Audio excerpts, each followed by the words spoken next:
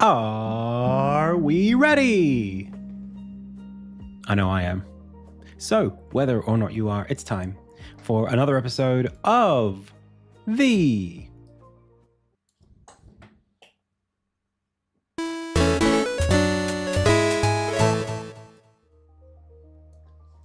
IndieTales Game Dev live stream. Hey, my name is Adam. You other Pixel Pals. I've already said the name of the show. Oh! So without further ado, it's time to go. Welcome everyone to the Friday edition of the stream. Good to see you. Good to be back. I took a little bit of a break yesterday just because I was so busy doing bits and pieces. Actually, we had a short stream, didn't we, yesterday? I only took a break on Wednesday. Time's going so fast for me right now that I can't even tell when I'm live or when I'm not live. Today, we're going to be doing some Ludum Dare prep and some stream rebranding, not the overlay. We might do some concepts for the overlay. I have concepts of an overlay. We might do a bit of that.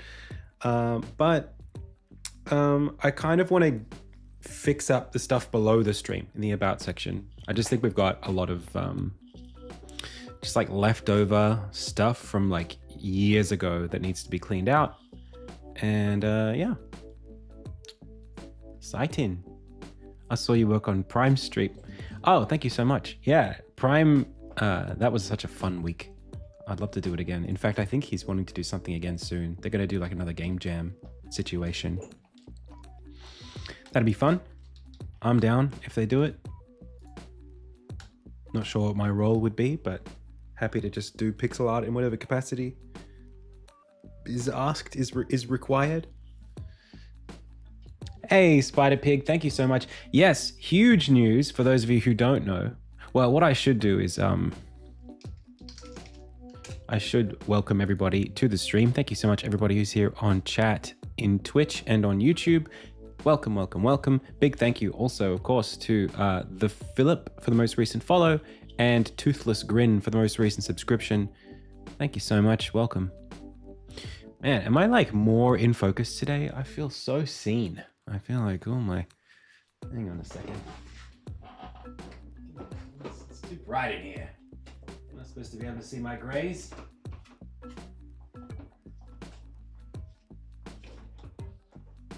Sun, be gone. Oh, that's better.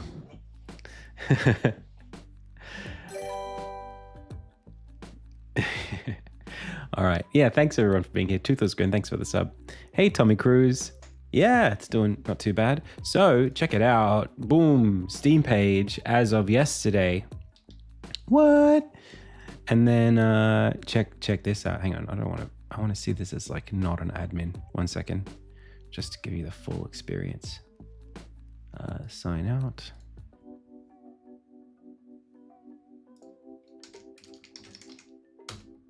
Okay, boom. Check this out. Ooh. Look at that. Beautiful, lovely screenshots. And then, whoa, look at this. We got gifts of the game.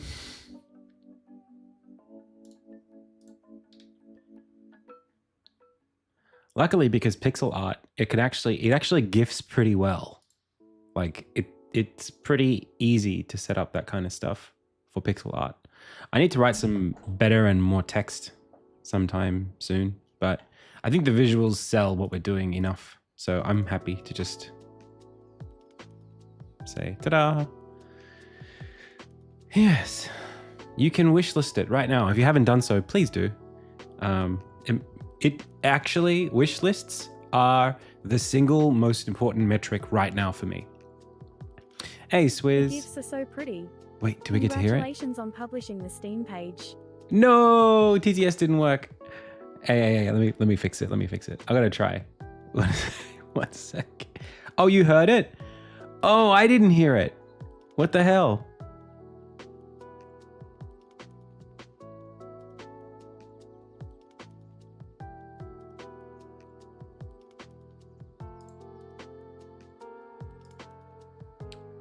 Hang on. Why can't I hear it?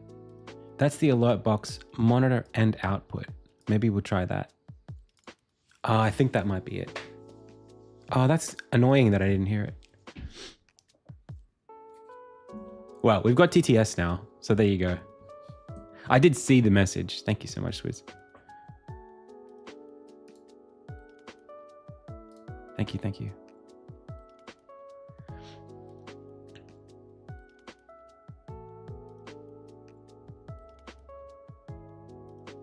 Nice, Tommy. Well, good luck. Hey, Core Zero. Thank you. Thanks, Keith. All right.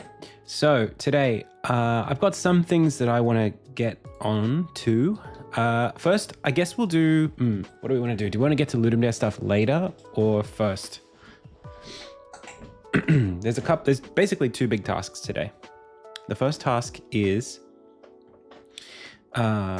getting, not the Steam page, getting the rebrand of stuff. Getting that all up. Hey, Shazam Comic, thank you so much for the follow. I heard that time, so that's probably a good sign that I'll hear the TTS when that plays next.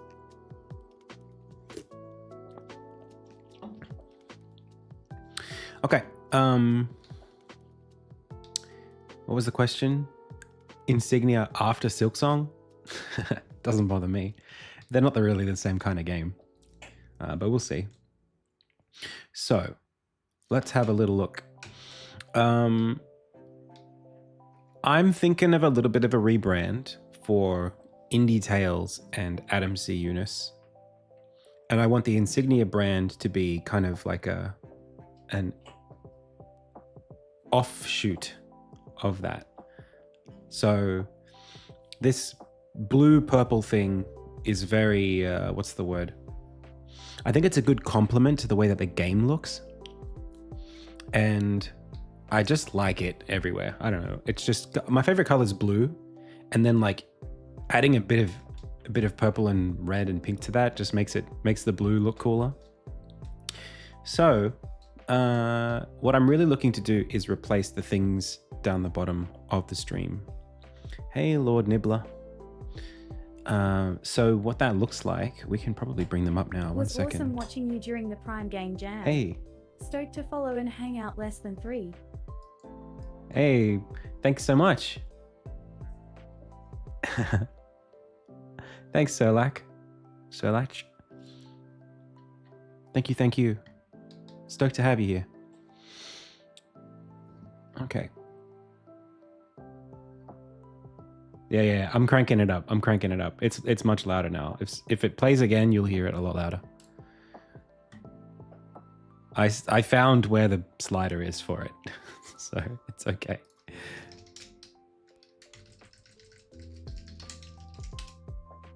It's nice to hear you chat for the first time. Hey, thank you so much for the sub. Yeah, this is the problem now, is the alert box has different volumes. And we can hear them. Hang on, maybe if I go to Streamlabs, I might be able to turn that up specifically and the alert announcements down. I don't know if they have volume controls. Oh yeah, they do. Oh, cool. Oh, in that case, 1 second.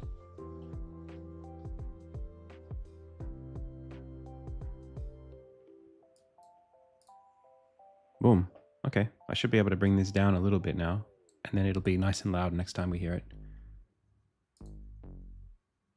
This is a test bit alert for. Did you hear that?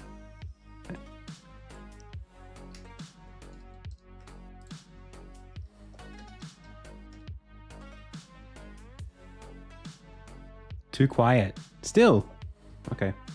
All right, 1 sec. I mean, I can push it higher, but I don't know how loud it'll be. Let's just go with that. It'll be pretty loud now. If it's not loud right now. This is a test bit alert for.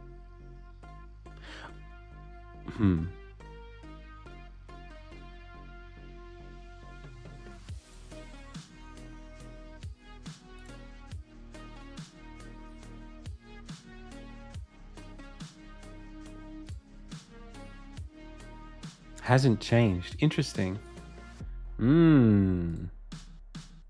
Okay. Interesting, interesting, interesting. Because the alert box, I think it's coming out of my desktop audio, which isn't that loud, but it should be coming out of its own mixer. That's the whole point. Let me go have a look.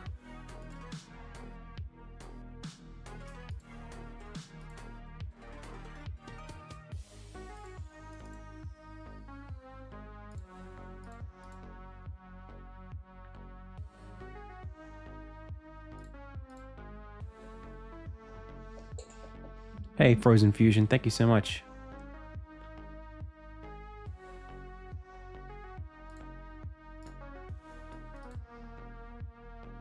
No, it's got to be out of there, but I don't know what to do with it to make it go to the right routing.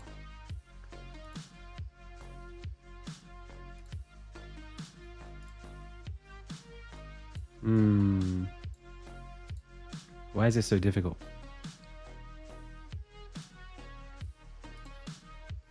Hey, Virtue versus Vice. Hey, Billa Lynchy.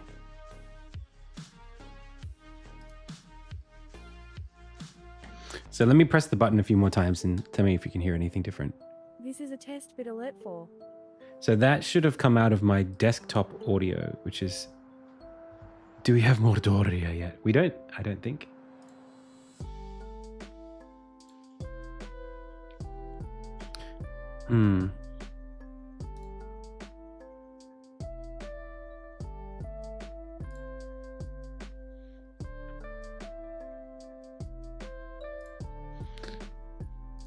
Stream... Let's do some Googling. Stream Labs OBS browser source control audio with OBS not working.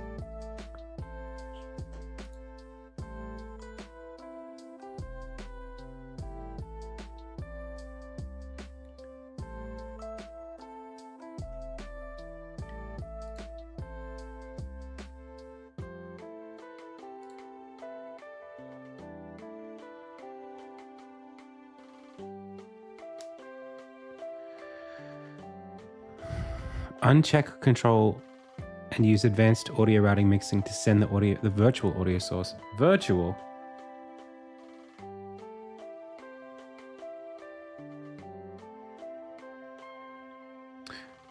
Yo, Swizz. Thank you.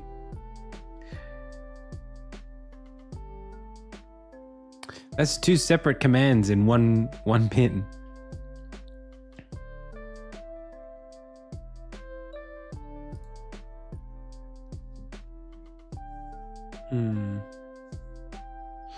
Oh, I wonder if it's coming through... Oh, it might be coming through this Streamlabs thing. Hang on. Oh, I might be able to do something with this.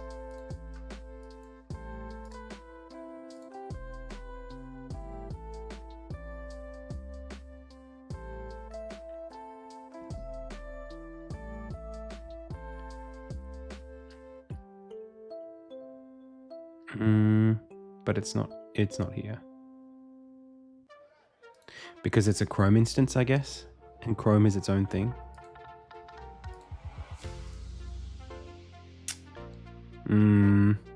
Doesn't look like there's going to be an easy solution right now. Because I don't even know if I get the sounds. Well, hang on, here's a better one.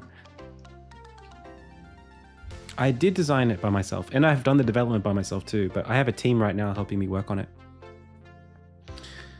Streamlabs browser source, no audio.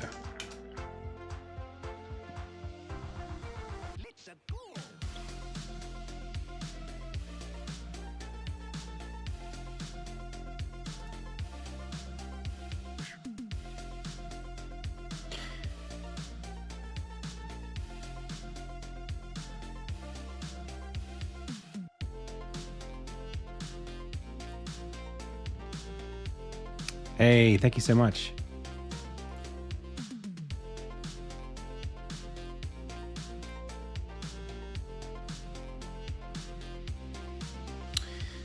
I don't know, chat. I'm worried. I'm scared. We can make it louder, but that's also the same channel that the music comes through.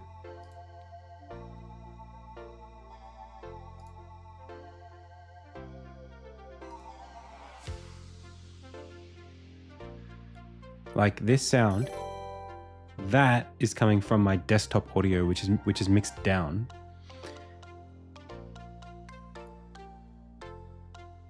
And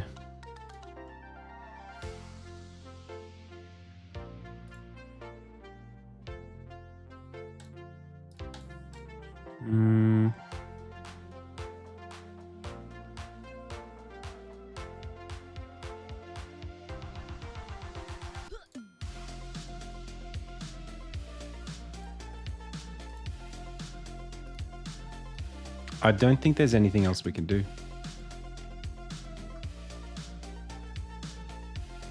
Hey, Rains, thank you so much.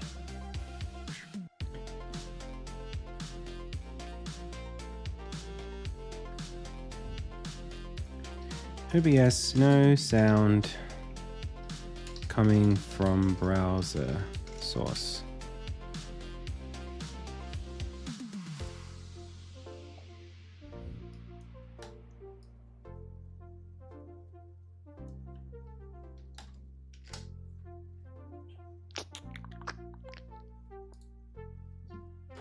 Hey.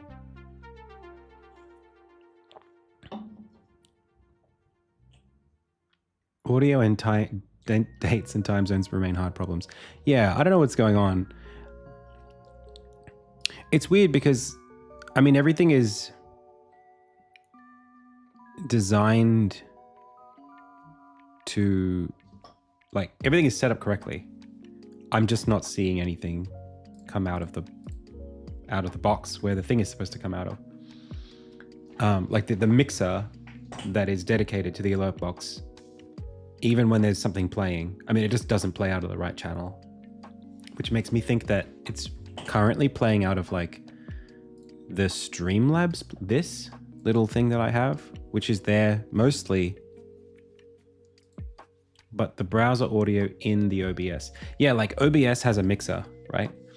That mixer is called Alert Box because I'm routing from the browser source in OBS.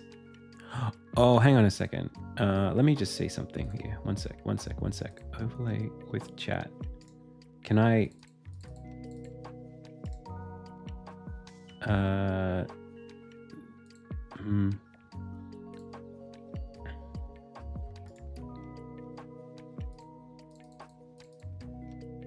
Well, that's a scene.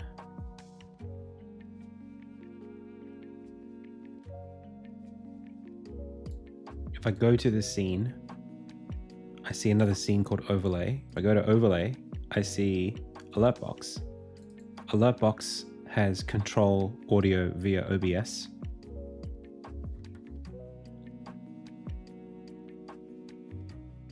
Which is great.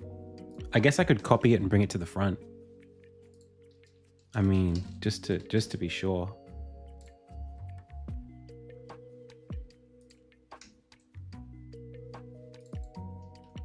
Let's try this. One sec. I'm gonna press a funny button. Whoop, you can't see that. Oh, luckily it's hidden. Whew. Okay. Do. This is a test bit alert for. I don't think that did anything.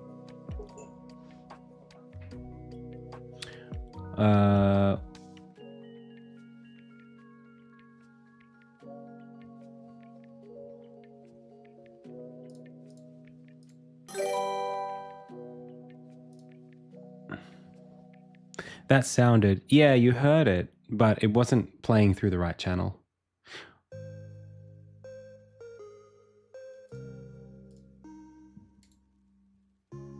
This is a test bit alert for. Well, actually, hang on, I'm confused. Can someone... Oh, there you go. That played. No, that was correct. And that played really loudly. I saw that.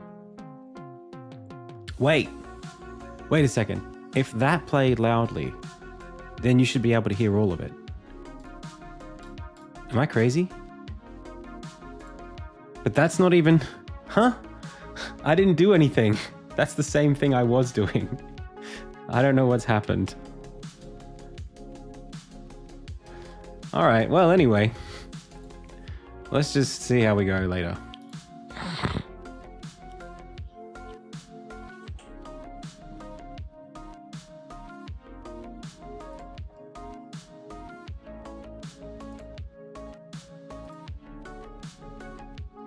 TTS?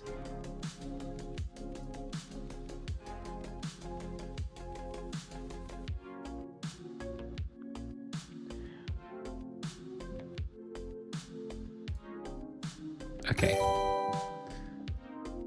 I don't even... Oh my god. Let me just try one more thing. Make sure I didn't accidentally mute the alert box.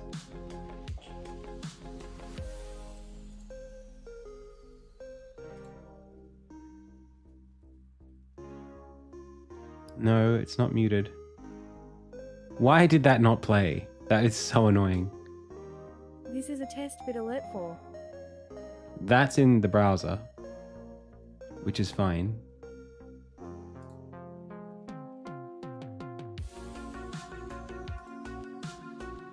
This is a test bit alert for. There you go.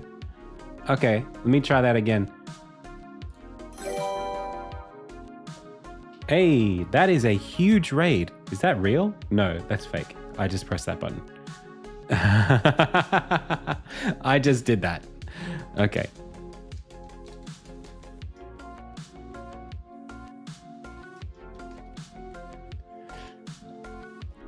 Oh, it didn't. All these amazing TTS messages aren't coming through. That sucks.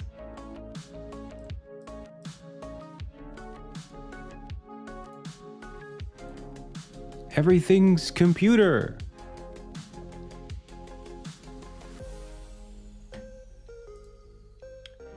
So weird. It's enabled.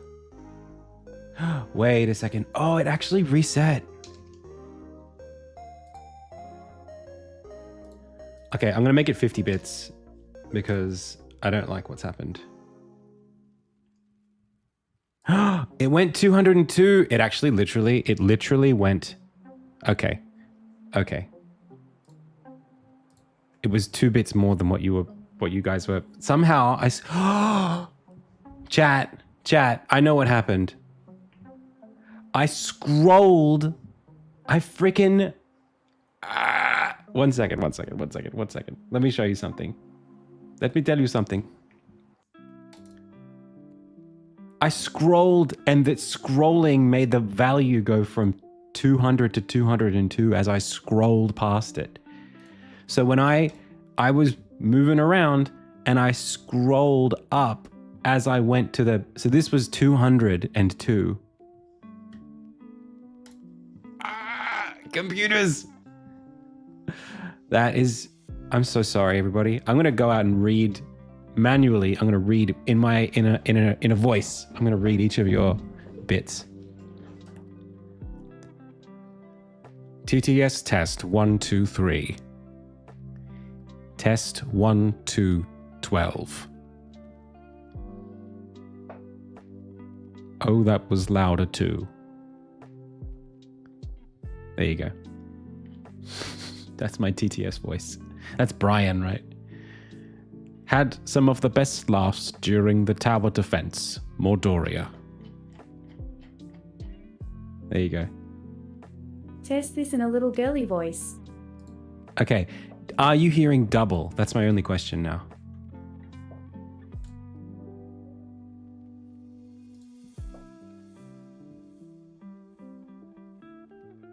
Peter Piper picked a peck of pickled peppers. A peck of pickled peppers Peter Piper picked. If Peter Piper picked a peck of pickled peppers, where's the peck of pickled peppers Peter Piper picked?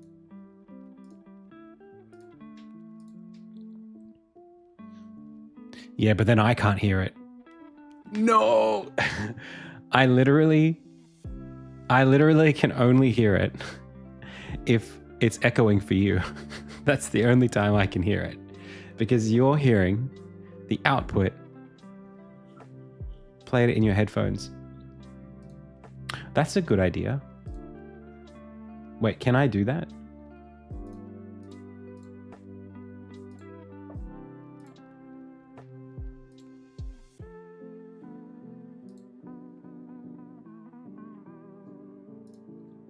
Sorry, chat. This is not what I wanted to do this morning. Okay. Let me try this.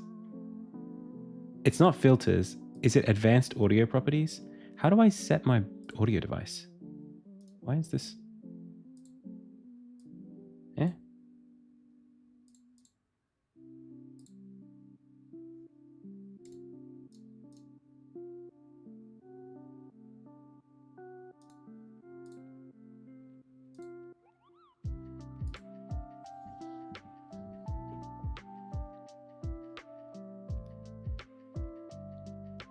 Not sure.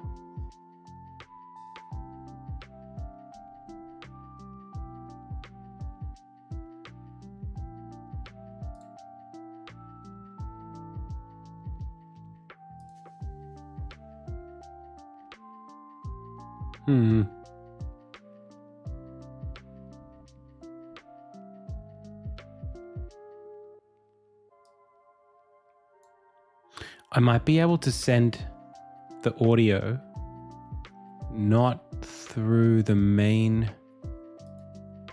track or something. I don't know, pals. This is too complicated for me. You might just have to deal with it echoing for now. Hey, Butchobs, welcome. I can... The echo isn't particularly bad. Okay. Well, if it's not super duper bad, then we'll just deal with it. Thank you everyone for being so patient. My friend was showing me his tool shed and pointed to a ladder. That's my stepladder, he said. I never knew my real ladder. Okay. All right.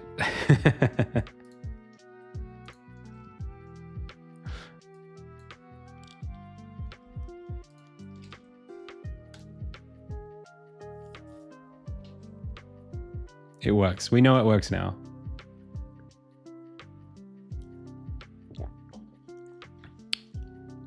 Hola, Tom Bombadino.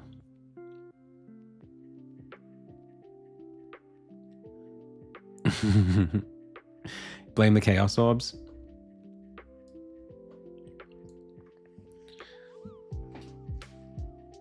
Assert Mordoria.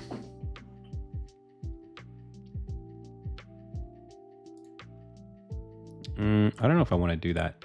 How about I just go? Do I speak Spanish? Nope. No hablo español. Lo siento.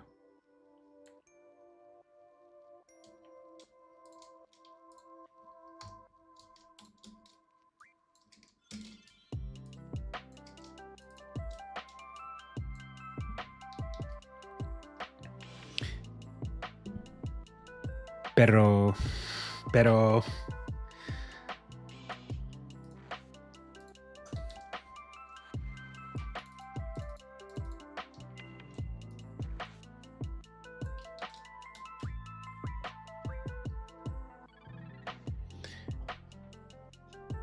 ¿Eso es suficiente para mí?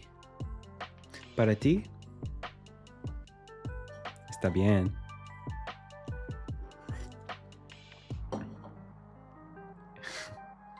Es muy bien.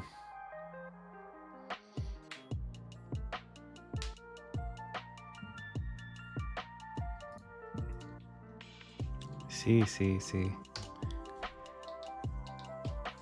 ¿En serio? Hola.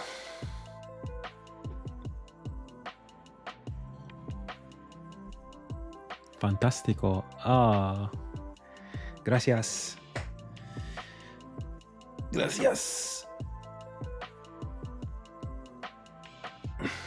That's all of the that's it. I don't know any more Spanish.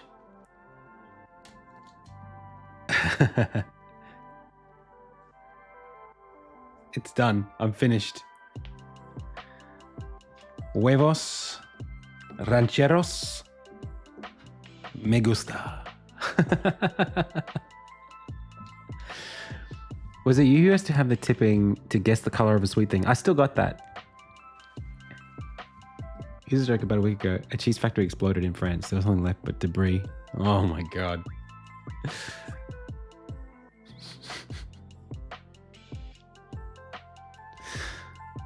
Did I draw the insignia logo? I did draw the insignia logo. I drew this. We had a big conversation yesterday about whether or not we should change the kerning of the logo.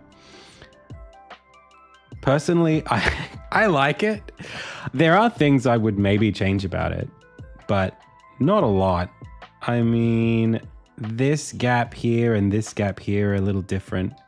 I would maybe bring the S and the I to the right, just slightly. That's all I would really change. I wouldn't bring these two further. I like that these are close. They're kind of snuggling. That's good, in my opinion.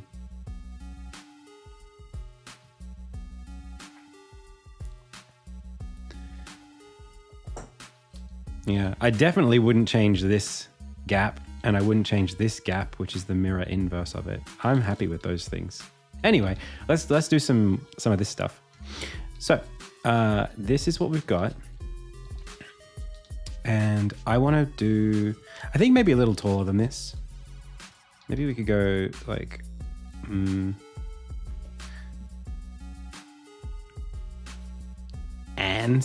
insignia, the I and the N at the beginning. Really, I don't see that at all. I got to really... No, I don't see it.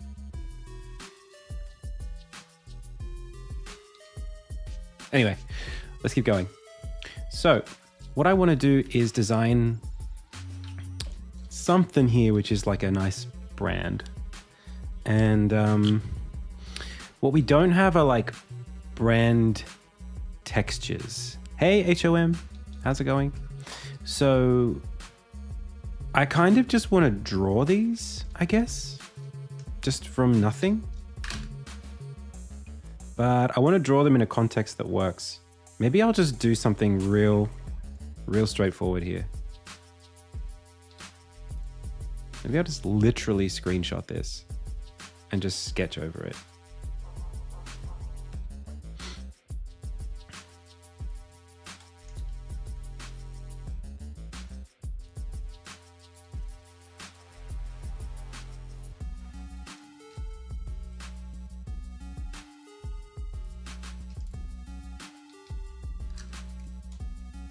I will be doing Ludum Dare prep this stream. Yeah, of course.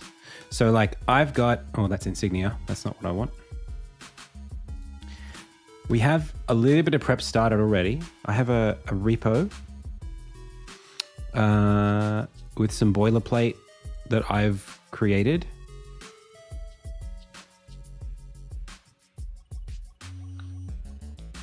It's just an empty project right now. There's not really much in it, but I'm happy with it. I will be doing a little bit more work. I want to set up CI/CD today so that we can like play test the game as I'm building it. That would be awesome. An animator. Would I like to test an animator? What does it do? I actually have my own animator that I built, so I would love to see some video of it working. Simplified animation workflow avoids complexity of using animation state machines for frame by frame animations. Yep, that's what mine does.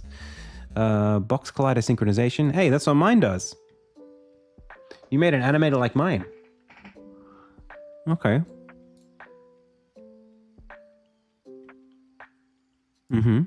Yep. Okay, so this is the player and this is the animation file. Cool. Oh no, this is the animator. What's the difference between the controller and the animator? Group animations for performance optimization. Okay. The beginning of the README. Am I just like... Oh, okay, here it is.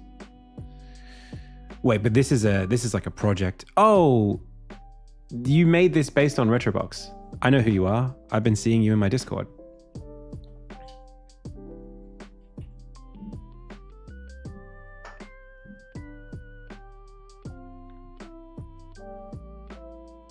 I didn't realize your mic interacts with your voice. What does that mean?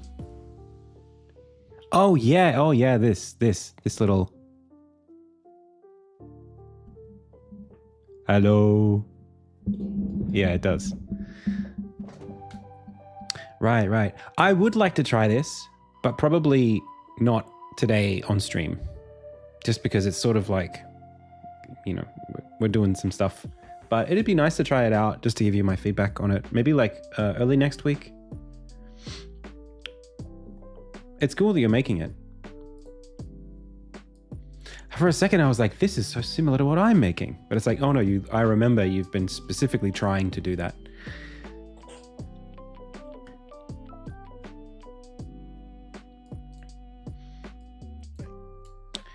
Yeah, I do want to use Godot. It feels weird, like how, I don't know why I have this attraction to it. I like Godot a lot. I just don't think... Chat, I was gonna use Unity. I was convinced that I would use Unity for this jam.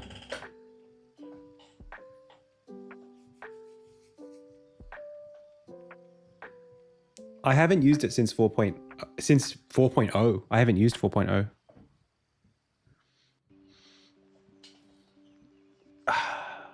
The thing is, I know the particle systems and the animation systems better in Unity. Even if Godot is great, I know Godot worse. I'm not as good with the code of GDScript. I know I'm okay with it, but I'm not great at it. I have done CI/CD in Godot. I've done it before, but I would need a refresher.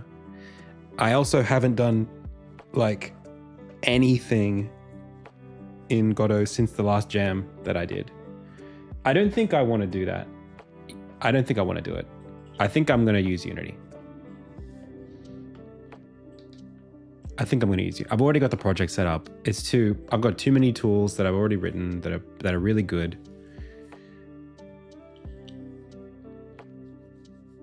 Yeah, we'll be okay. Let's just do it. Let's just use Unity. I'll do Godot next jam.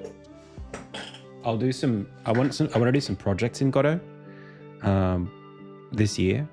Specifically, I want to remake my stream overlay in Godot. So I want to be able to like press buttons and have things like move around and animate. Hey, CanGive, thank you so much. Yo, quick reminder, everybody, if you haven't wishlisted Insignia, definitely go ahead and do that. Let me go ahead and let me pin it.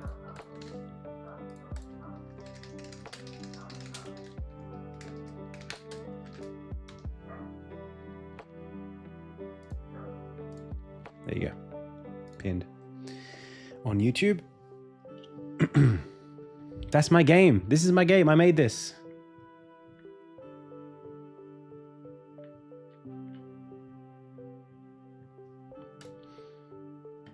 All right. So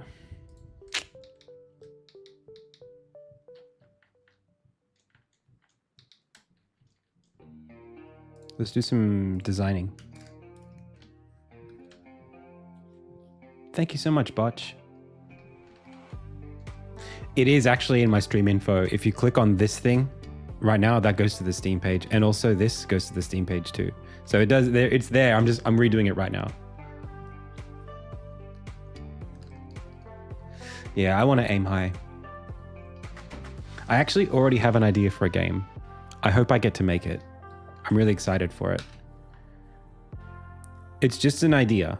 I don't have anything written, but it's a cool idea.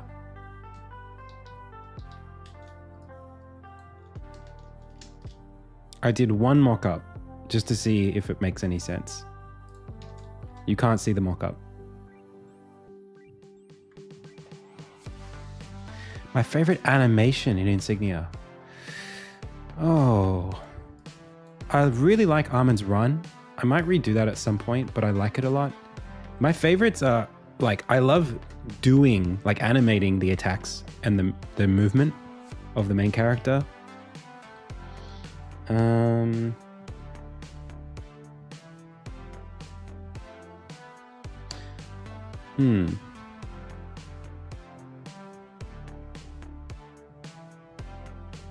It's hard to answer that. There's so many things. My favorite animation. I quite like the wheat. That's really old though. Hey, Public Static, thank you so much for the sub.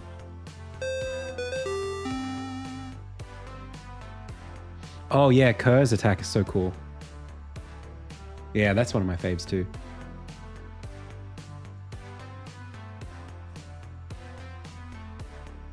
Oh yeah, the dagger, they're not even in the game right now. The dagger's not even a thing. All right, so let's go ahead and start drawing some stuff. I'm thinking maybe a little narrower than this, not quite so tall.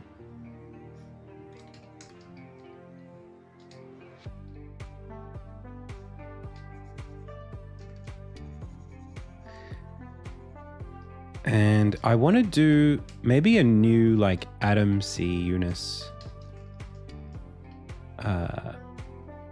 kind of brand, like a new icon. Do you think I should still use pixel art? You're probably going to say yes because that's what you know me as.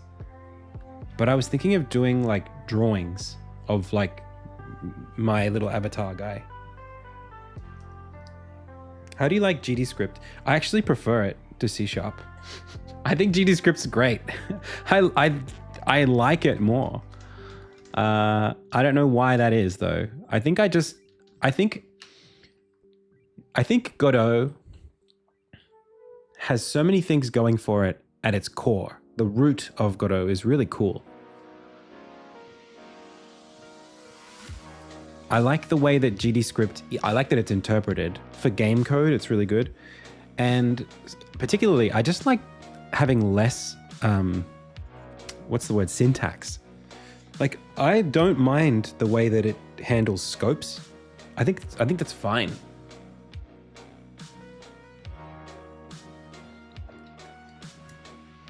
I don't want the curly brackets.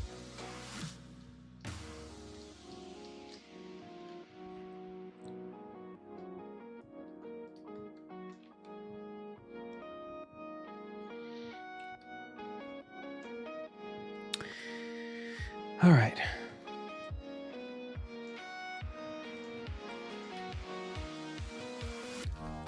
So this would definitely be like the insignia art for sure. This would just be Armin doing his Armin pose. No question.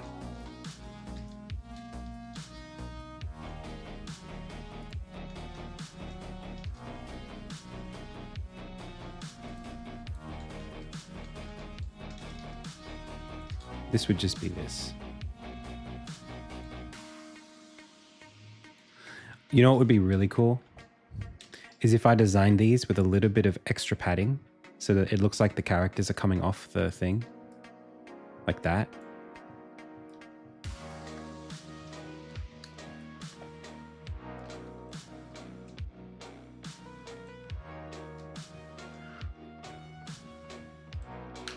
So what's the size of these things? These are how big?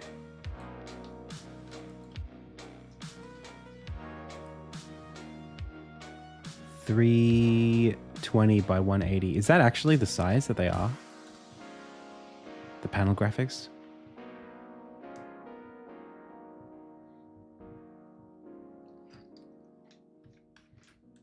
Something like that would be cool. With the insignia logo, obviously.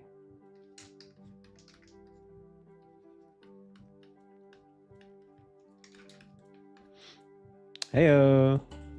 What's up?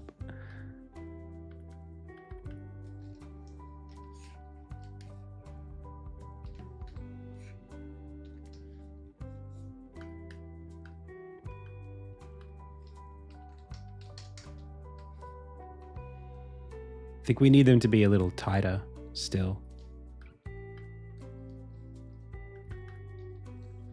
Like taking this and then... Oh, everybody. I watched Minecraft yesterday. I actually had a good time.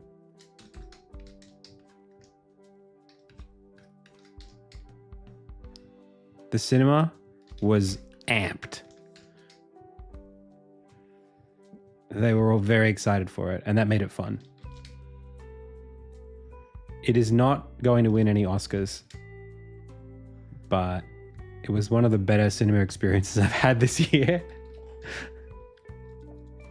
You going camping? Oh, nice.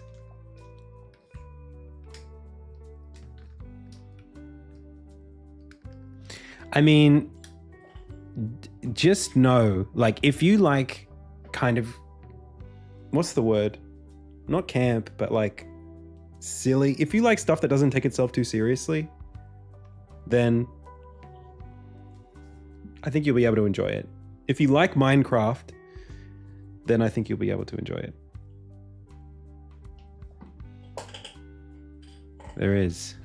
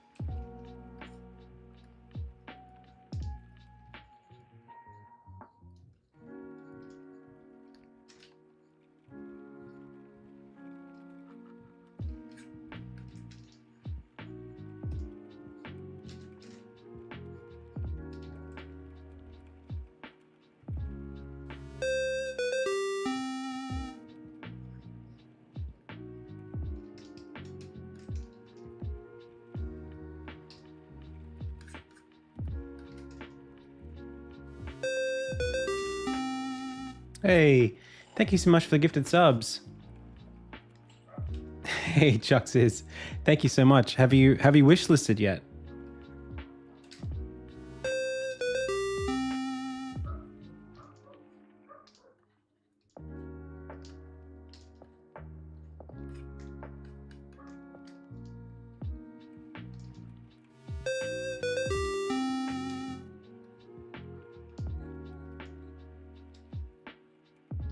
Oh, that's actually interesting. The shape of the glasses like affects the way the eyes look.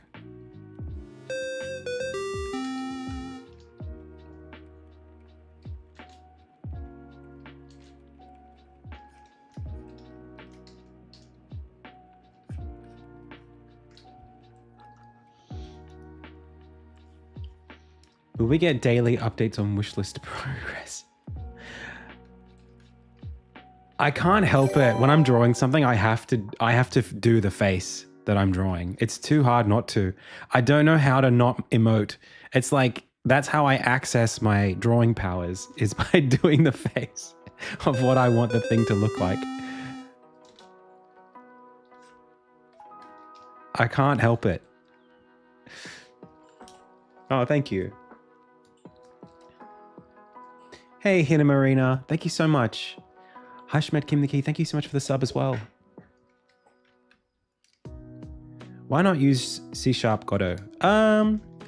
Look, I just don't need to. I just wish listed. Hey, thank you so much, Chuck.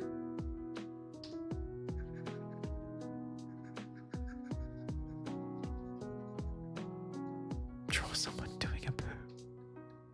Draw someone doing a poo. That's very funny. Just to see what the expression would look like. I didn't say I have to act it out fully, just the facial expression.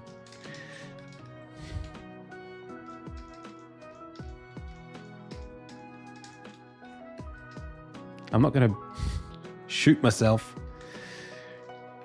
I tried to censor the word shit by turning it into shoot, and shit made it worse. I'm not trying to shoot myself.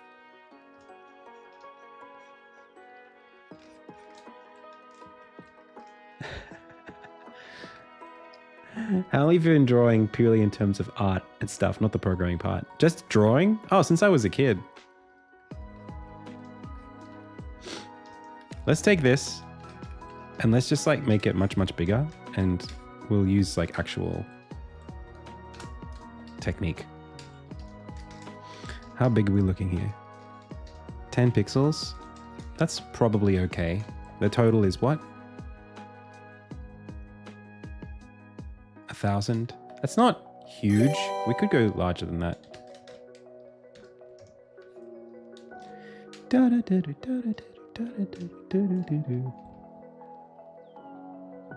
You can wish list right now. That's it. All right, let me just do a little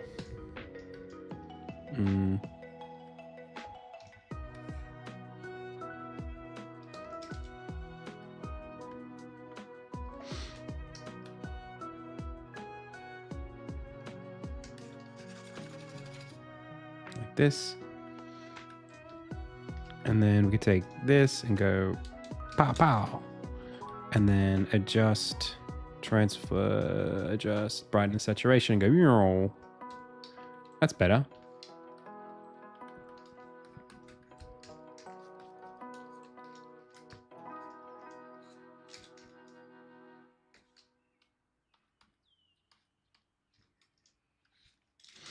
And then let's just color.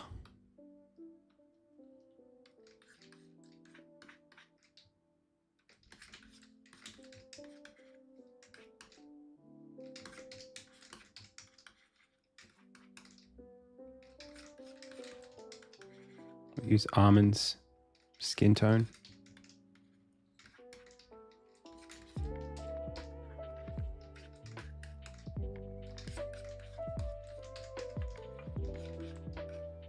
As a starting point, just to keep it consistent. It's very pink there though.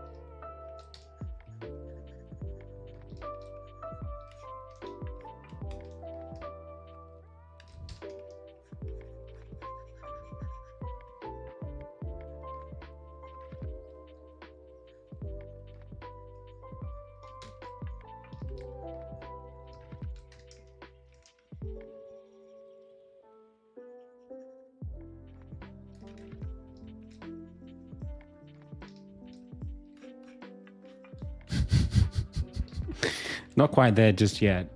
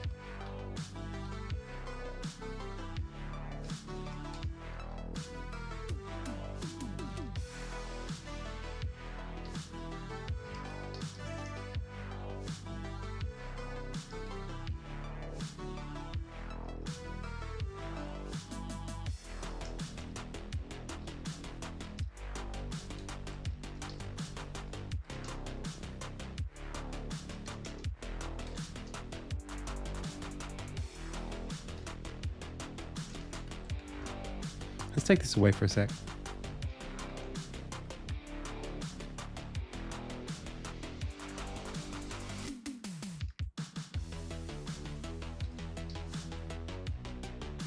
Price tag.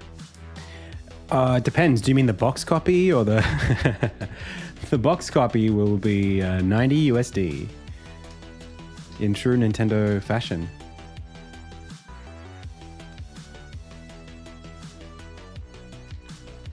First party, by the way.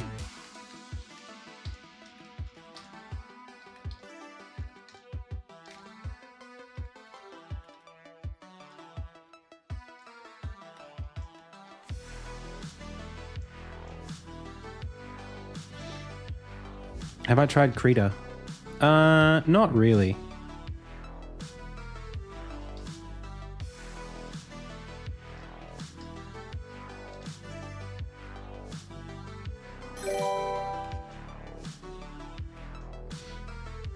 I'm aware of Krita, but I haven't really tried it.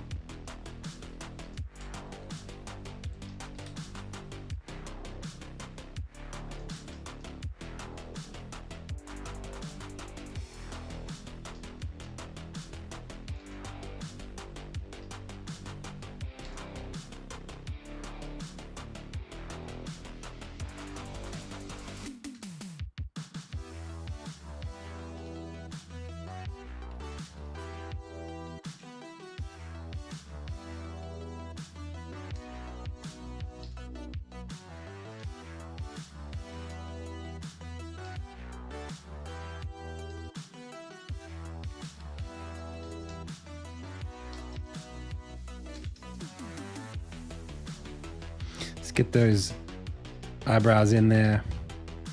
We got some real ones, pals.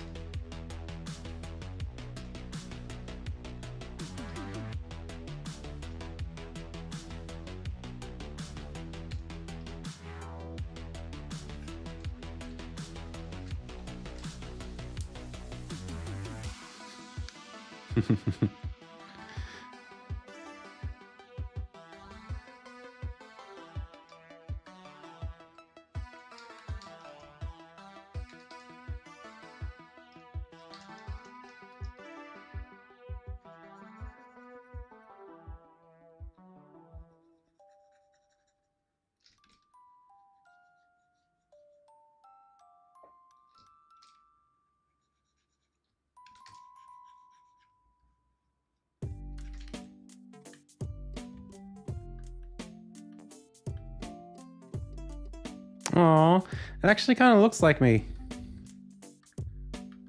It's actually not bad.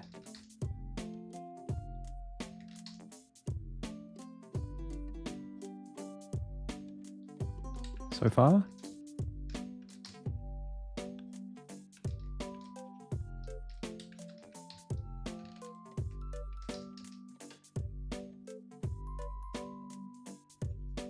I'm seeing if I can use just the shadow color to create the beard.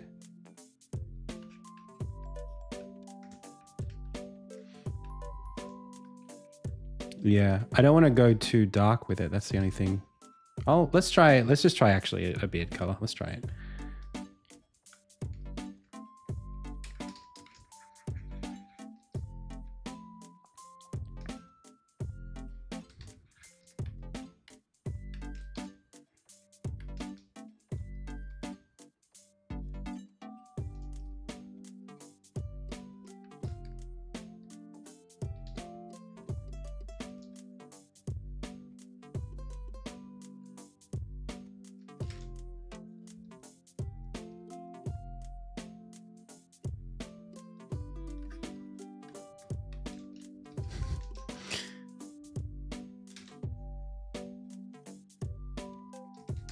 Having the beard there makes the mouth on the side look kind of weird.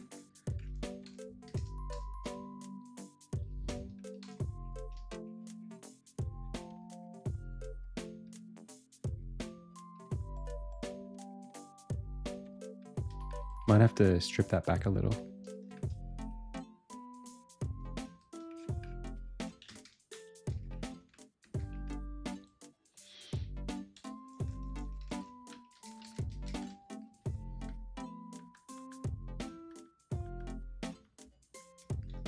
No, it's not so bad.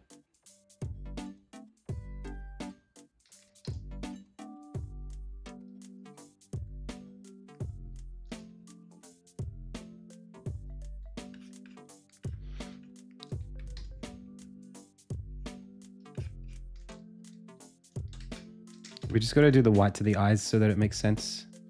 Right now, he looks like he's looking elsewhere.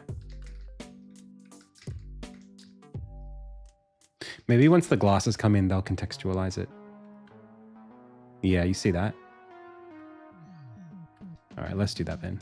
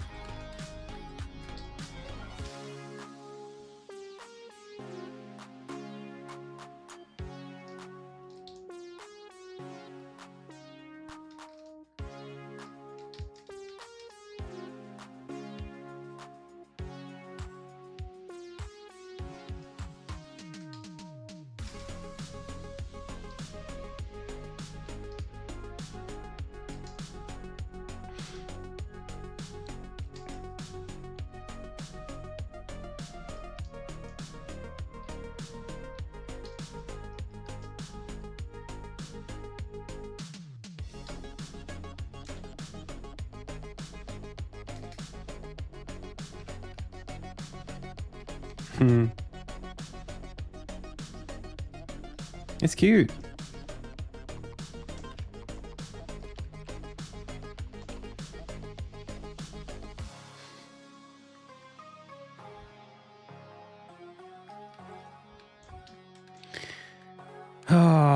You know, it's really like, it puts me at ease a little bit to know that I'm still kind of getting better at this stuff.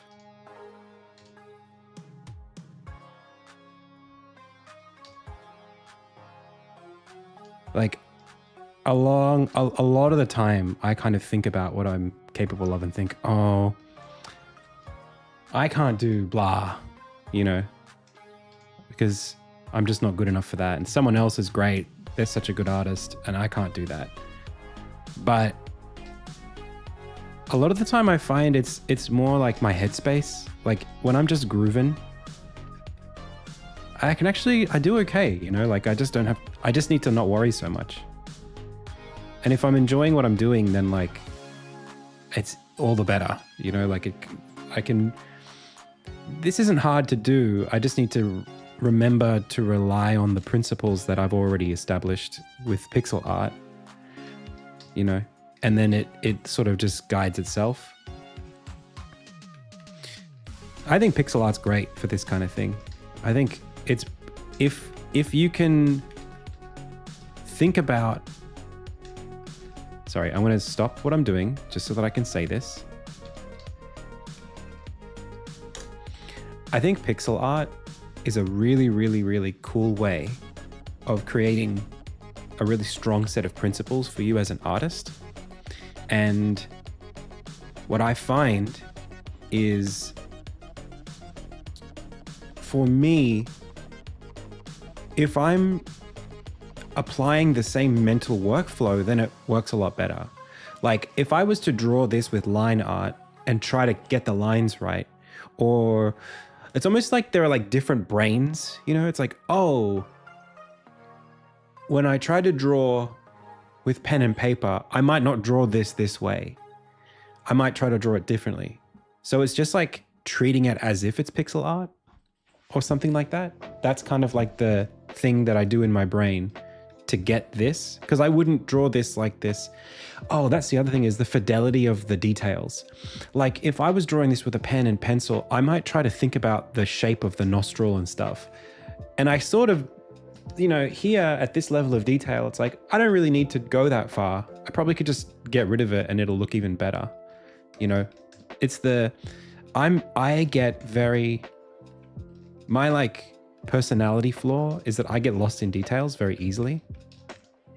But pixel art forces you into a space where you don't have this, you can't put the details in. Like there's just no way to put them. And I feel like that's kind of taught me a bit of like restraint, but I have to remember to do it. I have to remember to treat it like it's pixel art, not to over detail it.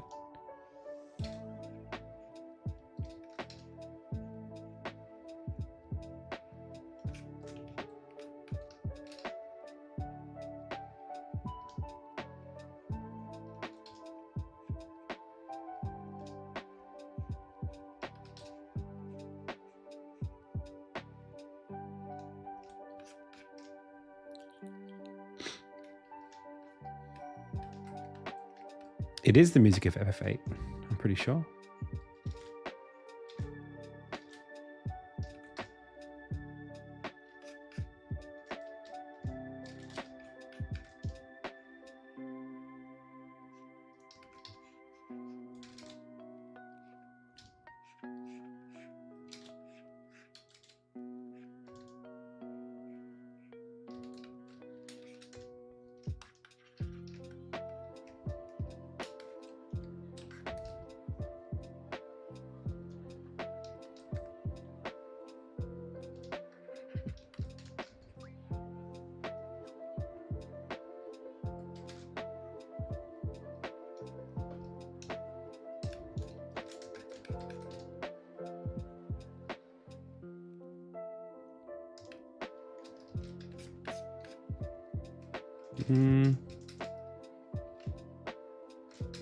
Might keep it flat.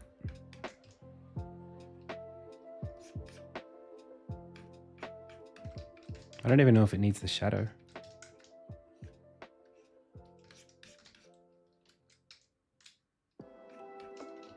Maybe just here.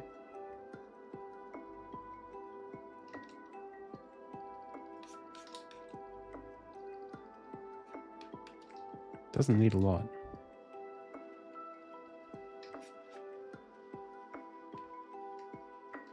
Cool.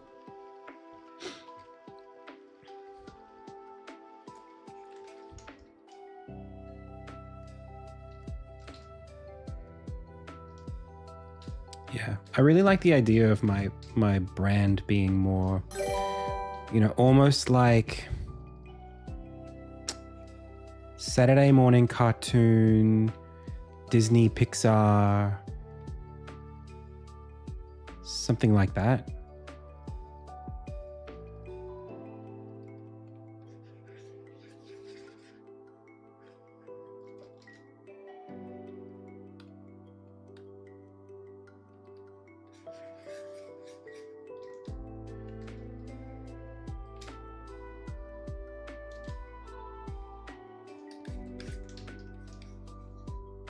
Where is the stabilizer? Oh, have I got that in the... Oh, there it is, smooth.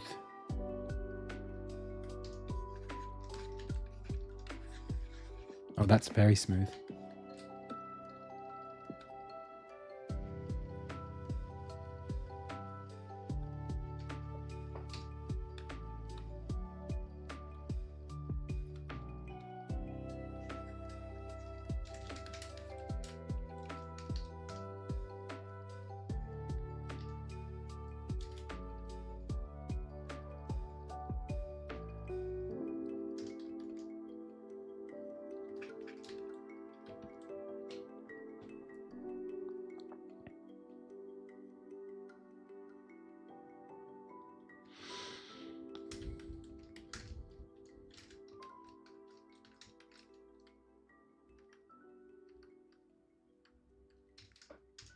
I'd love to do a little bit of that. There we go.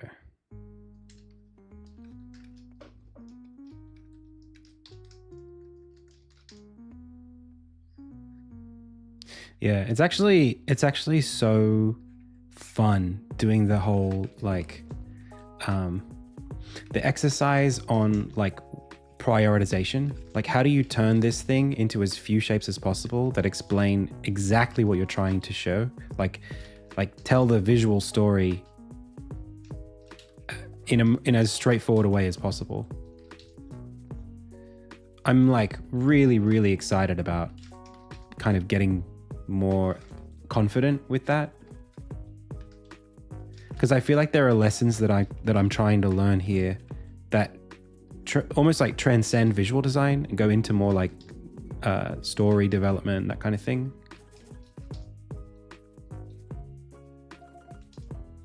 And I think I really need that for Insignia at the moment. Like I'm really hanging out for some of those lessons to come through, because I can feel that like, oh wow, that really does it does the same thing to my face as it does when I shave. Yeah, I feel like there are just things that I'm doing in the design of the game that would be better if I had a little bit more awareness in my process to let certain things, I guess, like how do I simplify the game and still make it feel the way that it needs to feel? That's the thing that I think we're not quite there yet. Hey, thanks for the follow, Lazybirds, if that was you just now.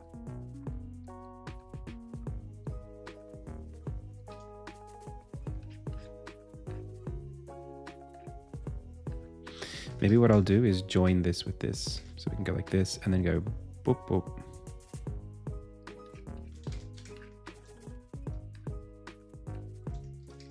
Nah, I think it's unnecessary.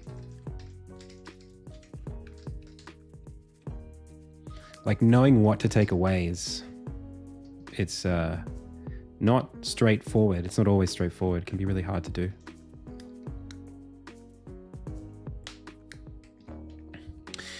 Well, when I say as few shapes as possible, it's not necessarily literally as few as possible, but it's knowing where you can take away, like in what direction. Like what, because it's more about knowing what's important to not throw away. That's what it really is about. Like, what about this is so important that if you took it away, you would lose it. And then you can use that as a heuristic for simplifying or adding or whatever.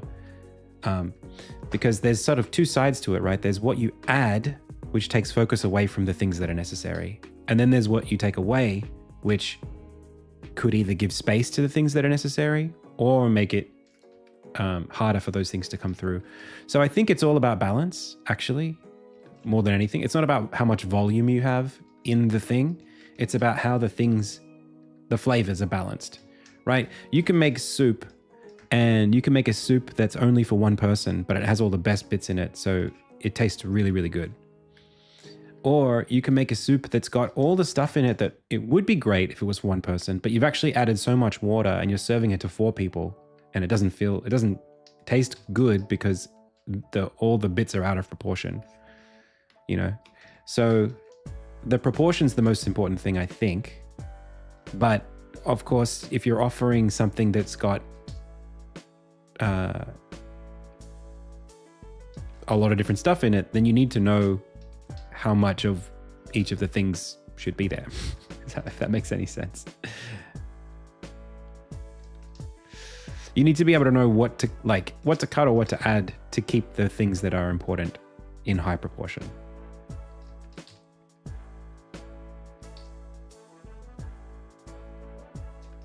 In the correct proportion, I should say.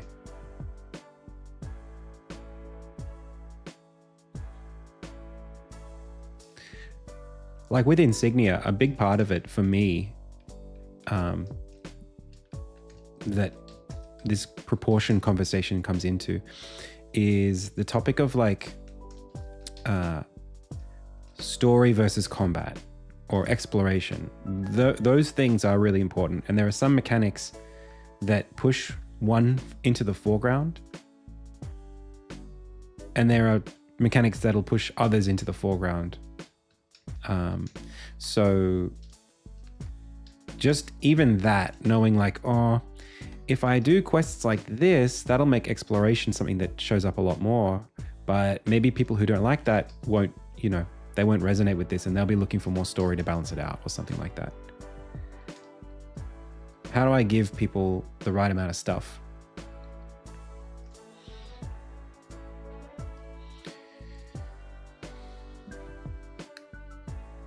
Okay, that's pretty much what it looks like, but I'll darken it all.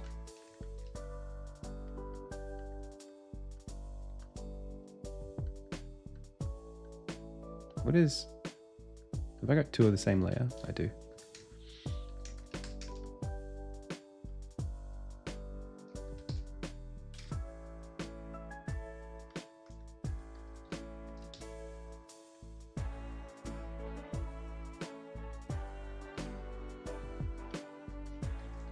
Maybe I'll just go like this.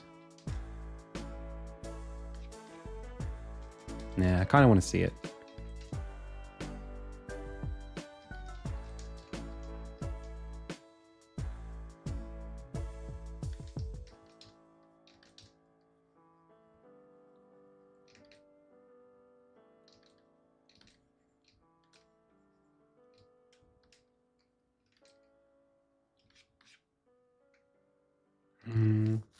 It's not doing what I hoped it would.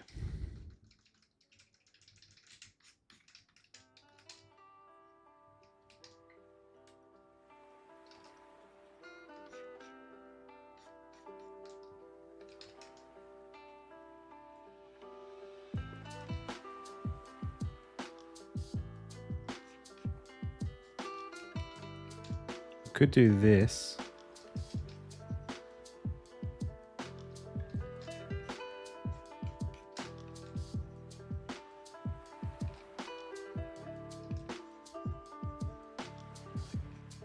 Can you see my neck if I do that? No, it's just beard. It's beard all the way down.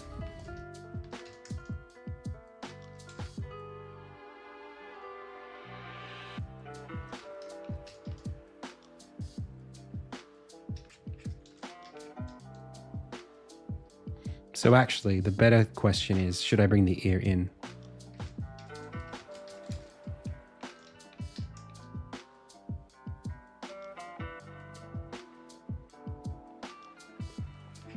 Let's do a bit of both.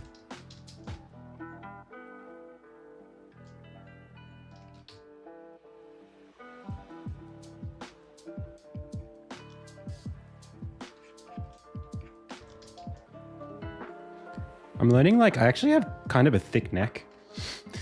Like it's kind of wide.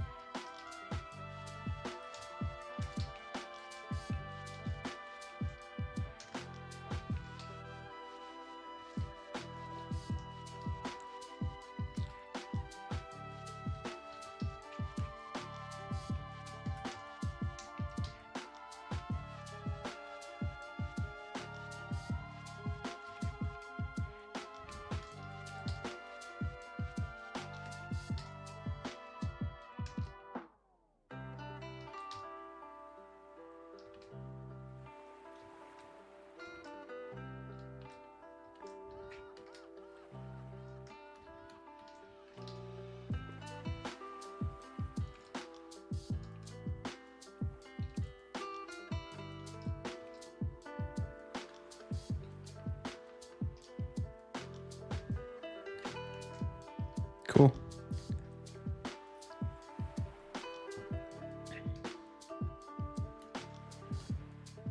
That's fun. I should make the hair darker though. A little.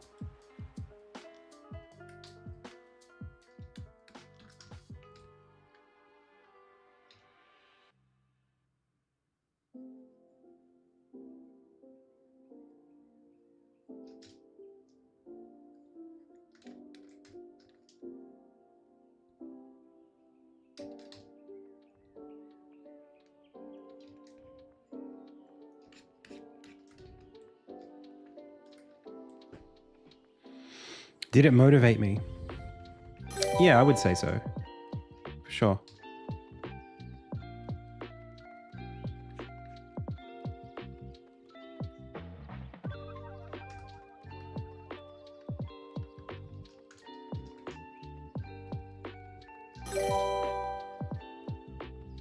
Yo, thanks for the follows.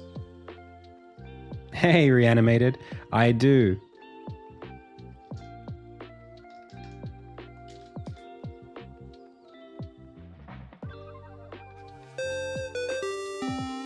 Hey, Booyah. Steam page hype. Hey, if you're watching this right now and you do not have Insignia wishlisted on Steam, you should go ahead and do that right now. I would be super duper grateful because that's basically the biggest, most important metric for the success and the future of the game. That number. At least in the short term. That's the number that publishers want to see. So while we're still thinking about publishers,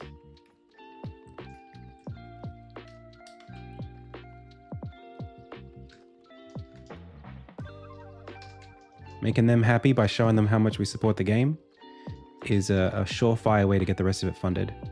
The way we're at right now is until we've got additional funding, I can't really spend much more time on the game, or at least it's my priority to get more funding for the game over development on the game, because the team can't work on it if I don't have a budget for them.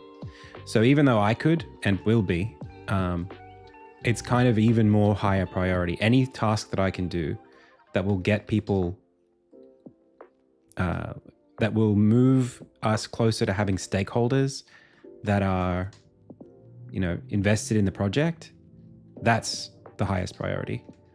Now, that could include crowdfunding.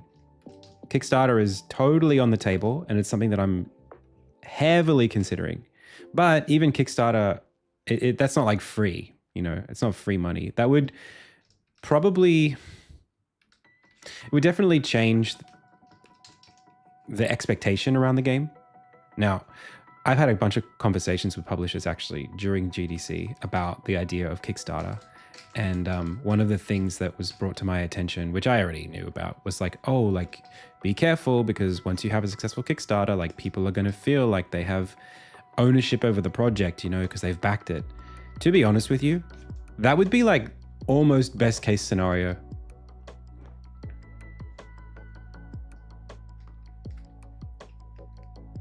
I think it would be great to have more accountability by having more people be invested in the content. That would make me more motivated to work on the content.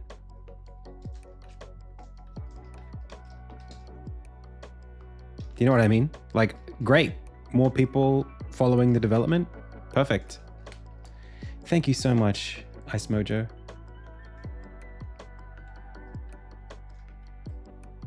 I did actually add an actual cello that you can play in the game. I should have the project open just so that we can show off fun things like that when they become relevant on stream.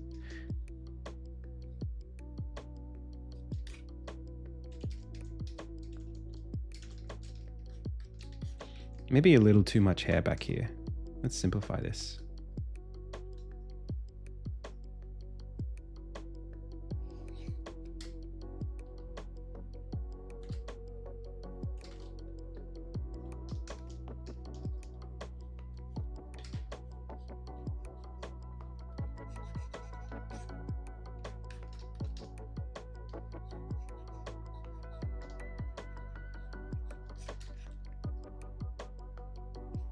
I think it needs to be bushier and less.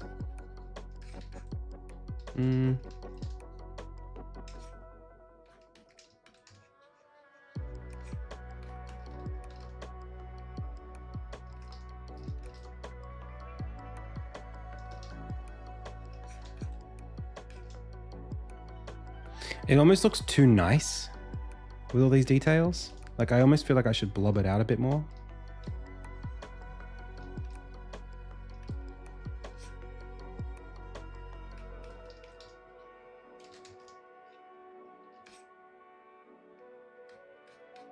Like the hair's kind of distracting me from the face because it's so nice to look at. That doesn't happen on stream, does it, chat?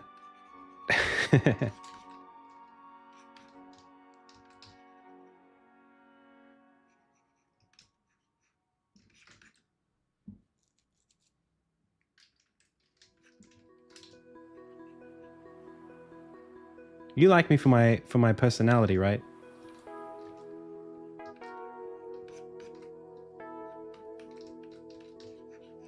Right, pals?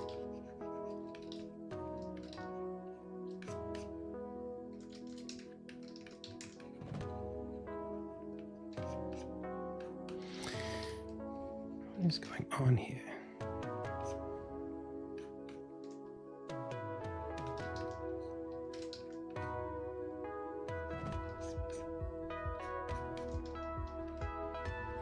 We just need more flicky.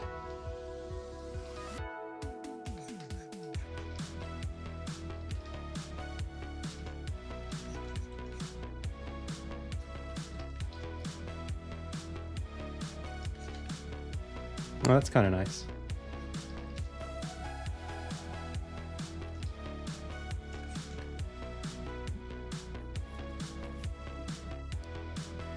My favorite feature of Leonardo.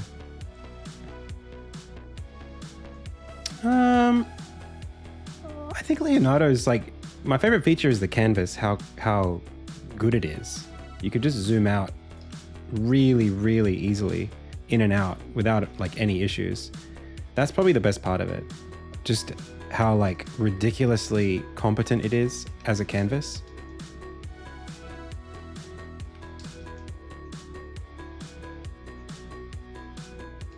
It is the fastest canvas in any software I've ever used.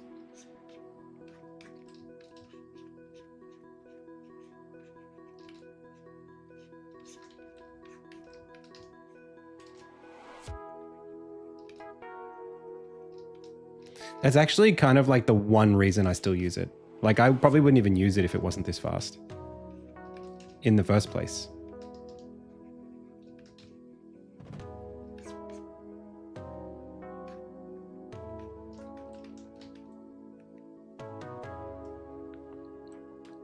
Okay, now let's keep going.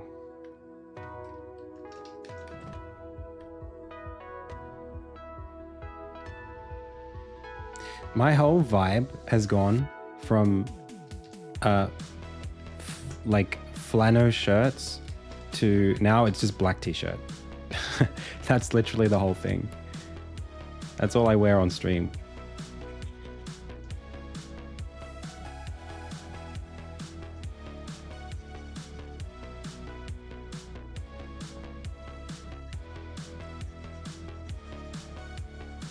He says wearing a green t-shirt.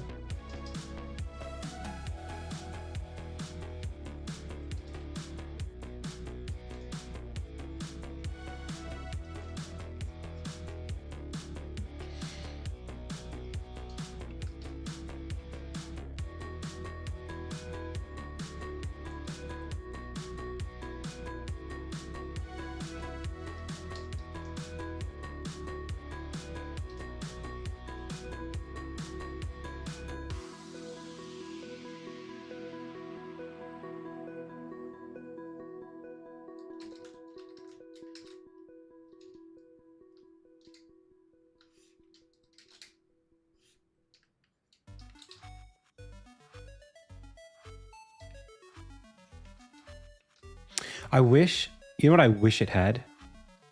I wish it had a system that would let me paint inside of an existing color.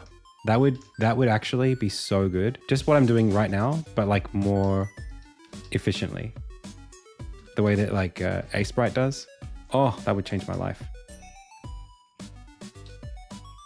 I do like flannels. Like I still wear them all the time, especially in winter.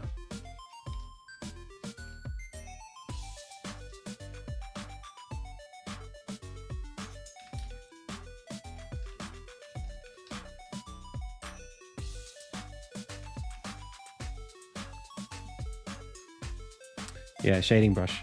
Man, this is... I like it.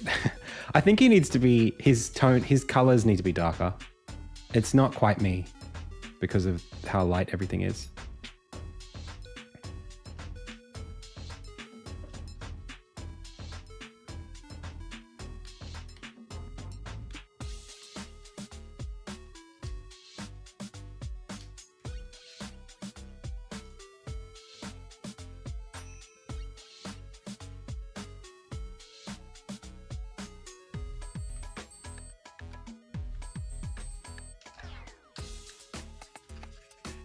Perfect. Not quite. Hang on. Let me just.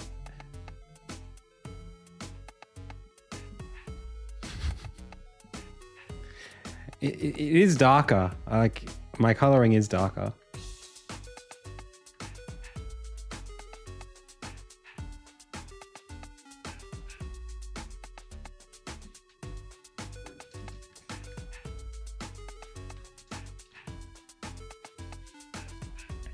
Now, what is it about the beard that's wrong? Probably just a little bit too much of it, I think.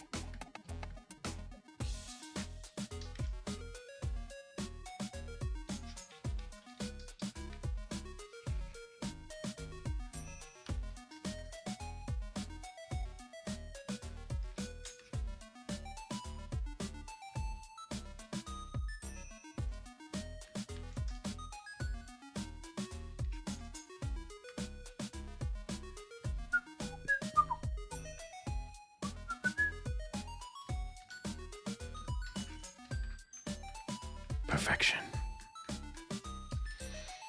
Did I lose some weight? Do you think so? I don't know. I don't. Not really. Maybe a little lower down. I probably did eat a bit less when I was in the US. Actually, I actually really did eat a lot less when I was in the US. I ate like 2 meals a day then. I was just so busy. And I didn't get hungry, and I slept a lot when I was over there. Like I would sleep through meal times.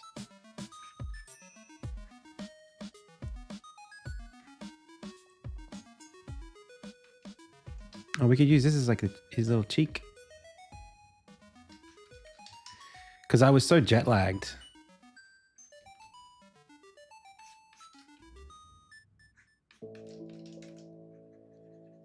I basically just didn't have the energy to do anything other than sleep for ages.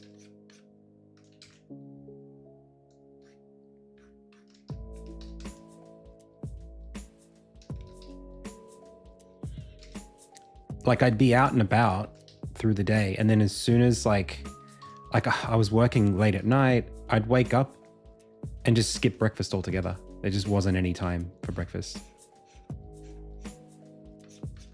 Because it was already like, it was already late. I'd wake up at like 11:30 and then go and have lunch.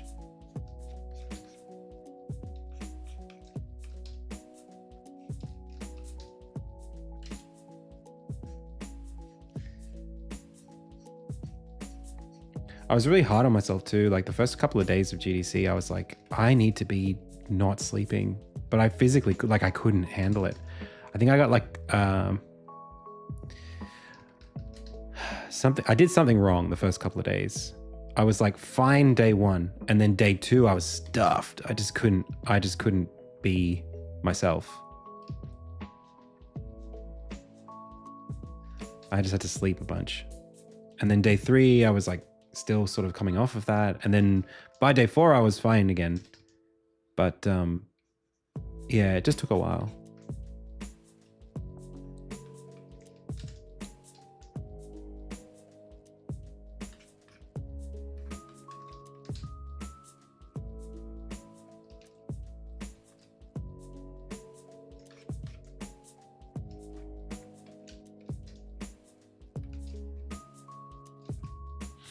You know what's crazy?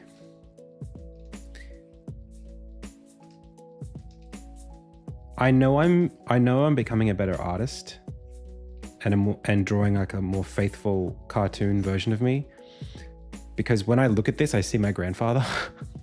It's really weird. It's weirding me out. It's like that's That's my jadoo. Like, it really look, and like my uncle, like on my mom's side, it really looks like them.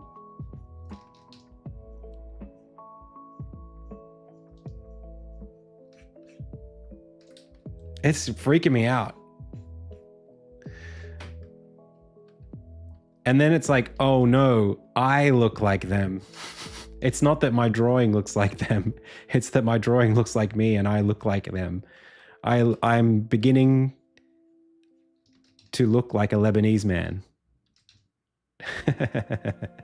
as I get older. Like, that's what I am. I keep forgetting that, you know?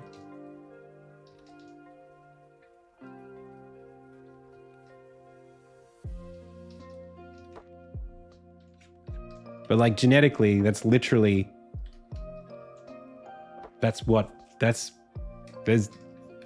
there's no other DNA in there. It's all just Lebanese. So of course I'm going to look like them. Do you ever like think about that? How like you have no choice but to look like your family? Like that's just what you will look like.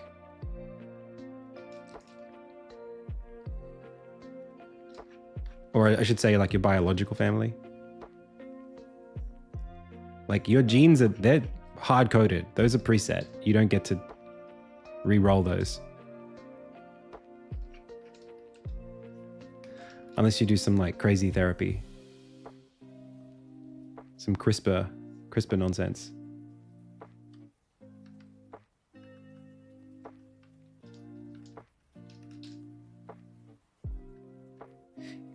I wonder like if we'll ever get to that point where you can do like eugenics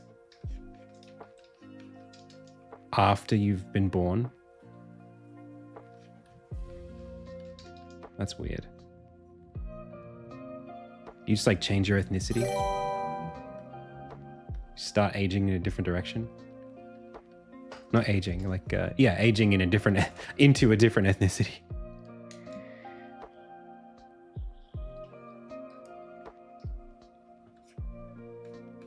I mean, it probably would get, I mean, that's why we don't do eugenics, but like, I think in certain countries they do that. Not the race thing, but like just the like, oh, it's better if you look like this. So everyone do that.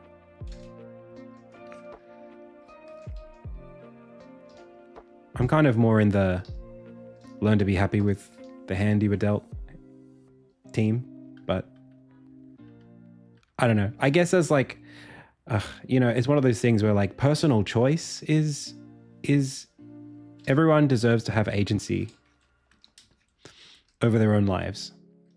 But as a society, we shouldn't have preferences or like expectations on people. I guess that's it there. It's just like we should all be free. So like, I guess personal eugenics good, societal eugenics bad. I don't know. I'm not really qualified to talk about that kind of stuff. This is an art stream. Thank you so much, Cloud Astra. Hey, Ahmet. Oh, congratulations. That's amazing. 60K. It would be a dream for Insignia to reach 60K. Could you imagine? Do we want to take, I mean, it's probably not worth, I probably won't have a lot of fun engaging in this exercise, but what do you, chat, what do you think we should expect for Insignia's wishlist count?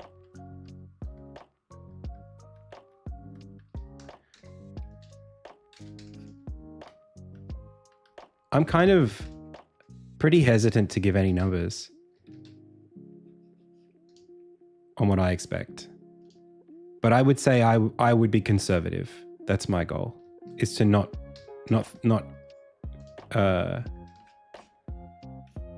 go too high, just because there's literally no reason for me to do that. I can hope, but I would never assume.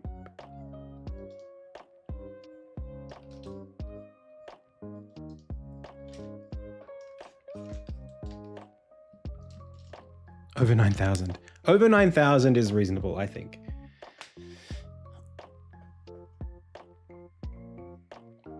high up there, more than you expect. I mean, for me, I'll say my number. I would say 20K is like, if we reach that point in the next few months, I will be, I'll be happy, I think. We only just launched it. If we get to 20K in like 2 or 3 months, that's a lot, but like not out of the question for where I'm at as a content creator. Yeah, once we've got the YouTube videos rolling in, I think different story. My regular YouTube viewership, I mean, we get 6K people watching these streams a day. If everybody watching this, hang on, here we go. Hey pal, do you like watching this content? And do you want to see more of this content be made in the future? If you aren't currently wishlisted for Insignia on Steam, then you should go make a Steam account if you don't have one. Wishlist Insignia and then come back, and that will assure the continued existence of this channel and my content. Thank you so much.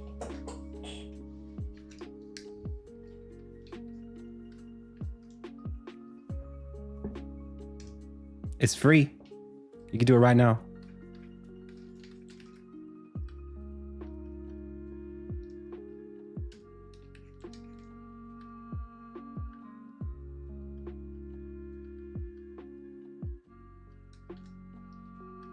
Costs you nothing.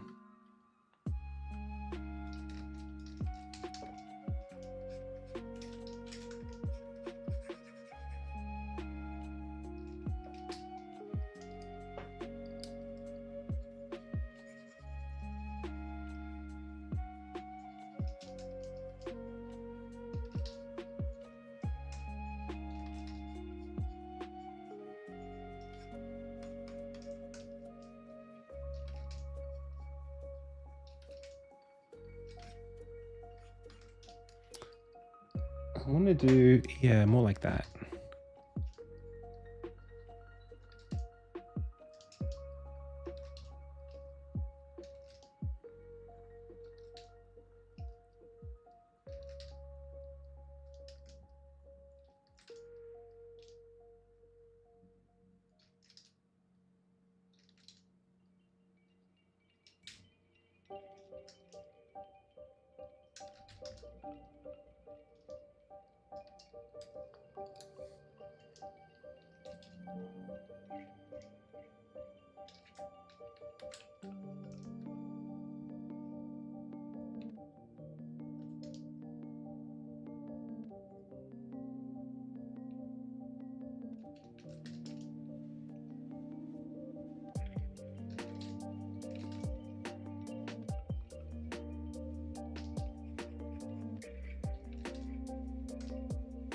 I think I drew the hand well, but not correctly for what this is. Let's see if we can get it right.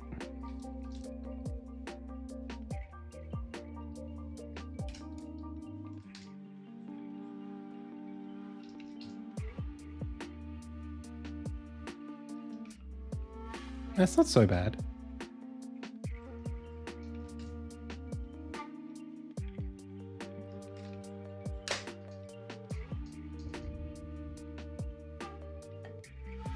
Hey, Cypherio. I was the guy from What? Oh, hey! Hey, welcome.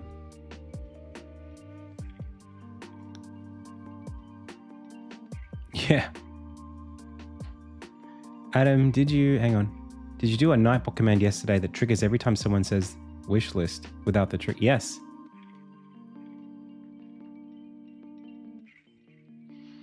My personal dealings with publishers is that they can be immensely helpful in certain areas, but in a lot of others, they can be a pretty bad liability.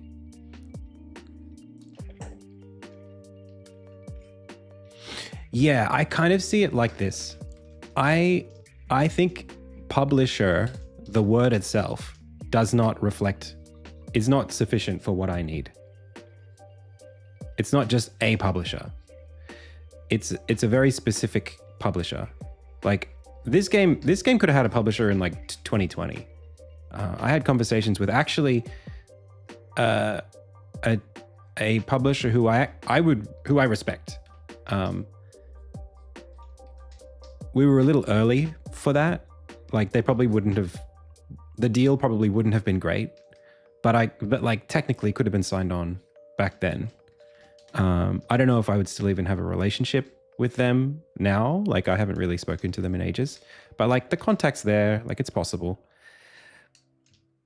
But what I'm looking for is like kind of something really specific, which is like a publisher who like totally gets exactly what we're doing, who loves the game and fully believes in like the possibility of what this game could be, but also who knows the terrain and who knows that what we need to get where we need to go. That's kind of like what it has to be. Like a good publisher relationship would be one where I feel like, thank God we had so-and-so, because now we get to make the game without worrying about these factors that come from our inexperience in shipping games. That's really what it comes down to.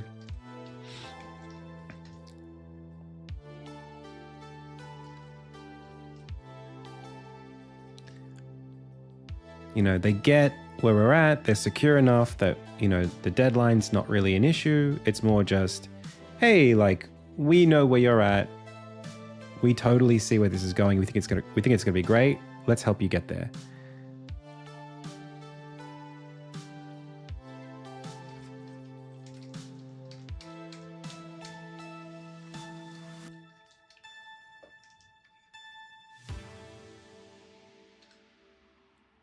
Like, let's be successful together. That's what I want a publisher to say to me. I think a lot of publishers right now are very self-defensive. They're very concerned about their own interest in such a way where they're very risk averse, and they see what they're doing as an exercise in risk management, which it can be. That's business. But at the same time, like, if everything is like that, then there's too much tension and hostility to sort of do a good job. So literally anywhere that we see like that we're not in that environment, because like, look, this is a game that's, you know, it's still finding its feet in a lot of ways in terms of like as a product.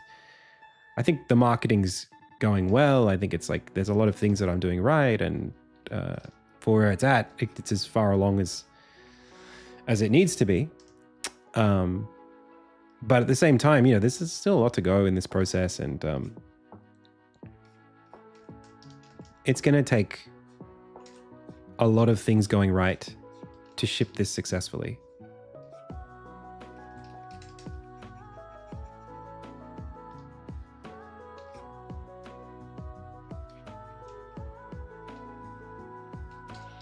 Like, I understand where we're at.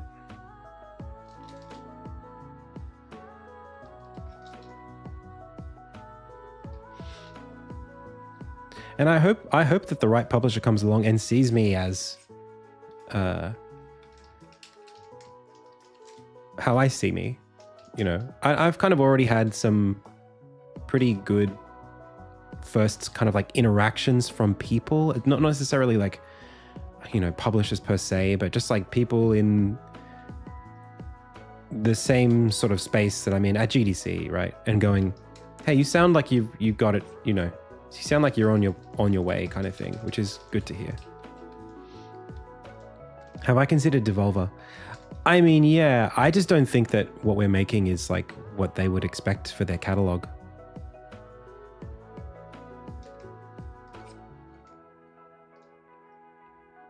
I'm not sure they would look at Insignia and say, ah, yes, we need that.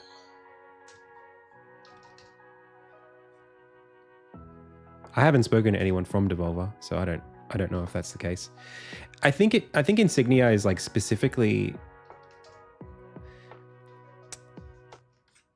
I'll tell you what it feels like for me as the dev. When I think about Insignia, and I'm going to wrap this up soon, pals. I know we've sort of spent a lot of time here. I'm really happy with it. I'm so proud of it. But yeah, I'd like to do a few more of these. the way I see Insignia, it's almost like a game that you get a little bit lost in by yourself. It's not a game that you like share your experience on social media with all your friends. It's not a game where you lose yourself for months and months and months trying to grind it out and get the best blah blah blah. It's actually just a game that you go to feel something, and that's it. It's just there. It's literally just like a place that you go, where you enjoy, almost like, like as a kid, like I would watch the same movies a lot. It's like I just want to put, like, we as kids we would like burn out all of our Disney movies, like Beauty and the Beast and Aladdin, and we would just play those over and over again because we liked them so much, and I'm not saying that success means people, like a whole audience of people playing the game that way, but like that's the kind of thing that I like. Single player, give me a world where I feel excited to be there, and then let me just go and play in it and relive that story as many times as I feel like when I'm feeling like I want it. It's a book. And I just don't know how many game publishers want to publish books right now. Book games.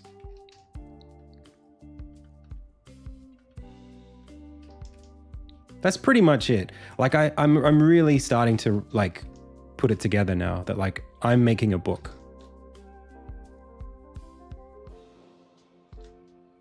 And I think a lot of people they use the word RPG to describe what that is.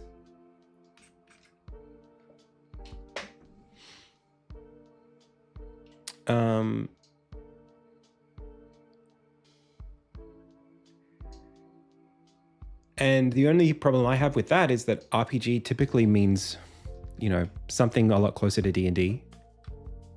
Even JRPGs are a lot more like D&D inspired.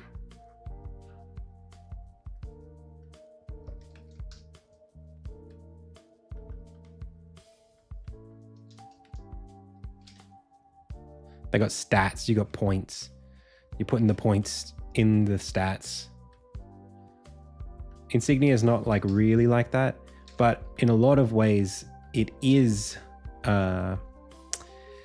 It's the same thing that you feel when you play Pokemon, or Zelda, or it's adventure. That's really, that kind of says it right there, doesn't it? It's an adventure game. But I think in a lot of ways, adventure sometimes means something a little bit different. Like, again, in games, adventure means point and click a lot of the time.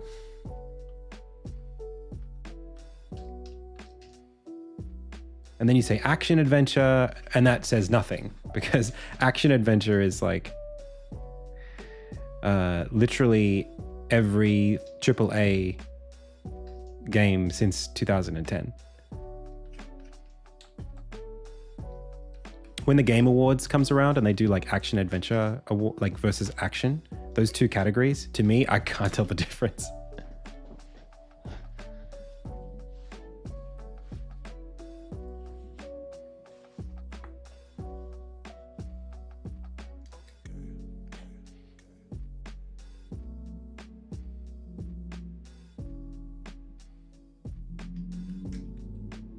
Cool. All right. Well, there you go.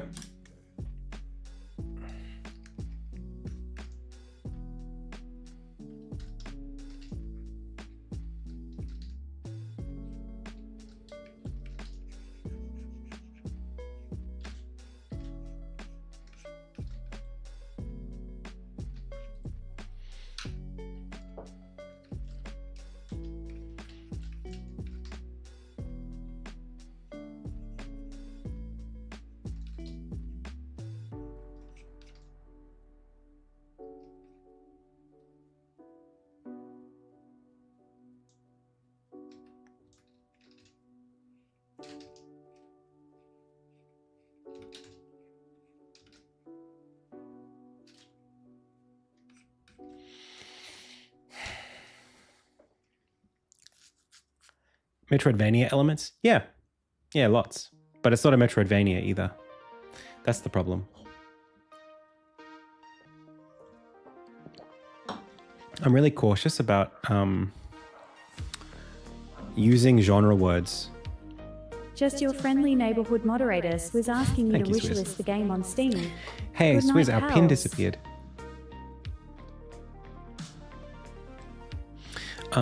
Yeah, I think there's something about the word Metroidvania.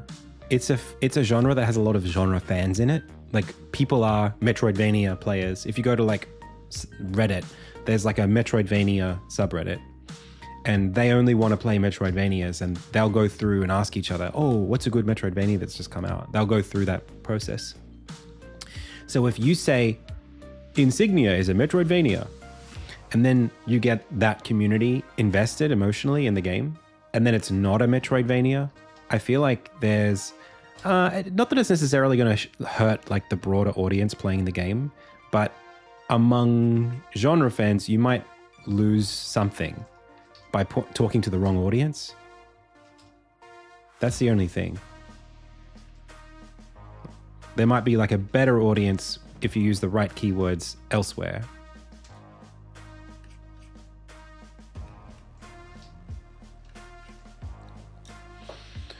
So for me, like, Insignia is like, I do just say action adventure. That's just what I have landed on for now. But do you know, I got a lot of negative not negative sentiment, but I got a lot of early no's at GDC using side scrolling. That word put off a few publishers. Just hearing side scrolling, they were like, oh, actually, that's not what we're looking for right now.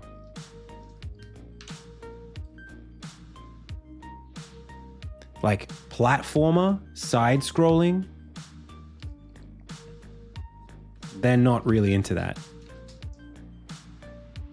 And the problem is, that's a very accurate description of what Insignia is. Like, it is side scrolling and action platformer.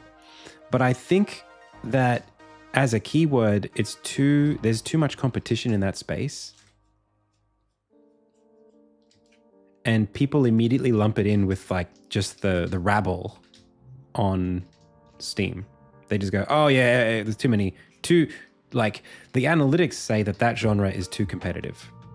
There's just too many games. Most of them are rubbish. We don't want to be in that pool.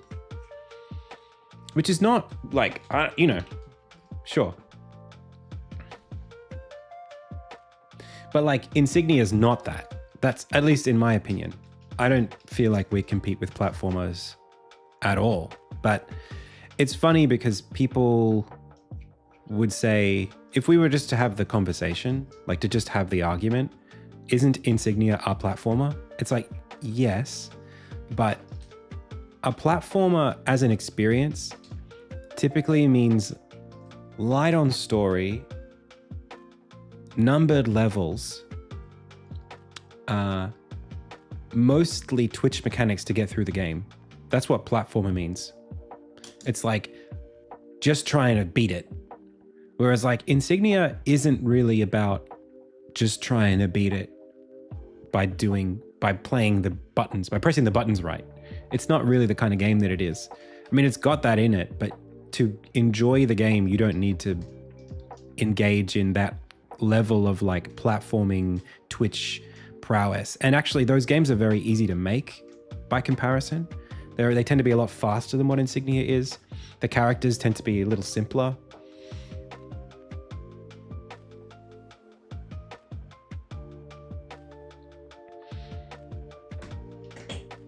So like the word explore tends to help broaden it out. But yeah, for some people, there are just banned keywords. You just can't use them, it seems. I really resonate with your views around finding someone who sees the way you see them. I really like the way you approach the game and your brand. Thank you so much. Yeah, I think that's just like the only way to build any kind of relationship. Like romantic relationship, business relationship, like a team in a sport. Like if you don't have everyone agreeing on what the direction forward is, you just never get there. It's just too hard. Did I make this like not? Did I not make it darker? I feel like it needs to be darker again, but maybe I'm just, I don't know. Oh, running a business is insanely hard.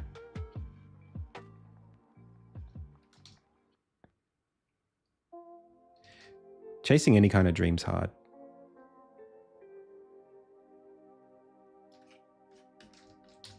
All right, chat. I'm going to move on from this right in like 15 seconds. I'm moving on.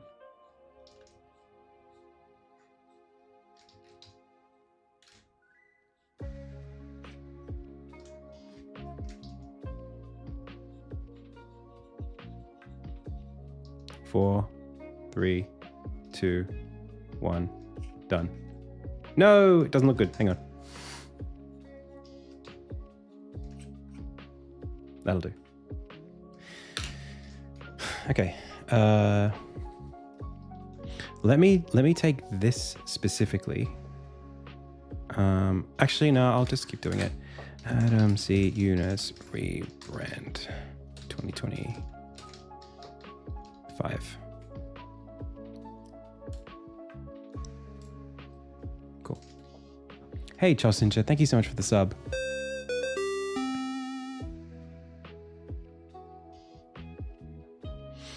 Yeah, that's why I use the word Zelda-like a lot. Do you have merch? Merch is coming, actually. I'm working on it. I hope. We've got some merch. Yes, it's coming. It's not there yet though. Maybe this could be some merch. Maybe we could do this as an asset. I don't yet have merch, but I want to get to the point where my art is merchable. I think it's getting there. I think, like, slowly.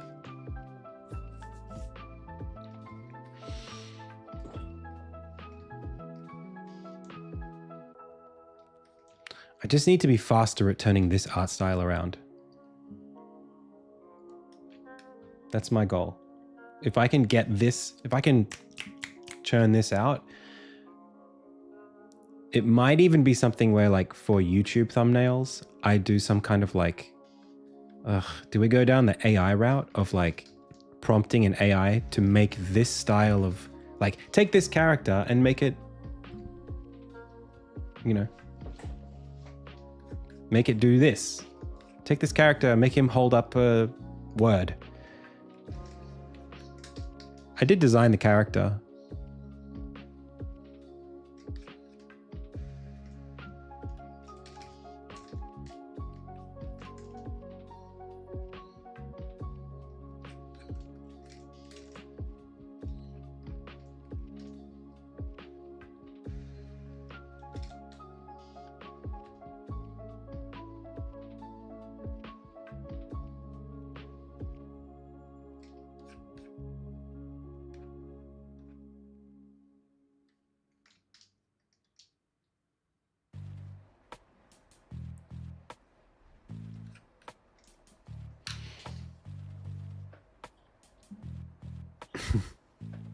Yeah, I'm kind of like,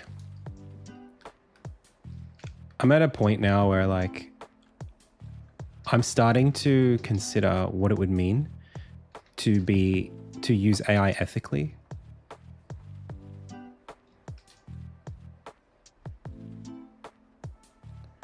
Like, if my values are really important to me and I'm committed to making a business out of a business that uses them, then that business still needs to be, prolific, right? Sorry, I went back in. I said I wasn't going to. Hang on, let me just quickly tidy this line up. No, let's go back.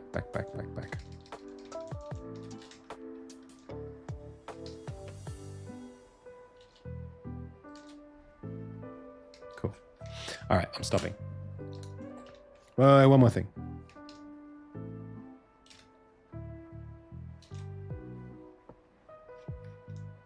Cool. Yeah, let's back up for a second. This is not a plan that I have. It's not a decision that I've made. It's just something that I'm thinking about. AI is just a tool. There's no such thing as like AI being evil or good. It's just a tool.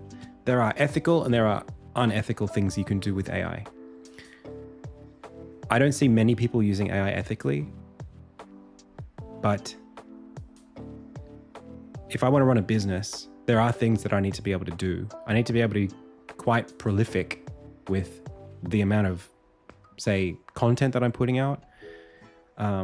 People want to see like original thumbnails. That's what they click on. But they also want to see a consistent art style.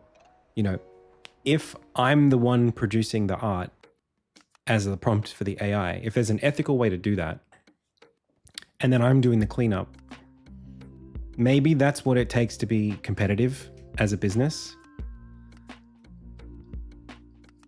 If I don't have money to pay for a human to do it, you know, if I literally couldn't have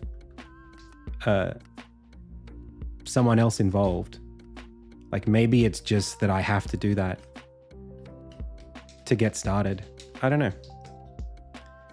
There's probably a whole bunch of reasons why I shouldn't even do that, but I don't know.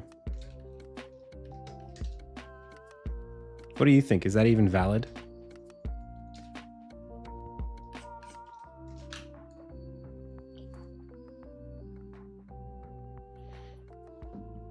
Makes the entire thing unethical.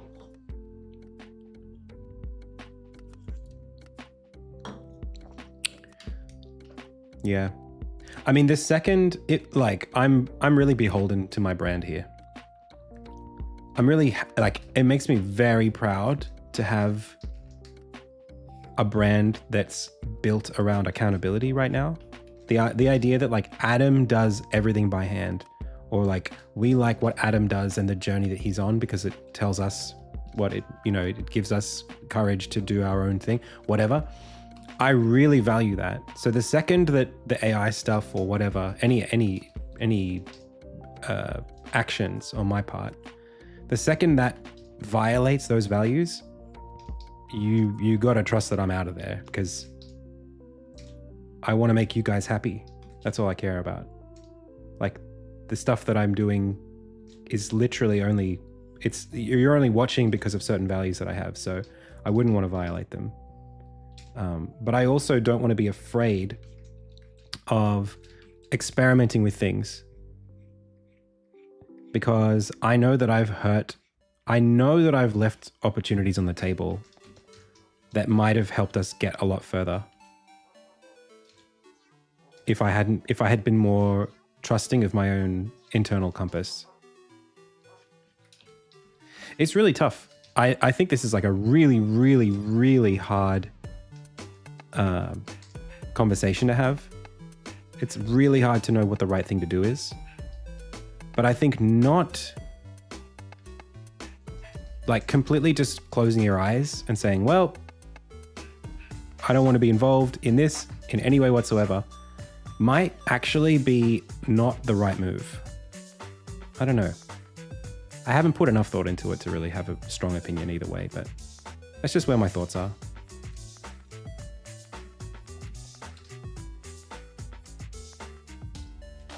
I want to be intelligent about how I approach it, and I want to be able to trust myself. That's all I really mean.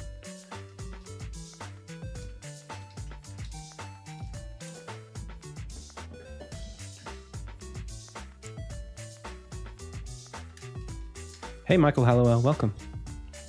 Oh, pals, you weren't seeing... How long has it been since you could see my work? What?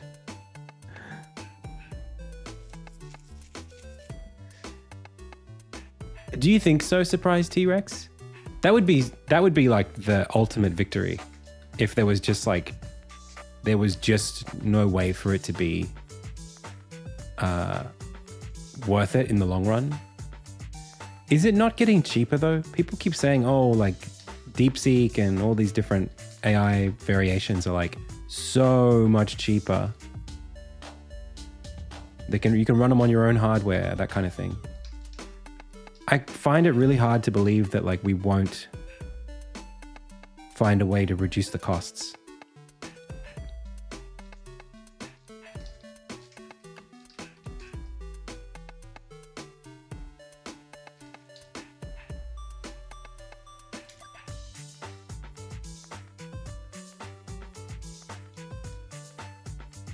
But maybe that's just me hearing what I want to be, you know, what they want me to hear. That's just that's just like the, what do you call it? That's the propaganda.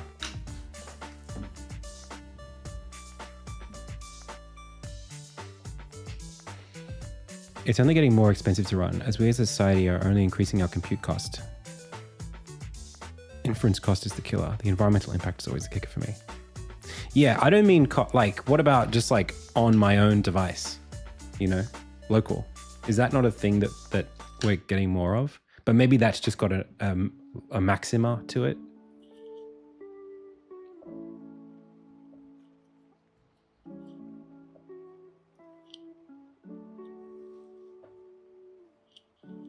Like LLMs, basic LLMs.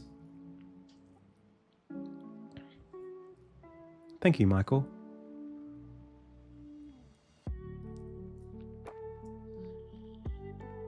Right.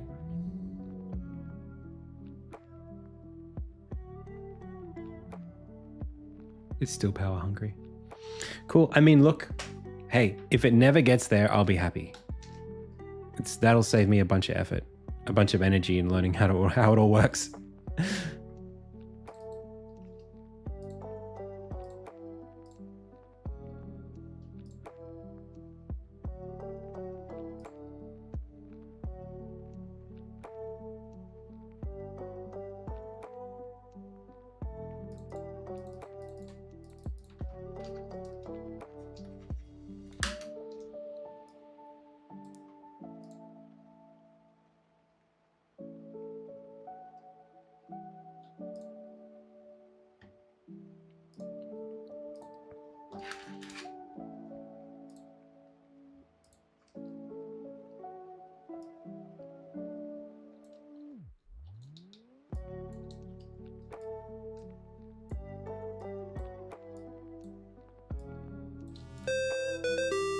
Hey, Flighty, thank you so much for the sub.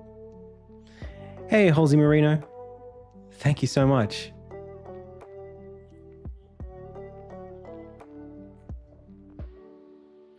Oh, but we're talking about the difference between like games versus like other things. I'm not talking about like that's the cost to run a like how do I put this? Like what Nintendo is making or whatever, and how much it costs to recoup their business costs, that like such that it's a profit. That's a different question to purely just how much it costs to run a CPU or a GPU for some amount of time. Like that's technology versus entertainment as a commodity. Now, we want to trace this. Hopefully it should be really easy to do. I love that this just opens up Photopea. That's its whole thing. Oh, that looks dirty. That's not what I wanted at all.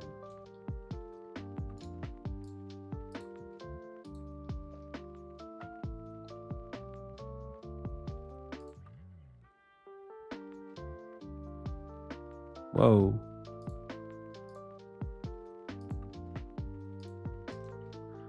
Why do you look so bad?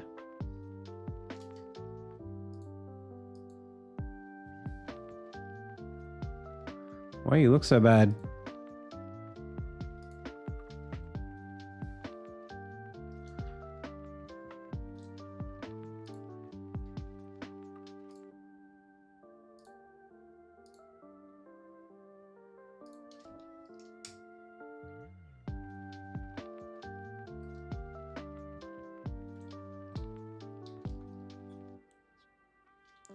I don't want it to... I guess we could just tolerate it. I wonder if we could put a stroke. Oh, that's really annoying that it did that.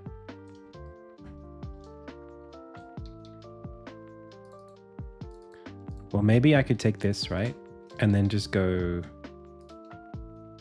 union. Pow.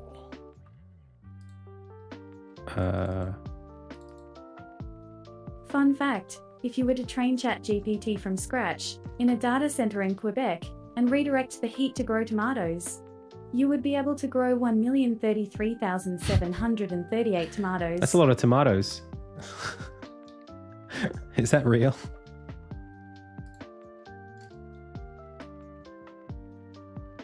That's kind of cool.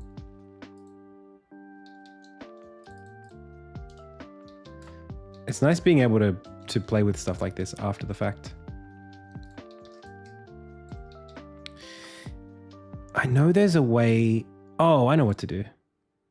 I think I could just do this and then take this and then like subtract.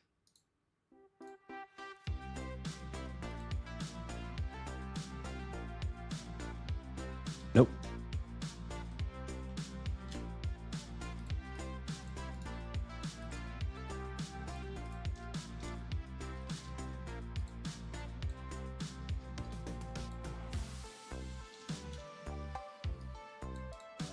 Pretty sure you can though.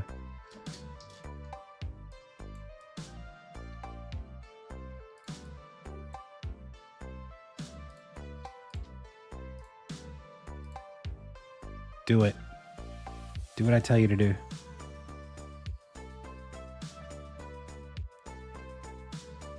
Oh my gosh. Okay, doesn't like it. Is it because there's actually like tons of points? There's not that many. Well, that's a lot of points.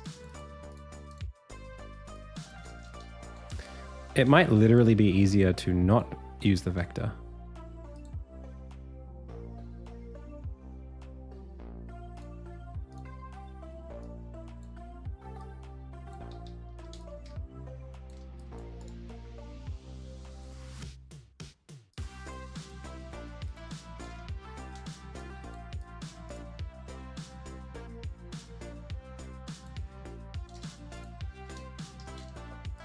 Use as mask has to be the absolute worst possible concept of a thing. It's just the worst thing that exists. I hate it. I don't like it. I've never liked it. Yeah, but that's not the same as what I want to do here. I want to give this an outline only on the outside. That's what I wanted to do with this.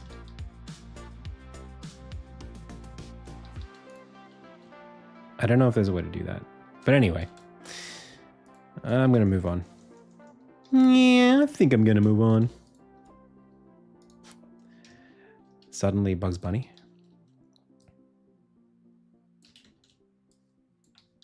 Yeah.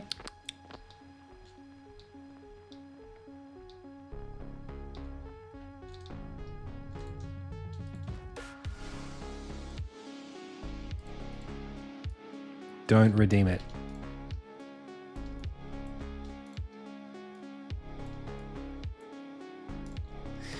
All right. What else? This was like 2 hours of me doing something that I wasn't considering doing before. I mean, I was going to do this, but like Ludum Dare prep. Let's just switch over to that. This is fun. I'm going to keep exploring this. It was a great little exploration. Let's get on to Ludum Dare prep. All right. I still, like, I really do need to update these before Ludum Dare, though. Maybe I'll just try to simplify it. Okay, really quickly. Okay. All right.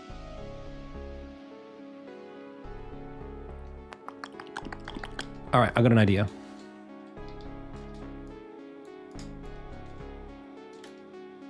We do this. We do this, we do this, we take you, we put you here,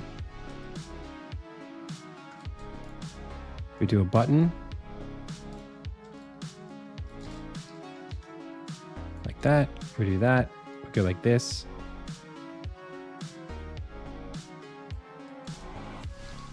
that's one icon. We do another one, we take the whole thing, we flip it, we take this, we put this here, we put this here. Boom.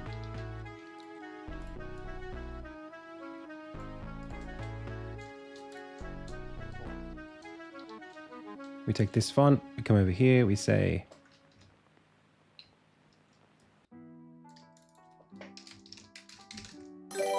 IndieTales.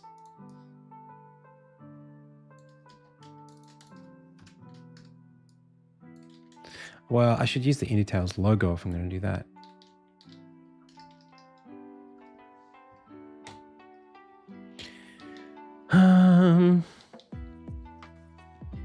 I do have that.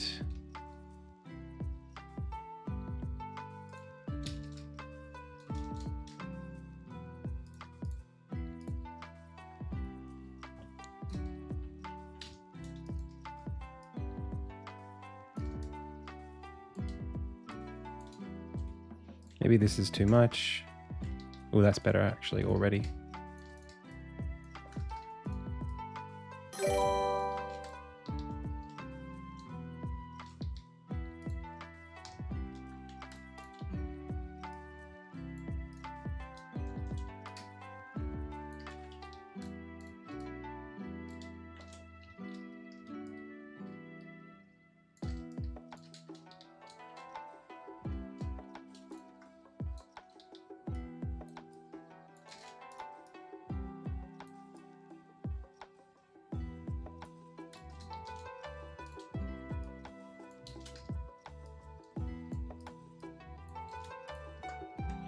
I gotta stop putting things in boxes.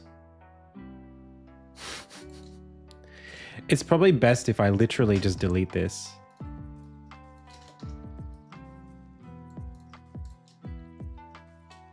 Well, hang on. Could do it like this.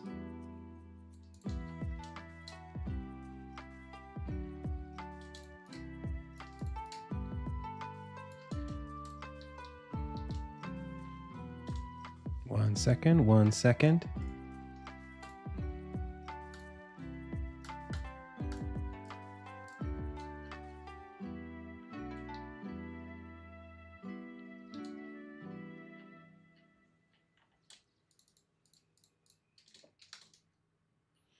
I actually have so many assets that I can use for everything that I'm doing right now.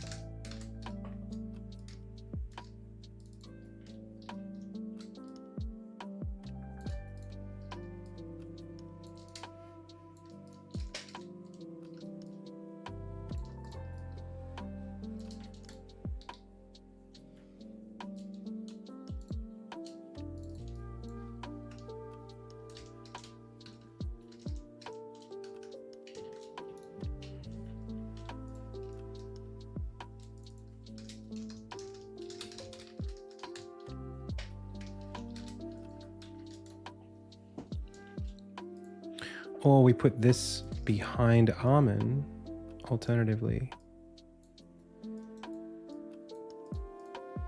And then we let this sort of just go.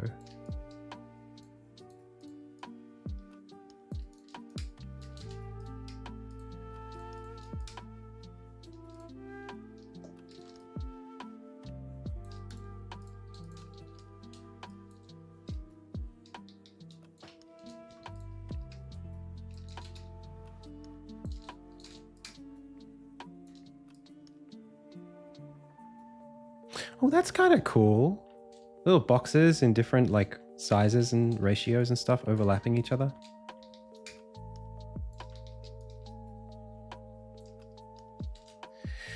Okay, I have to do something. It's actually killing me. There's like a language thing on Windows. It's destroying my brain. If we hold Alt Why is English United States? Oh, I don't know how to fix it.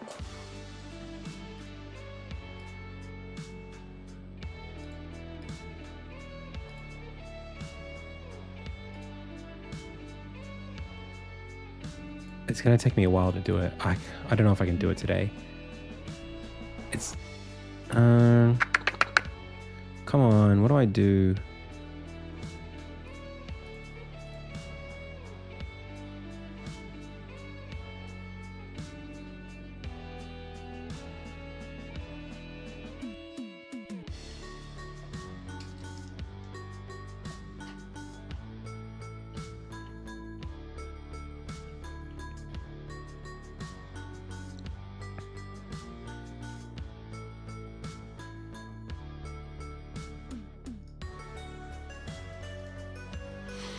There's a button that you press on your keyboard when you have multiple, down the bottom right of my screen right now. One sec, boom. See this here? These two buttons, they appear, this option appears when you hold Alt and start moving around your mouse. Like Alt, click, drag, this pops up. And I can't stand it. And I don't want two options. I only need one option. They're both the same.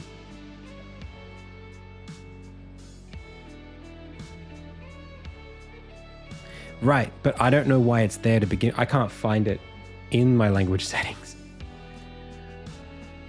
Like time and language, language and region. I mean, what, typing? Language and region, that's here. I can't change that. This is the only option there. If I go language options,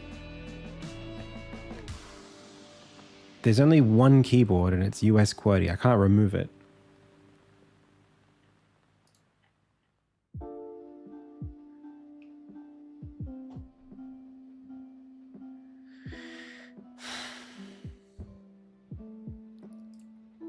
But then where is Oz?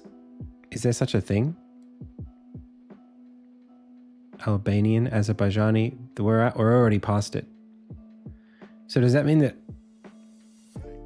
Yeah, but where is it? Which one is the Australian one?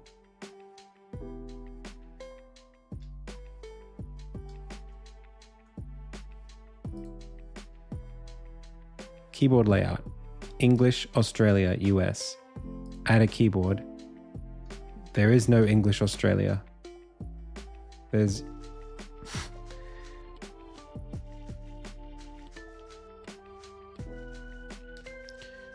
Wait, so if I change this to... it is set to Australia. English, Australia. And then it's US there. And then I can't take US QWERTY away. Because I can't add anything else.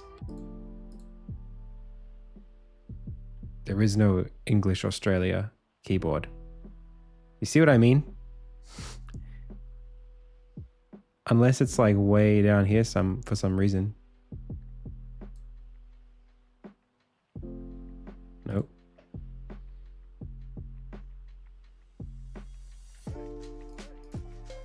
So like I could go back and swap this, but I can't do that.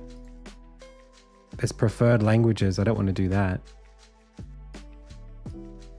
I can't change this.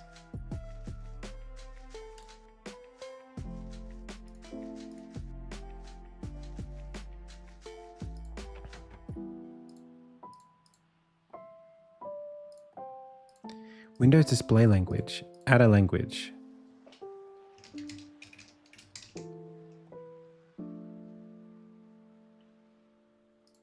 Well, that's it. I mean, display language should be English UK, actually.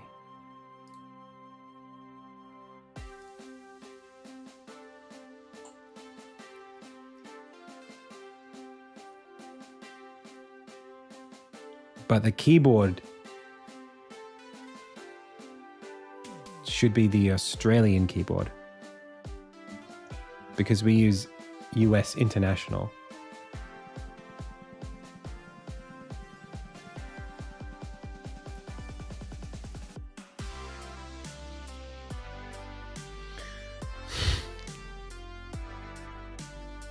It's terrible. I know, but the thing is, I can't remove the bar. That's the worst part about it. So this is it here. If I press this button, now I've got 3 languages. No!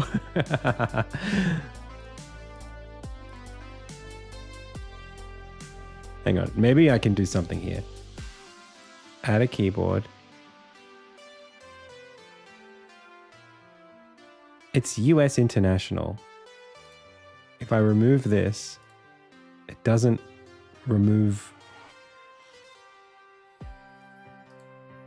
I think it's US International.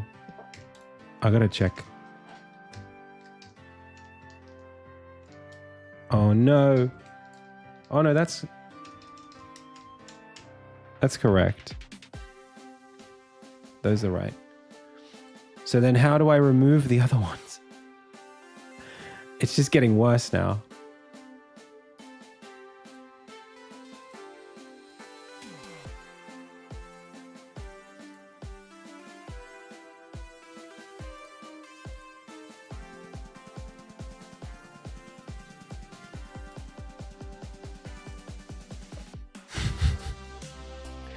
Advanced keyboard settings. Okay.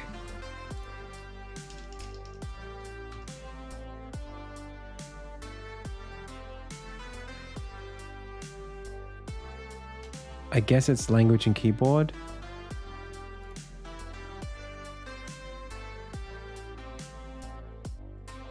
Right? And then I go language options. Is there an advanced here? There's no... I don't think I can go further.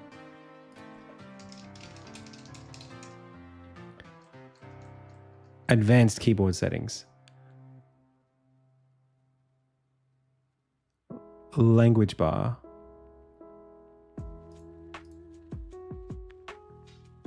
Hidden. Apply.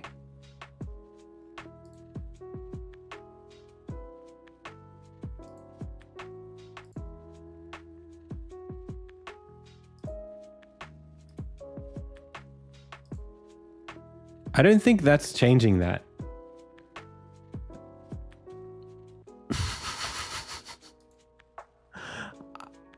Wait, this.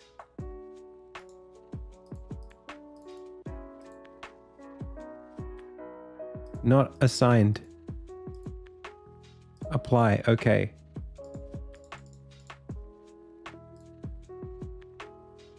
Can I also hide the language bar?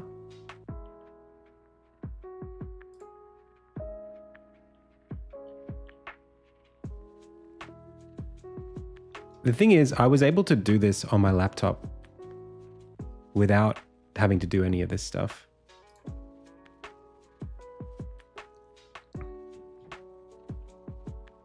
Anyway, I'm done now. It shouldn't matter anymore.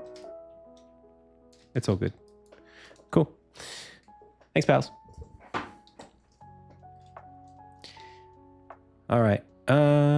So like maybe I just pop this behind me and go, wow, here he is. Meow.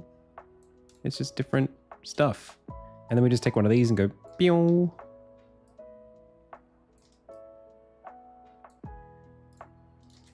There was a button.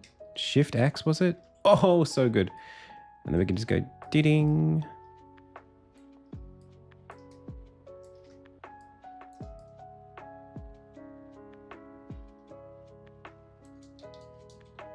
But not there.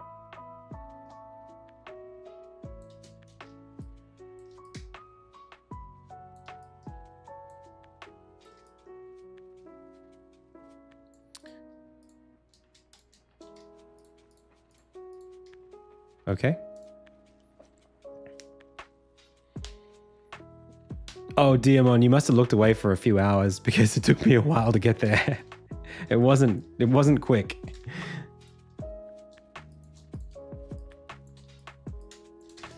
I only looked away for 3 hours.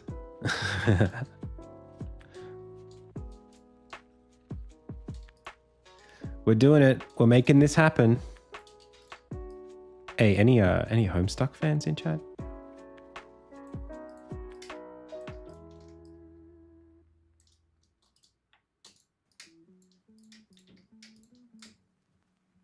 I should also vectorize this.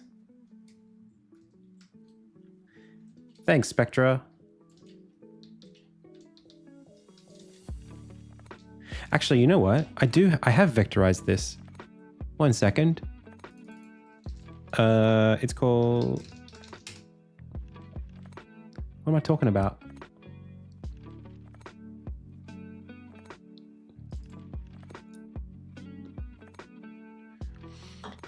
Do you know what? There's something that I have to confess to do with my time spent with Prime and TJ.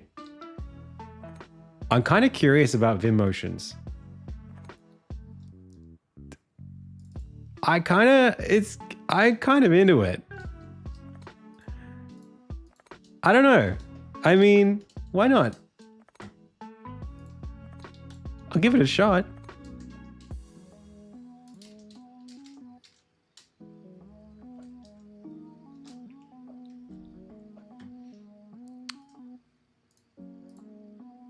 It seems cool. I want to be a cool kid.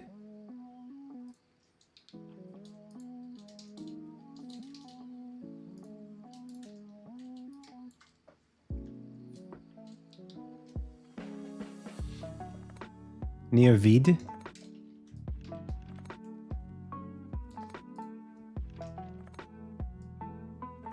Like open in French.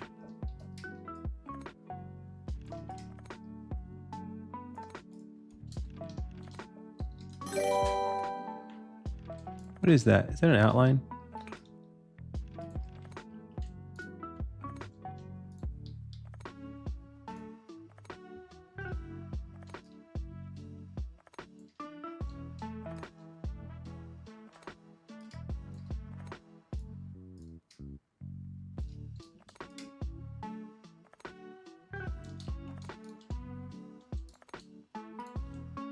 There's lots of fonts here. I actually don't even really like this one.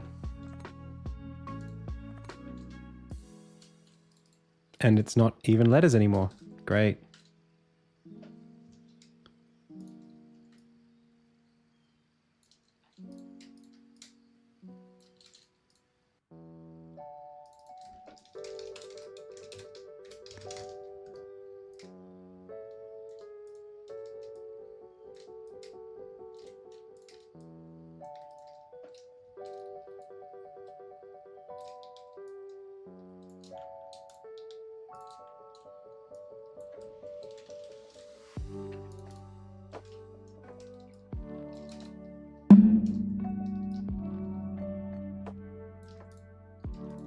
That's not bad.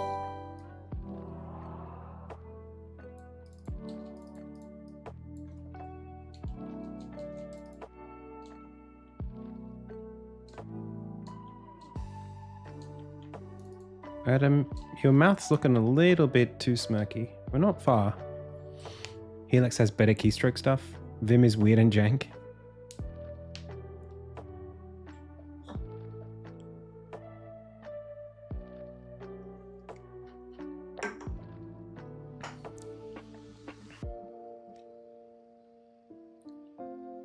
I think this needs a refresh, but hand-drawn.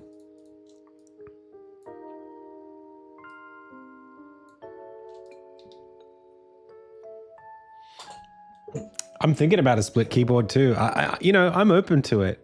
This stuff's all cool and new to me. So I was just so impressed by how, I guess, efficient they were when they were using their computers. It just struck me that like, oh wow, like these guys are really fast.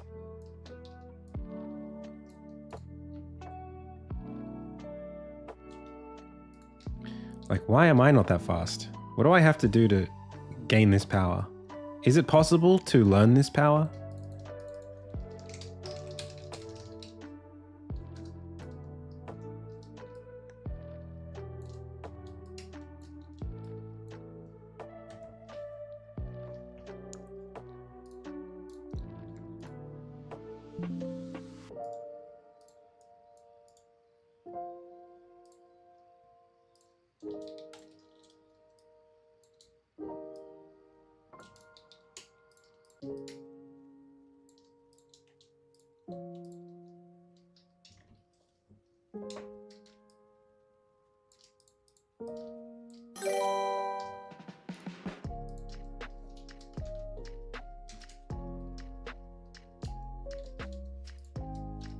the hell's going on right now?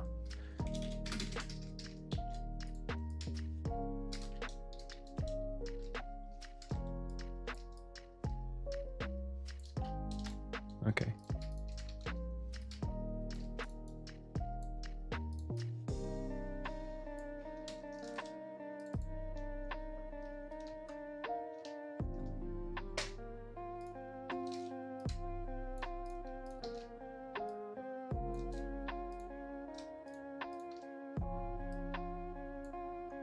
Whoop. Whoop.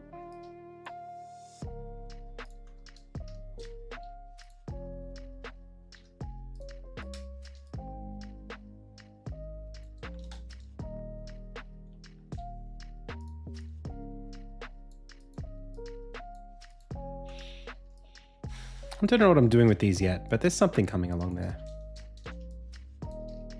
Maybe like... I still like the idea of diamond stuff, but maybe we need a couple of different tones or...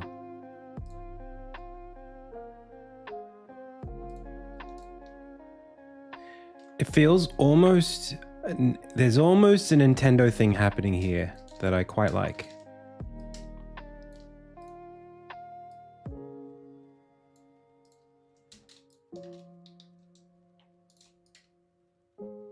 But it just needs texture as well. It's missing that extra little bit.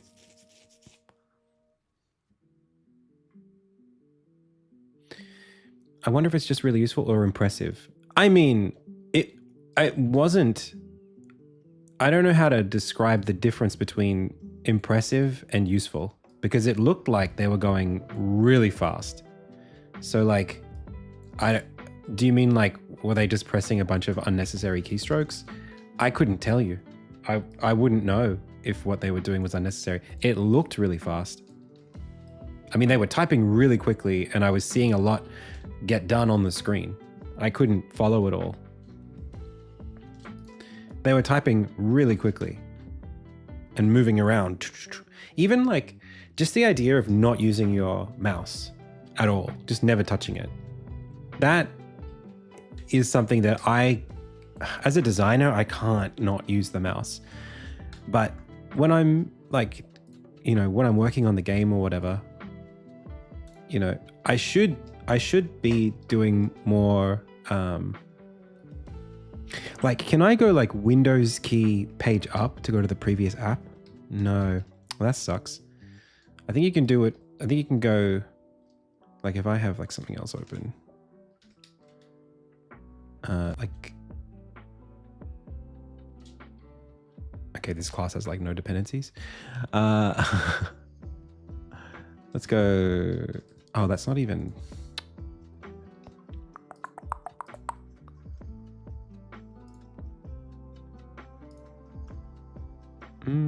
Where the hell was I? One sec, pals. Okay, here. So, yeah, like here, you can press, I think it's Alt 1, 2, 3 to just go around through your tabs. And then you can go Alt page, is it Alt Shift? Alt Shift page up, Control Shift page up, that moves it. And then Control page up and down cycles as well. So you can go up, up, up. Then like with Windows, I know you can do like, you know, Windows key 1, 2, 3 to get across your different apps. So Windows key like 5 would be Figma right now. 4. So like just being able to like keep your hands on the keyboard, not touch the thing. I don't know how to go to the next app. Control tab gives you a drop down with open tabs. Oh, that's something. I'm in the wrong. I'm in the wrong app for that. Control tab, really? Oh, that's your open. Oh, I see. Oh, that's cool. And you just let go where you want to go. Nice. That's kind of fun. Yeah. Then there's what Windows tab, which is going to give us this. And then you could do that as well.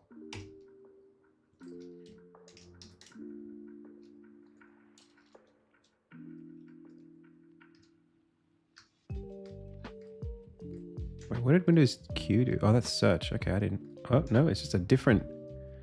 Oh, this is interesting. Recent apps. Oh, that's kind of cool too. Didn't know that was there.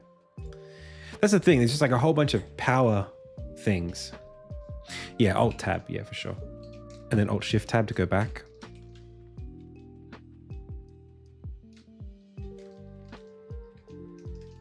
Alt Tab's been around for yonks. Wishlist insignia. Chat, look at this. Whoa. Video game.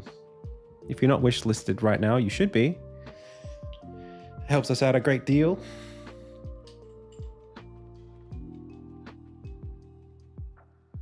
Do it.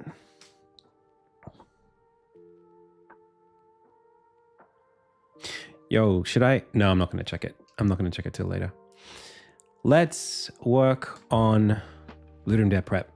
We need CI/CD stuff set up. Unfortunately, that stuff sucks to set up on stream because there's a bunch of secret bits and pieces that I can't really share with you.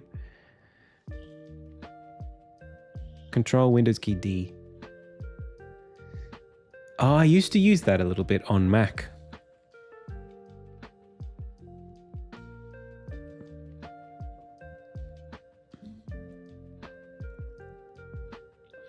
To go to different spaces. I think it was like 4-finger swipe across to get a new desktop.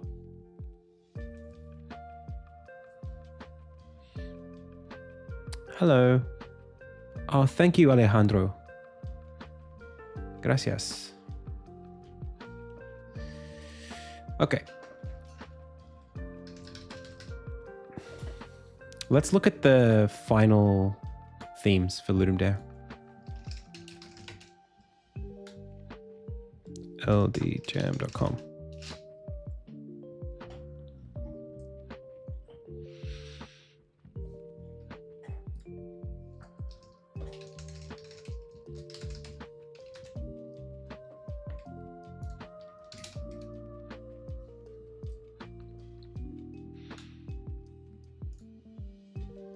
Final round. Ooh, let's go. I didn't know you were working till their stream. Me and my wife started going back just to watch you. Oh my gosh, thank you so much. Thank you. On Switch? Hell yeah. You'll see it there. Thank you, Swan Jeezy. See, that's what I'm saying. Platformers. People see it and think platformer. I mean, I guess technically. Okay. What do we like, chat? What do we like, pals? Plant the seed. Sort of not there anymore. I think I liked it before. Decay is interesting-ish. I'm not sure. Recharge.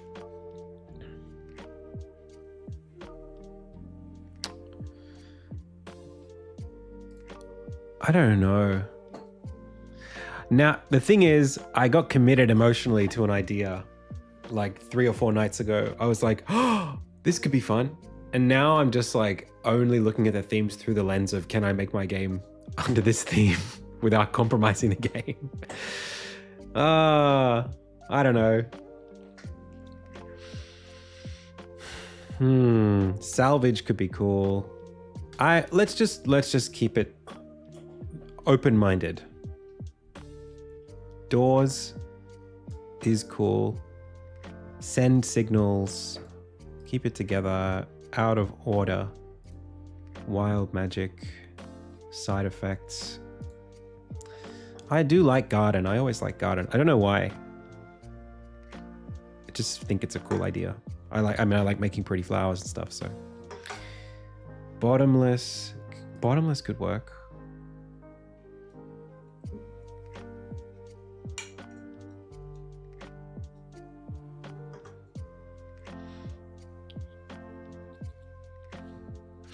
Trade, waves. I don't like waves.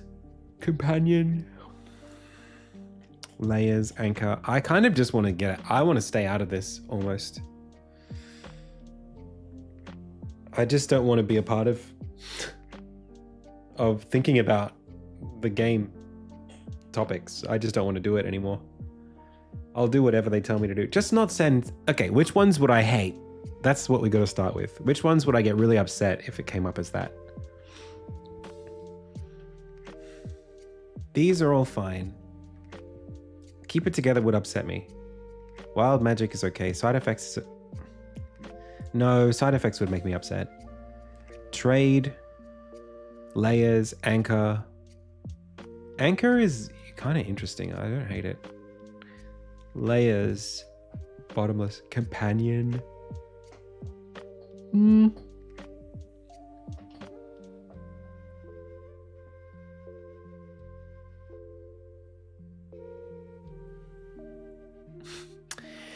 TikTok's just like a hard place to constantly be posting. I do have some stuff already in the pipeline for the next TikTok that we do. But I'm so overwhelmed right now. I'm so overwhelmed. I've just got so much on all the time that mentally, like, having the energy to then go and like cut TikToks out of my streams is like, it's not even an energy question. I physically don't have the time to do it. If somebody wants to run my TikTok channel, I might be able to pay you for a bit. Because you basically need to be able to post once a day, or you won't keep up. That's it. You have to post once a day. I don't have... If you don't have a pipeline that lets you do a TikTok in 30 minutes tops, you want to spend half an hour a day? It's hard. Like, it should be 20 minutes. And 20 minutes means being able to film it, edit it, upload it, add a tag and description. If you're spending like half an hour, 45 minutes on TikToks like every single day, what are you going to do? But it's great if you can do it. But like, yeah, for me, because I stream as well, maybe if I stopped streaming, if I streamed less every day, I'd be able to be more prolific on other platforms. More like recorded content, for sure. Or if we had someone cutting clips from the streams, that would have to be it.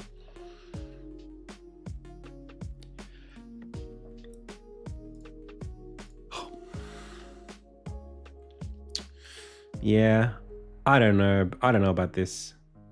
I guess this is a fine distribution. Which ones did I miss? Is Journey there? Actually, I think these rounds are equal. I thought that final round was... Wait, no, it is, right? Out of order is here. Journey is here. But out of order is here, but Journey is not here, which means this is the final shortlist from rounds 1 and 2. A glimpse of my idea? Oh, but if I show you my idea, it's such a fully formed idea. It's so well packaged that if I show it to you, it's going to look like I put a lot of effort into it. It's literally just a mock-up.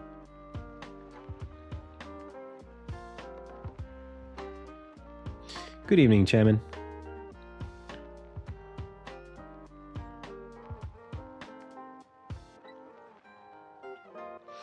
And then if I make that, it's going to look like I didn't care about the theme. It's just a cool... you know what? Let's just call it like a cool game that I could make one day. Thank you, Flighty. All right, I'll show you it.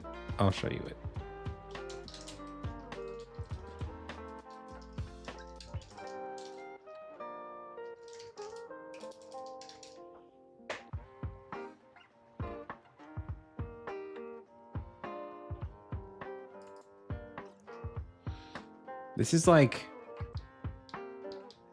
This is me being influenced by Prime and TJ last week, and then getting it pulled into Balatro, but then also liking the kind of stuff that I like. So check it out.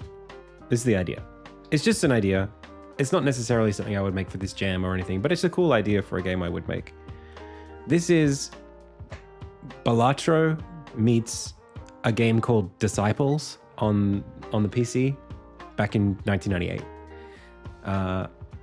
It's basically your party is your gear, or you could say your deck is your gear, and your opponent has their gear, and you take turns RPG style attacking the gear and playing new gear in the empty slots.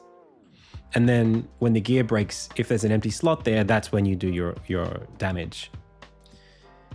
So you do damage to the gear. Sometimes it goes through the gear. It's like almost like Yu-Gi-Oh!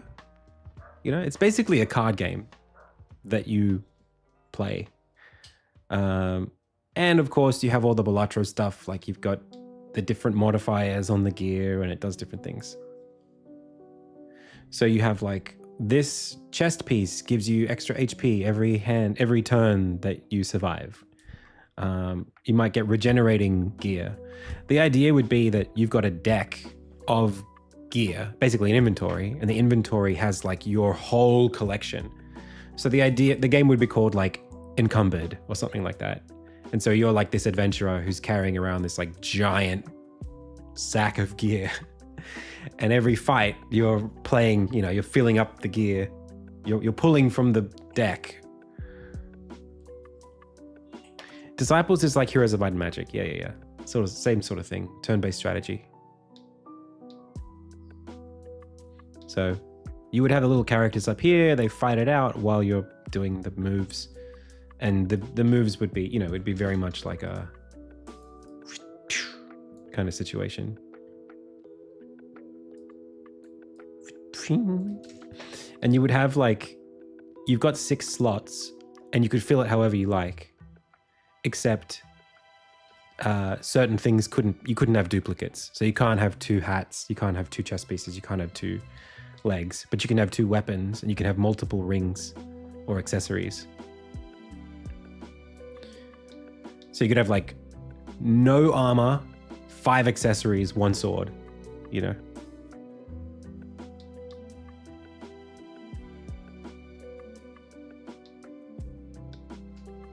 Yeah, I mean, it's that roguelike deck building thing. That's what it would be.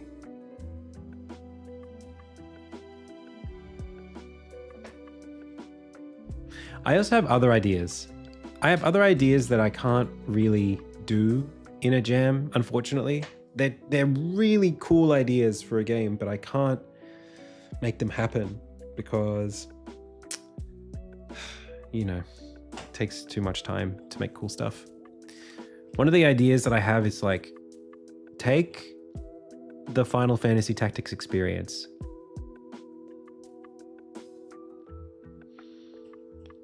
and you build, like, the thing that I love about roguelike games is building an emotional attachment to your deck, to the parts of the deck. Like in Balatro, it's like, oh, this is my foil red seal Queen of Hearts. I love that card. Whenever that card comes up, I get excited. The like dice rolls for things that you've built an emotional connection to, that's what I like.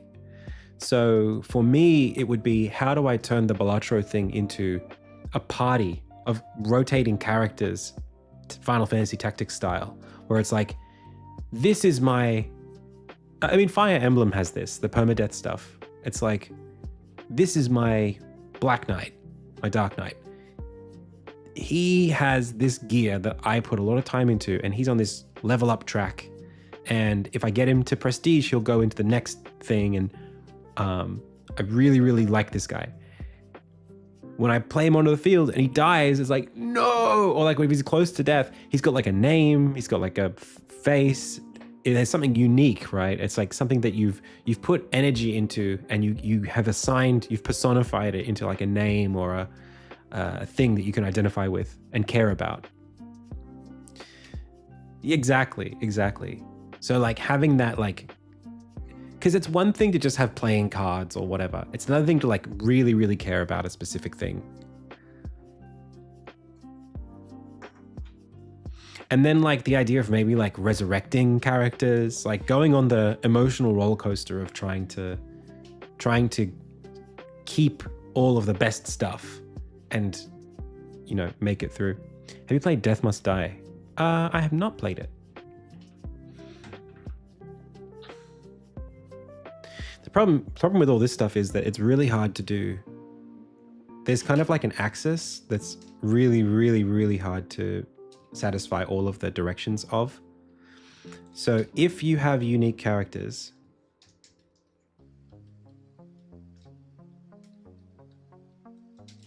or like,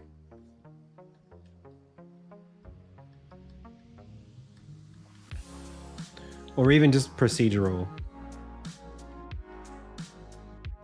characters, then what you end up doing is you create an axis of like character. Okay, that can be procedural just fine. But now if you want to animate by hand, that's a new axis. For every character possibility, now you have to hand animate that. So like, say you want to do, okay, here are all my characters and they can have different shoulder pads or whatever. There's like a shoulder piece. Okay, now I have an attack animation. I have 7 different kinds of shoulder pieces. If I want the attack animation to be good, I need to be able to change perspectives. So now I need, for every frame of unique animation, I need now some way of making every character element also multiply by that many frames. Or unless I want to do procedural animation and then it stays flat. Like if I'm just moving the pieces around flatly, but that doesn't look good. You're not going to build the emotional connection to a character that doesn't move. And this is why a lot of those games on mobile, the spline games, like they've just got one piece of key art of a character standing in like a T-pose, and then they'll do like the split pin animation thing where they're not really, yeah, this is where 3D modeling works. Yeah, if I had like, if I had the skills to be able to rig and animate this kind of thing, that'd be sick. In 2 days? Is that even possible? Because yeah, then you were able to procedurally do whatever you want. Add different bits and pieces on there.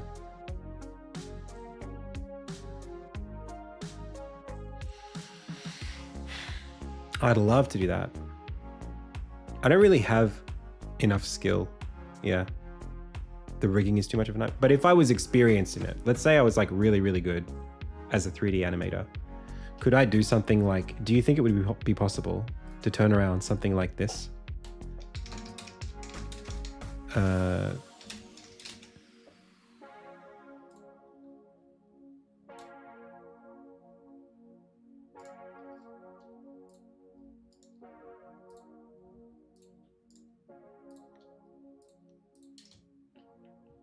Looks terrible.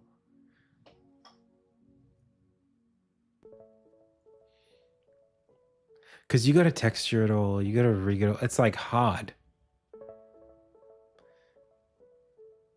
And then like there's the camera. Once you've got 3D in there, you got to think about a lot of different stuff. I mean, it's cool to have the option to do all that stuff, but that's all stuff that pays in dividends like later down the pipeline, like doing cutscenes with them and having a free camera as they move around. But you would never get that far in a 2-day jam. So it's almost not worth it outside of the possibility of what we were just talking about, outside of the idea of just having like being able to substitute gear without it requiring new animations.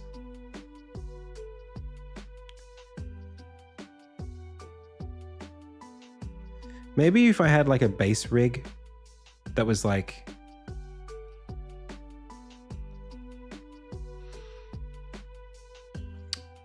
you know how like every Final Fantasy sprite starts the same way? Maybe if it was like, this is my base rig, this is what I do, and it's free, it's open source.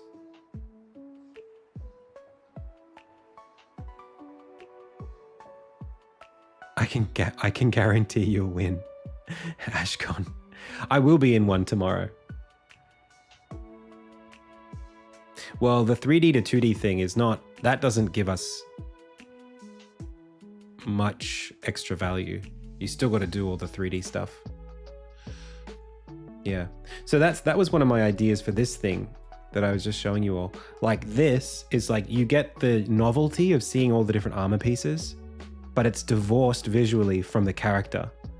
Like maybe I would just draw just the weapons as silhouettes, and that's enough. So it doesn't matter like how differently kitted up you are. It's just maybe you would use procedural effects to show off like the fire thing you could do with a particle system over here, you know, and it wouldn't be a big deal because you don't have to hand animate that.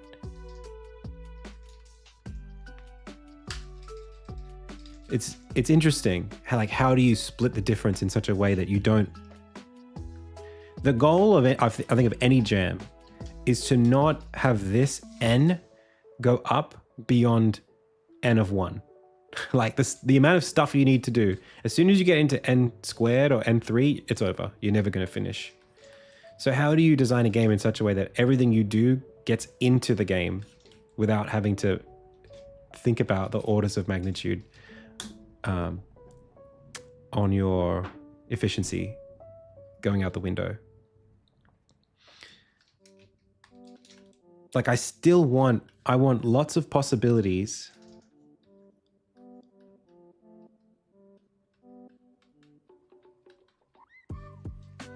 With a lot of, you know, I want to do cool things with the characters. We did a game called Chainmail a little while ago.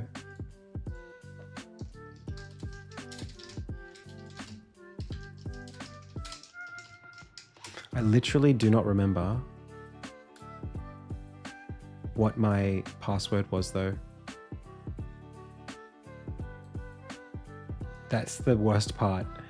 We've got the original game, but that didn't come up so well. I mean, it's just that after a couple of days. Anyway, I'll still share it with you. I put like an extra month into it after this point, so it actually looked a lot better. But yeah, let's go, Hans.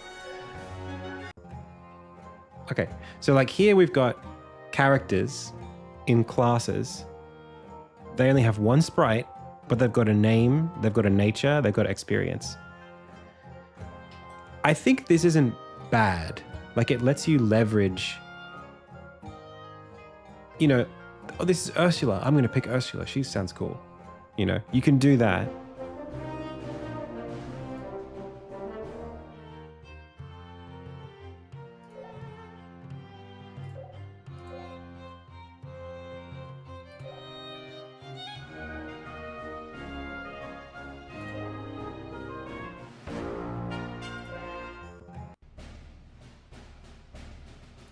And then same sprite, they're going on an adventure.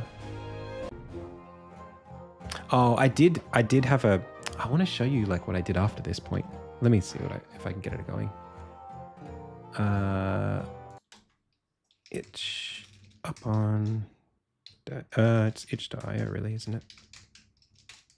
One sec.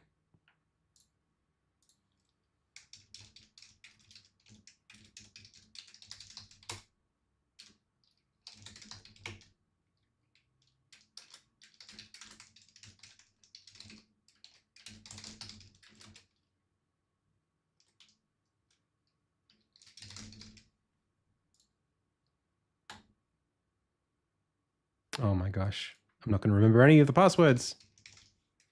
I'm pretty sure it's that.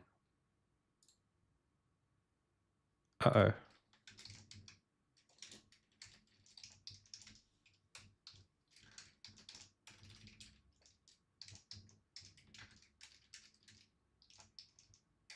I know what this password is.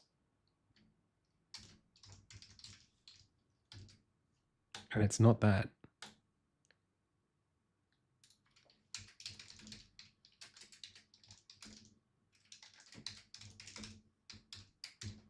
I don't think it's that.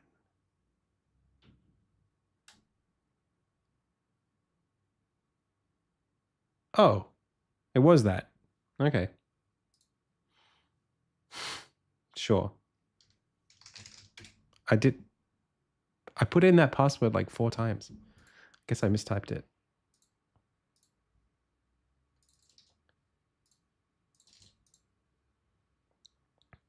All right.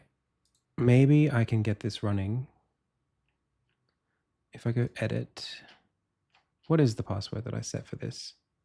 Got it. Oh, it doesn't even ask for my password if I'm signed in. Duh.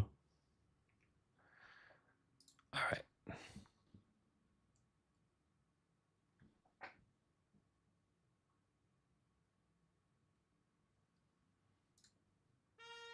That's looking a bit better. That's cool. She looks great. FedExia. Ha ha ha. Smack Studio. I've not.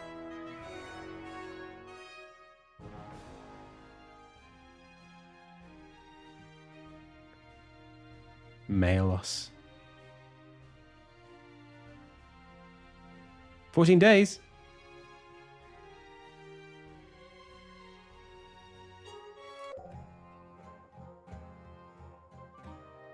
Yeah. Okay. So we got Ulrich, Finn, and Bridget. They cost money. How much we got? How many money? We got 100 funds. Let's get Ulrich. And we got to hire him for 91 bucks. Hang on. Let me hide this. Zoop.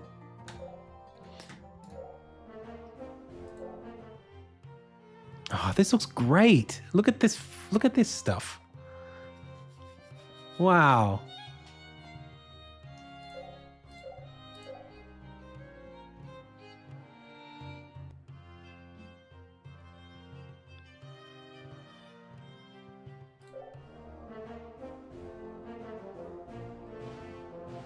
One day remaining. Okay, cool. So he's on dispatch to that place.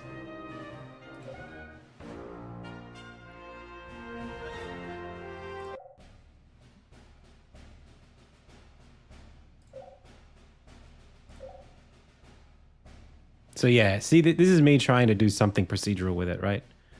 Like give him an idle animation. And then this is one other animation that I flipped.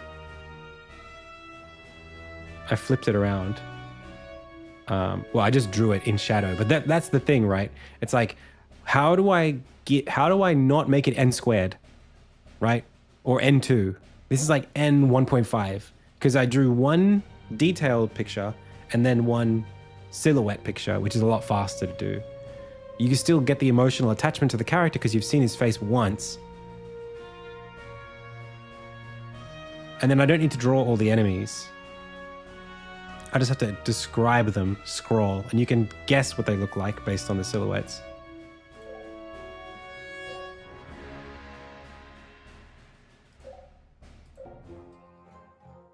And then we would have a screen where Ulrich gets his XP. You would watch him level up. Maybe we would need like one more. And that's the question of like, do we need like one more sprite or one more something to get you emotionally invested in his growth as a character? That's the other thing. Like, how do I get you excited about what's happening with Ulrich? All right. It's not bad. I mean, music goes a long way. A rat problem.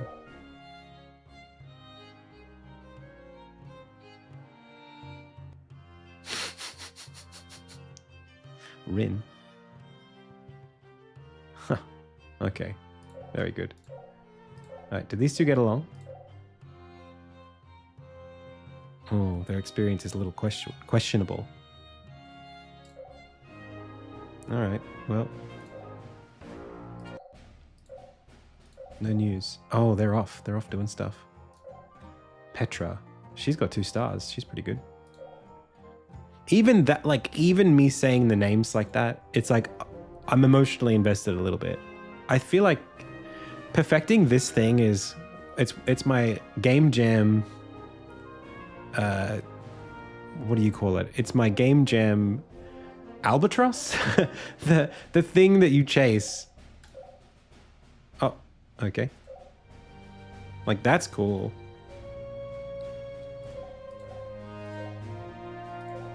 Nice, nice. They leveled up. White whale. Where can I send you a game jam idea? Oh, I've got plenty of ideas. You should keep it for yourself. Don't let me steal it. Ideas are cheap. It's the execution that's really hard to do. Baldwin's cool.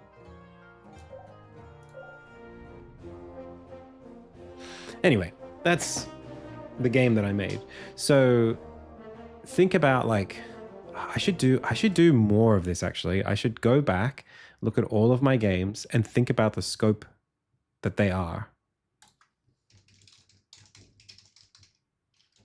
So that I don't get an overinflated sense of what's possible.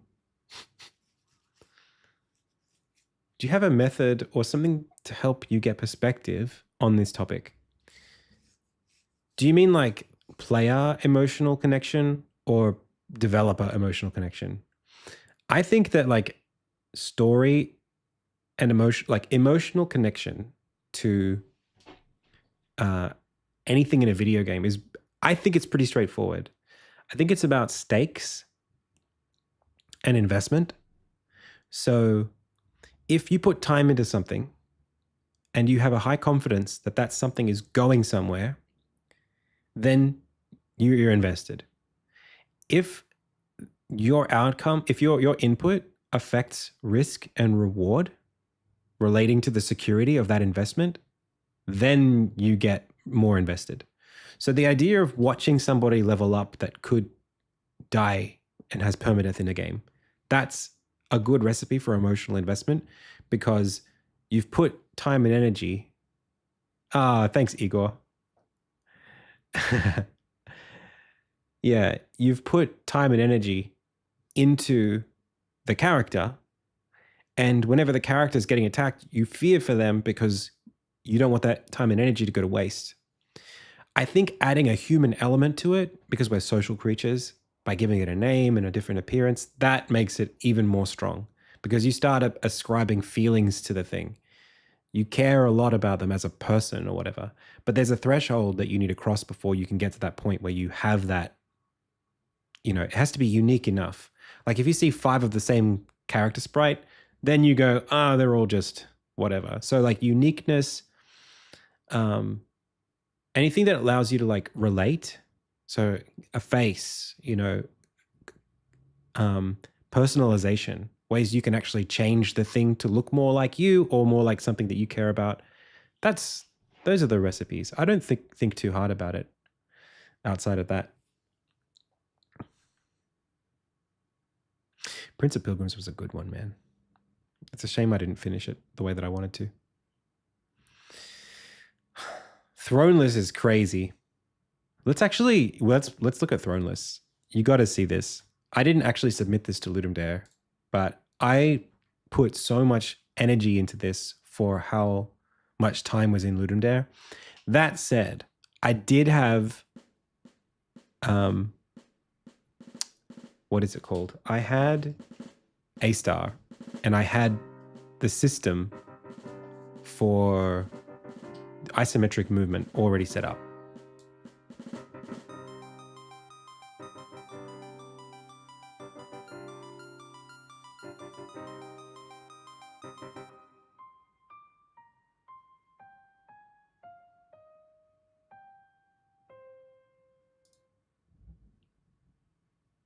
Yeah, I do compo. So look at this. You got the camera can move around. It's very Final Fantasy Tactics. We're going to choose who's going to be the king. I don't know how to play this game. I'm going to go Archer. That seems right. And then I press move. Oh, I press space to advance it. Oh, that's cool. With this crown, I'll take the throne and end the suffering. Cool. All right. Well, let's go over to here. Bip, bip, bip, bip, bip, bip, bip, bip, bip, bip, bip, bip, bip. Nice. So I just advance. I can click on him. Oh, he's attacking this character, but I want to attack that character. Hey. Okay. Oh, I'm getting attacked. Use your advantage, your height advantage. Hey. Recruit. Hey, we have a rabbit on our team now. I forgot about that. Is that was supposed to be that way? Like, I'm already super impressed. He is. Attack. Okay, you attack this guy, and you attack this guy. Oh, the rabbit. Oh, the AI stuffed. Okay, well, I think they can't reach us. Well, we'll just make this straightforward, won't we?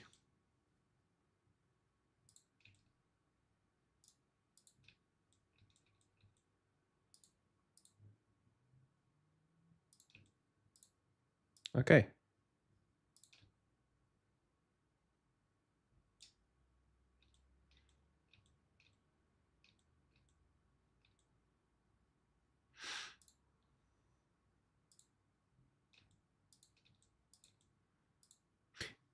Not bad. I did escape the water tower. Oh, here we go. So like lighting is a good one. You know, being able to light a space changes it. It's the same tile set, but it feels like a different place. It's really procedural elements. That's really what it is. If you can just get procedural elements in there, I feel like you win. Oh no, please get out of there. Oh, she died.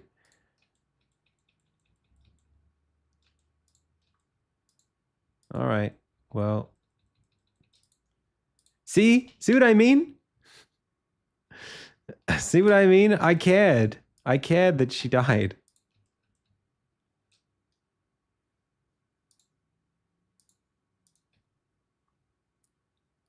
Because she's gone now. Permanence is a big thing, I think. And then it starts getting a bit buggy because obviously A-star is not cheap.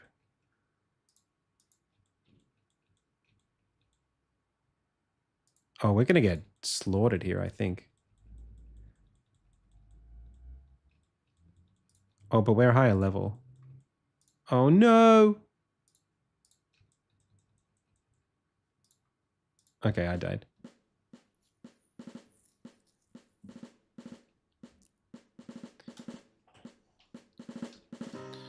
Okay, so that was too ambitious. I'm sure I could do better now than I could back then, but still too ambitious, I think. Do you want to see my first, not my first, one of my earlier Ludum Dare entries? No, let's go to the best one, I think. The best two. I got two really good ones. One is Remember Apollo.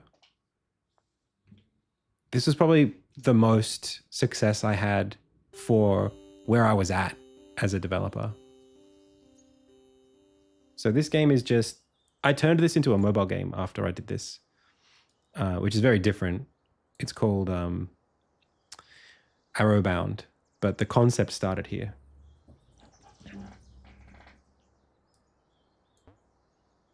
So it's basically like Angry Birds, but you're uncovering a story, and the story advances every time you hit a node. So you're basically trying to reach these little these little zones, and they're synapses. They're like neurons. So like you're actually remembering by moving through the neurons. So it's like, you see, today I went hunting as I always do. I'll give you some voice acting, okay? Let me zoom in a little while we do this. You see, today I went out hunting as I always do. My beloved wished me good luck. I was full of confidence. I knew today would be the day I'd take the stag. In the morning, the meadows leading to the forest were tranquil. Birds often sing in treetops. It was peaceful. Today was important. I'm sure of it. There are little hiccups here and there, spots where the ground is uneven. It pays to be sure-footed, especially approaching the forest. I usually would make sure I keep on the path. There are places you can lose your way even still.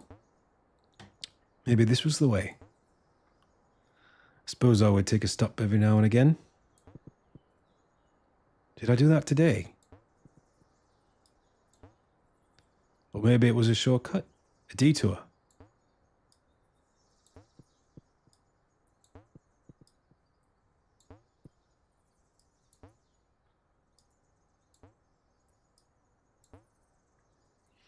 I was at the edge of the forest. I always know where I am. I know because I can see the tower through the trees. Cool tower. After all, I'm an excellent tracker. Though the forest does become dense. It had been weeks since I brought home anything. Oh, nailed it. I wanted to amend that with one great shot. Anyway, it was an ordinary day. I don't keep secrets from my beloved.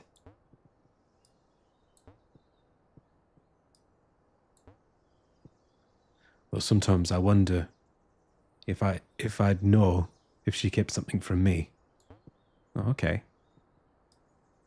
I don't remember writing that.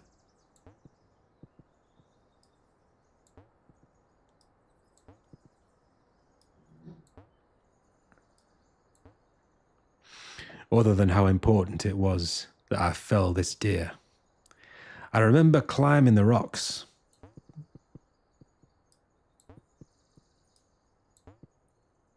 Up and over broken boughs. Somewhere soon I'd find it. Which way did I go? There's somewhere I always go. Taking the high ground. From there I could see everything. It's a good place to stop for lunch. Okay. Maybe I took the path directly towards the stream, though. I like that. It's like retconning. I've been chasing the stag for a while now. But today there was no letting the beast escape. Deer can be flighty, but they'll tire eventually. And when they do, that's when you go in for the kill. I missed.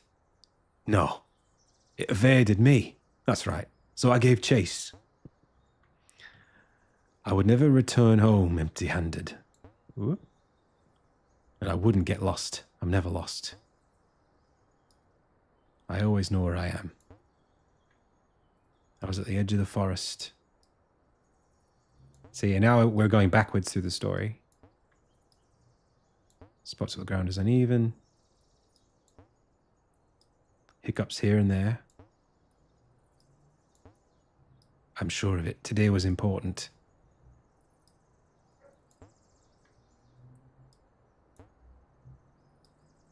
My beloved wished me good luck. Did I see her again before I returned?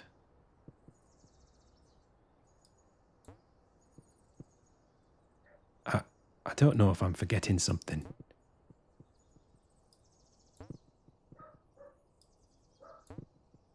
I don't know how to do this one. Oh, there you go. Everything looks familiar. Today was unforgettable.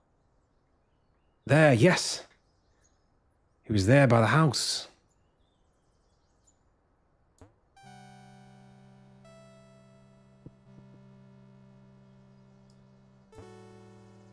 But things went dark. Did I hit him, or did he hit me?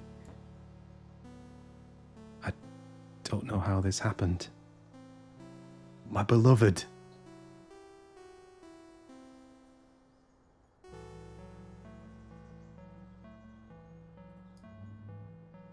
My beloved.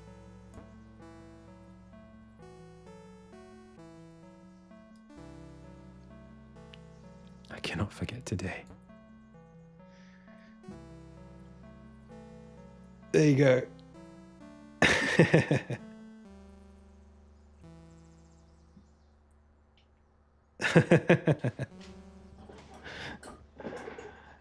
Good concept for a jam.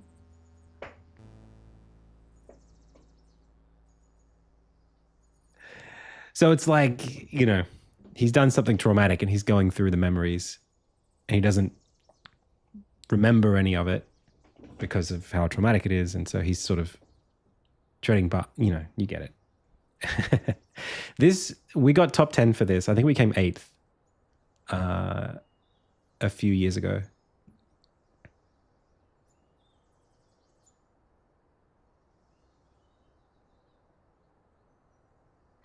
Yeah, I think that this was good. If we can break it down really quickly. I think this was good because it's got a simple visual effect that's used actually in the game mechanically. So the revealing the backgrounds, that's clutch. That was really good. The game is kind of fun. Like it's not unfun to play, you know, it's fun to sort of like, there's enough challenge that it's not boring. You can actually just play through it and it works for the most part. Like you can get good enough at it by the time you play through it. Yeah, simple color palette, this sort of like Game Boy aesthetic. The backgrounds are the weakest part, but they also provide the most value. So like they're a bit messy, but I could reuse them. So like this background is the same as this background, but the level geometry makes it feel like you're in a different place. Maybe that we've just moved to another spot in the meadow. So, you know, I'm reusing a lot of these backgrounds. There's only like 6 or 7 of them, I think. And I did them very quickly. I blitzed these things out. It was maybe like 2 hours. The text is super straightforward because every node has some text. You just give every node some text and you make it play out when you touch the thing. So there's no like separate dialogue system to interact with.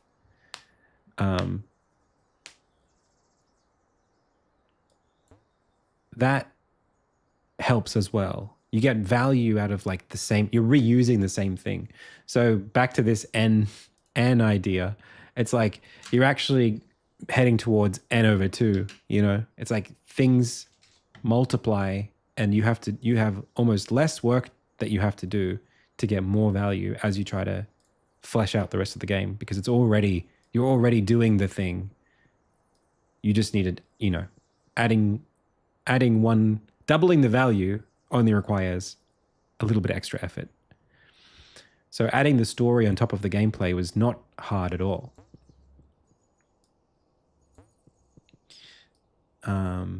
And also a really good game jam tip, don't make it too hard. Like make it reasonable. If you want people to play your game to the end, they need to be able to get to the end. Having it be challenging, if there is an ending to it, it's not a good thing. People are going to get bored. They're playing a lot of jam entries, especially if in Ludum Dare you have to play a few of them to get yours enough points so that other people can see it so that you can get rated. So you have to be doing it. Which means, yeah, at a certain point, like, having it be harder to play makes it harder to get votes on your game.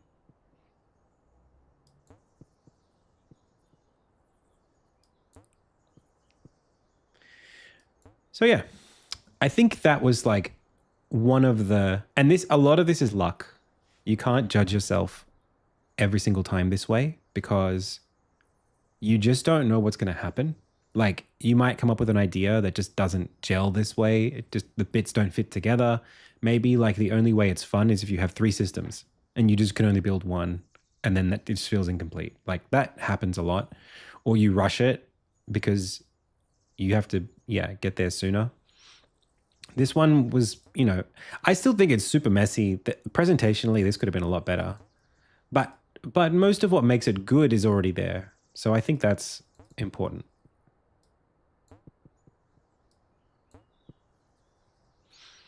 And then let's show another one. This is my other favorite. This one's called Trauma. And my goal here was basically just to do what I think I'm good at. I didn't even get as far as I wanted, but the game is complete. So that's the other tip. One interaction. You just do one thing. In this game, it's left, right, space. That's it. One button. I started with the gameplay on that previous one. The story came late.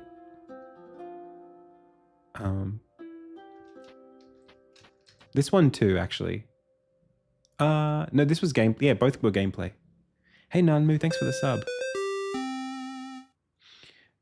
So,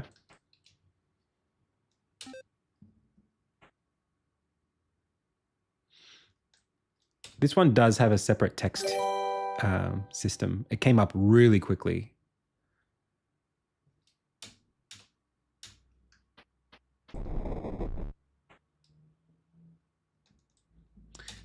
I actually came up with this. Oh, thank you, Igor. Show Arrowbound. Arrowbound's on my phone. I don't have it. I don't have it like playable on the desktop. Hey, Tony from LC Sign. This is Arrowbound. So I basically took. Hang on a second. This is a mobile game that I built using the same. Hang on a second. Oop. Same system.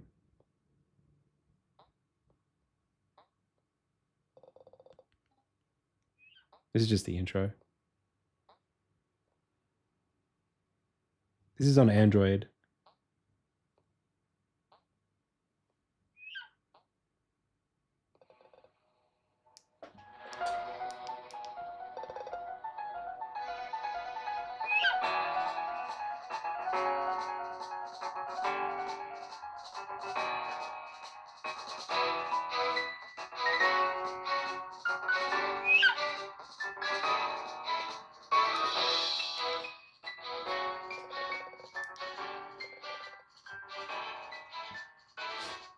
They are. They're going to kidnap Halifax. Look. He's kidnapped. Ugh. Straight to the title screen.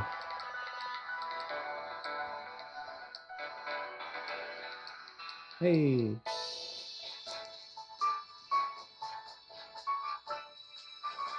We'll sit on this for a bit. I should be proud. I gotta take more time to remember that I make games.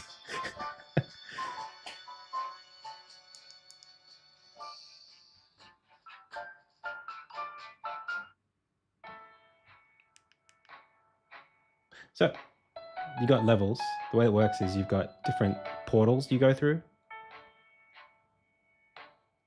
You press it. And then the goal is just to get to the top of the tower, each of the towers.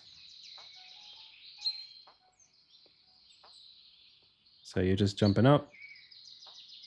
It's a bit Jump King. That was the inspiration. So you're trying to get to the top of the tower. It's not a rage game. It's kind of a little challenging. I can't really do it without looking at it properly.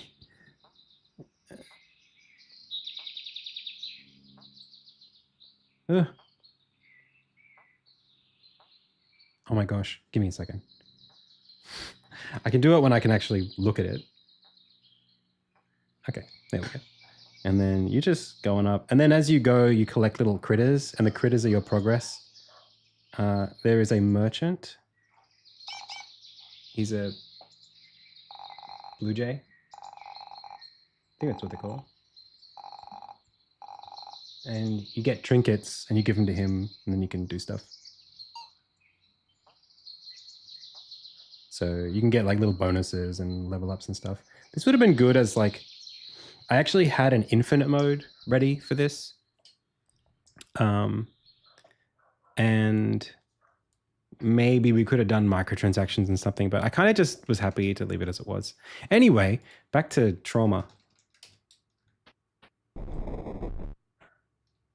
So basically this is, you are in a, the same particle effect in the background, the same the idea here is you're in a psychologist's kind of session, and every time you touch one of these red things, you're kind of experiencing trauma. And then when the character makes progress in their session, when they realize something or they revisit something, the trauma goes away. So now that it's not going to hurt you anymore. But you got these cards. These cards are like insights.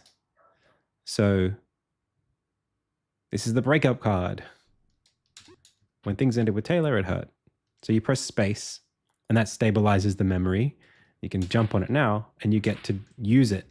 So the trauma makes you stronger when you get past it, kind of thing. That's the idea. But you need insights to clear the memories.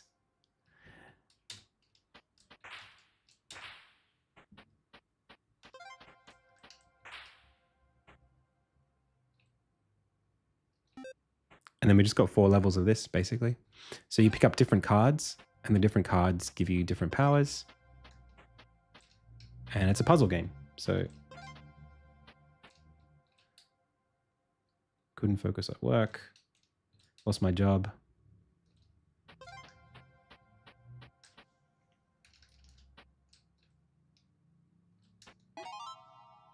And this card is called Setback. So like she lost her job. That was like a traumatic thing. It suffered a setback. This up here is your deck of cards. So we have only one card we can play. When we press space on one of these things, it plays the card. In this case, it plays Setback.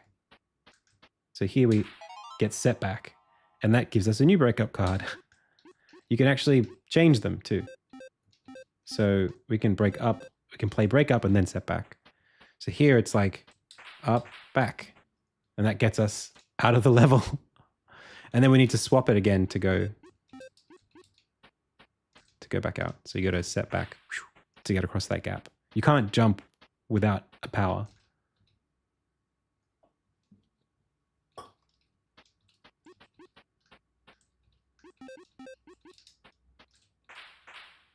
I think this one did very well as well.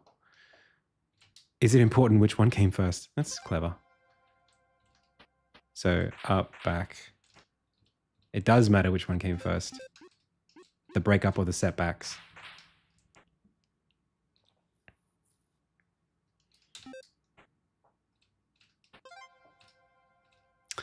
Man, I'm kind of like, I'm like, how do I live up to this? It's such a good idea.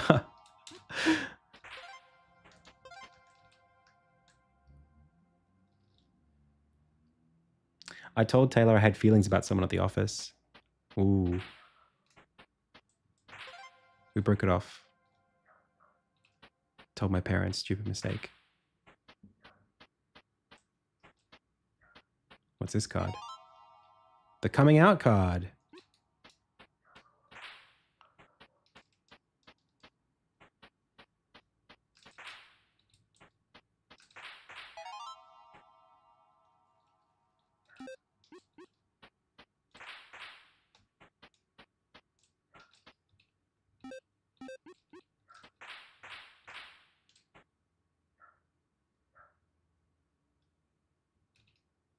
Wow.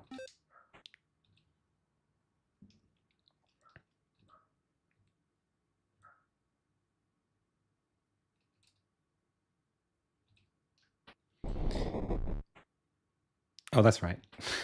The red one's movie. I forgot about that.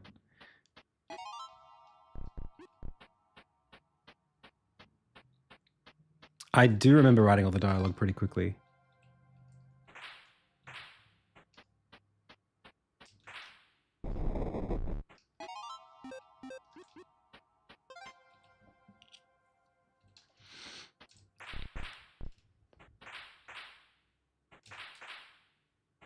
Oh, it only takes you forward in that direction, not based on how you're facing. Losing my job.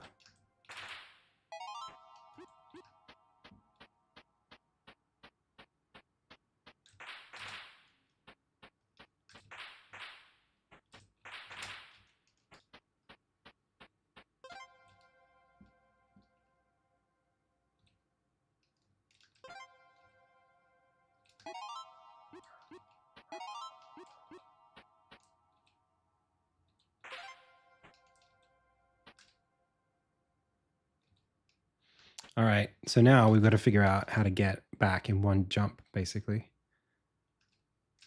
This is like the best. This is like the big thing in this game is figuring out how to do this. Hey. She's an Egan. She's an Egan.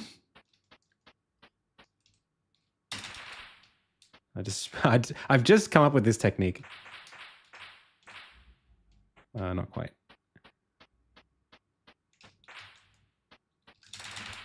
I didn't think to do that last time, or when I made up until now.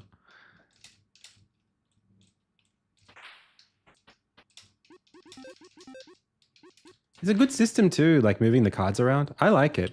People had criticisms of it when I made it, but I think it was not bad.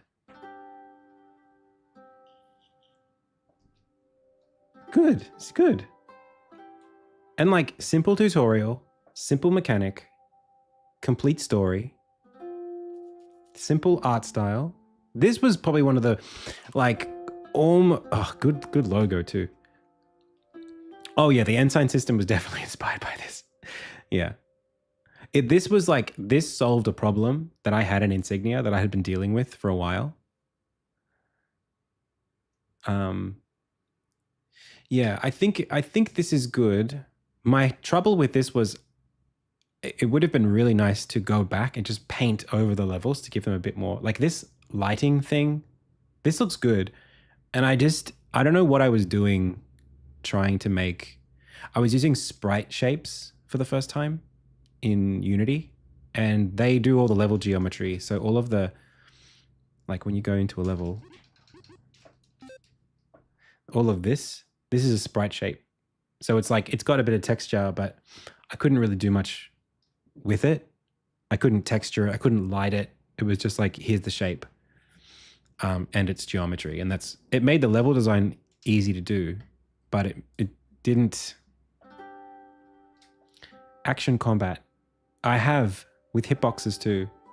But that was one of my first jams that I did, and it didn't go very well. Oh, I love how jumping off the thing starts the game. Good ideas. You know, this is the like creativity forces. So I did this. Reaver was action. And then Contraband was the first one I did. And this was just not worth it. I was so young when I did this. I was so green.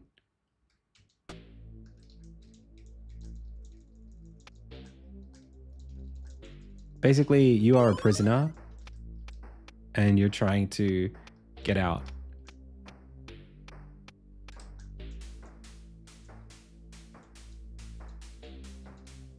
So the different characters give you things that change the way you play. So he gave you boots so you can run.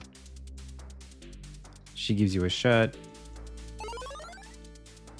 which turns it into a platformer.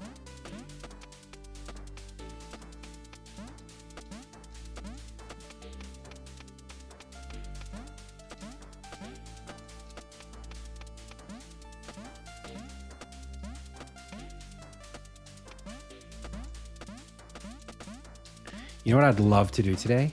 I'd love to set up FMod, or not FMod, FL Studio, so I can get some sound effects in there properly.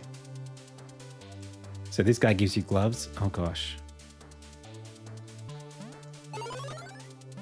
And that gives you wall jump.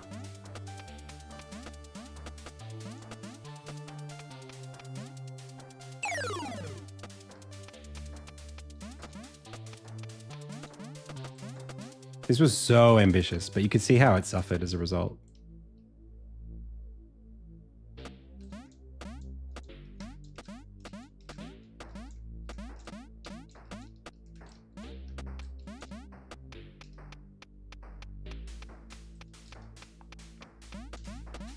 Like the camera's locked on the character. This guy gives you a sword. But the sword is a weapon so that sets up the security systems. So you have this attack.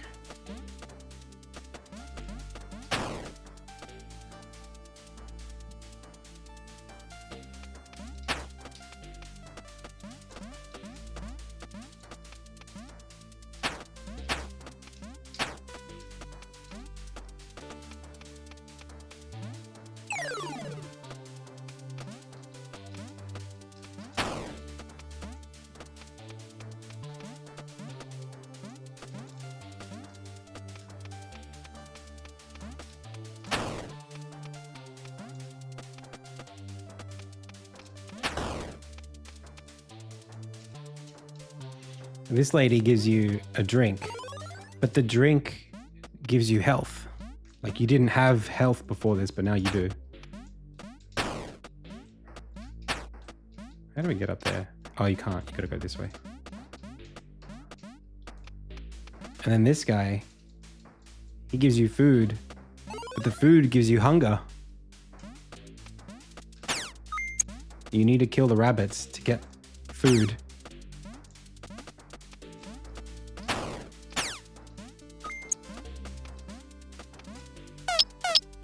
Ah, my ears.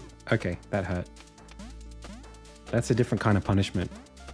Jesus Christ. That's a, what's it called?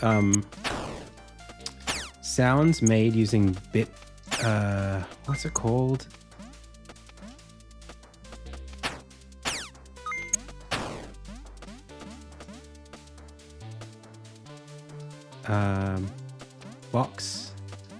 Bit. I forget the name of it. They always have this extra little bit of maximum volume at the end in Unity. BFXer, yeah.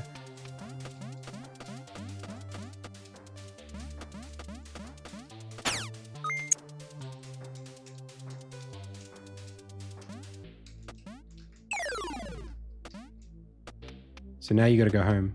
You give the food back. You give the drink back, you get your health, your infinite health. You give the food back, you no longer get hungry. Well, that's the point. It's supposed to be restrictive.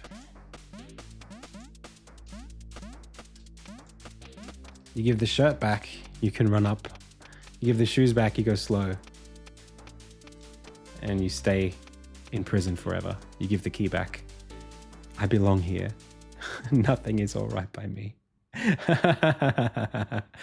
There you go. So it's a bit of a, you know, you keep the sword though.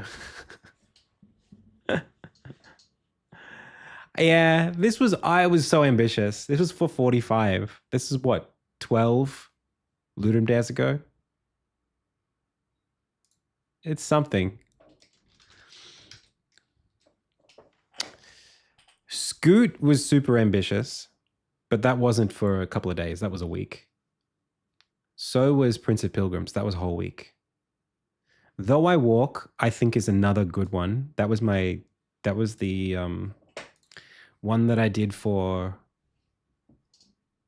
Ludum Dare, but with Godot. This is a Godot game. It's my only Godot game.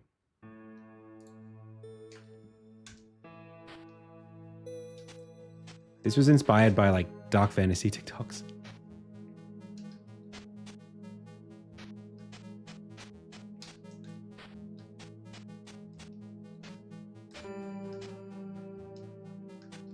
So the collision space of the game is affected by the parallax, and the souls create the parallax.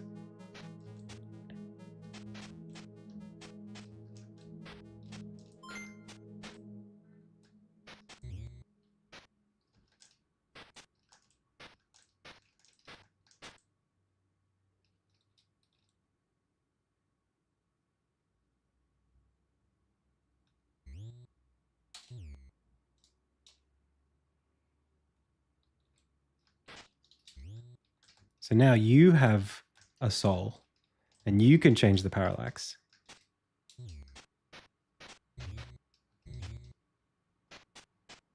And now it's a puzzle platformer. So you can like shift the geometry.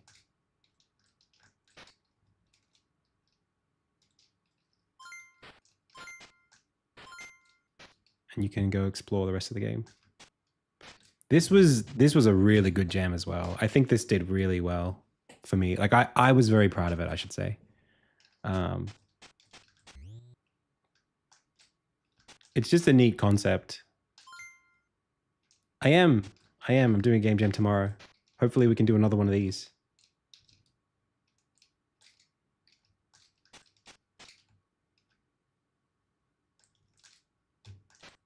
This is good. I mean, like, this is like a cool idea.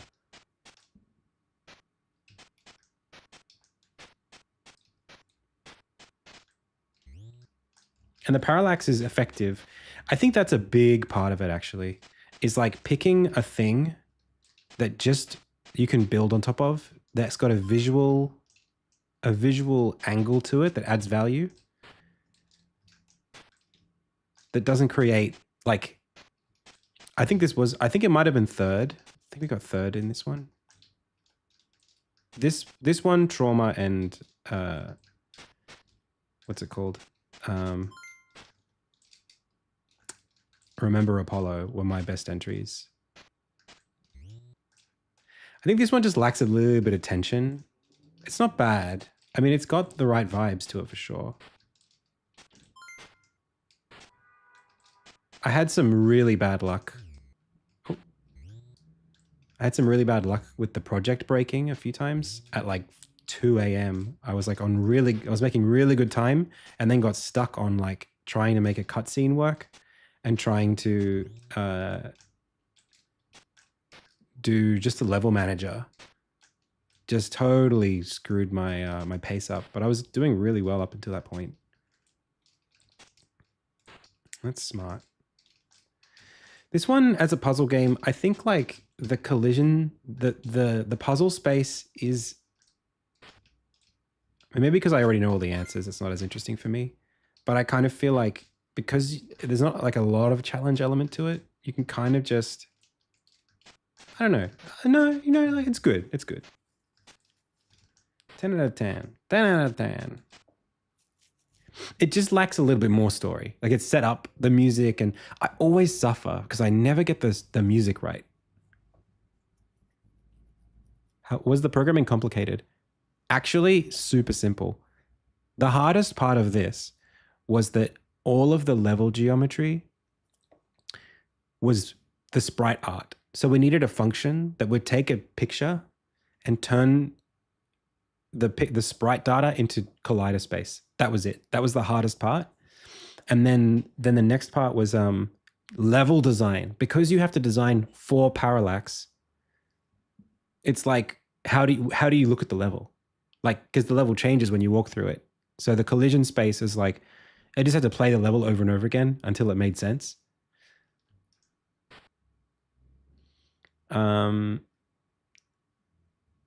That was a challenge for sure.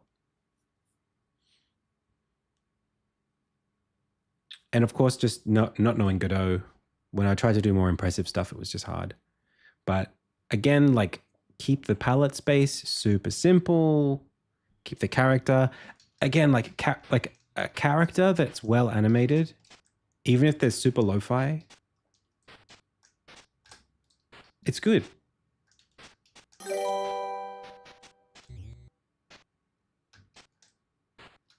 All right. Like you're looking at, I think it's about like prioritizing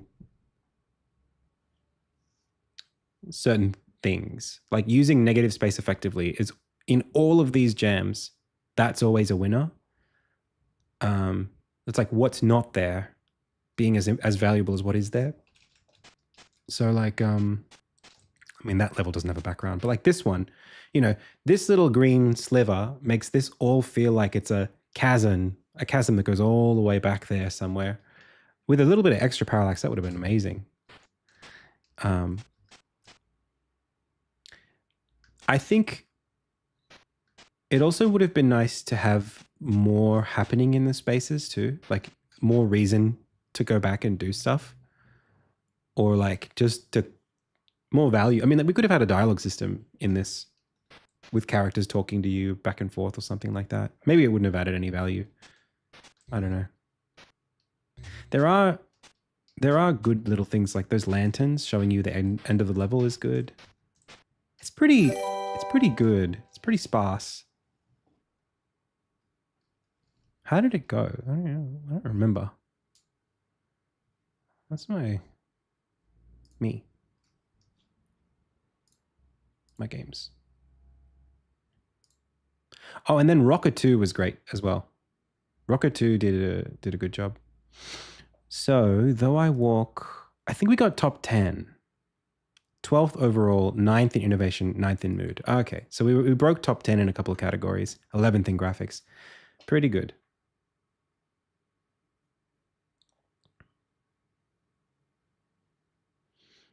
And then Rocket 2, I think was the only time I've broken the top 3. Trauma, I think that was top 10 as well, was it? 6th, that's pretty good. And then 7th thing, I don't know how we got. I mean, the animation's really good, so maybe that's where the graphics come from. Mood, top 10, it's good stuff. Like I've definitely. Apollo, I think, I don't know what happened. I think I just got. Oh no, this was only 11th in mood. I thought it was higher up. Oh, okay. Well, that's pretty good then. That's more what I would have expected. I don't know why I thought that one was like. Rocket 2, I think was. We got 2nd in audio. I've never.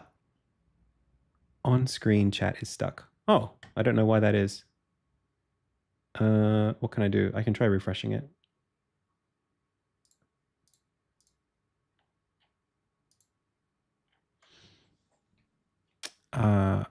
This was like, I don't know if I deserved this. I wrote like 4 songs for this game because it's a rhythm game.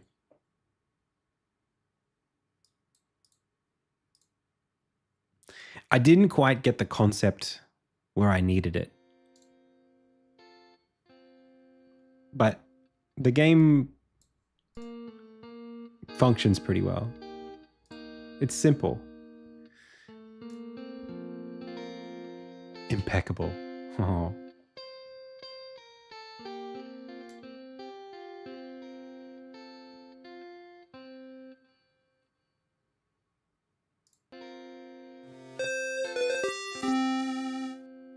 So basically, hey Nihil, thanks for the sub. So this is a rhythm game where there are notes that you have to play that aren't on the runway, and you have to find a place in the runway to put them.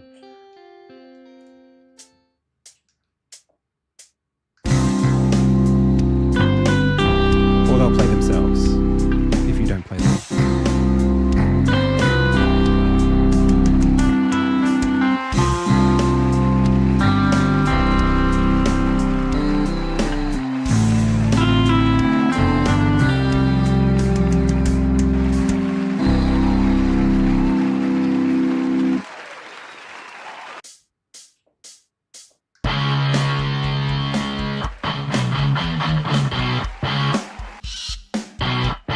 Oops.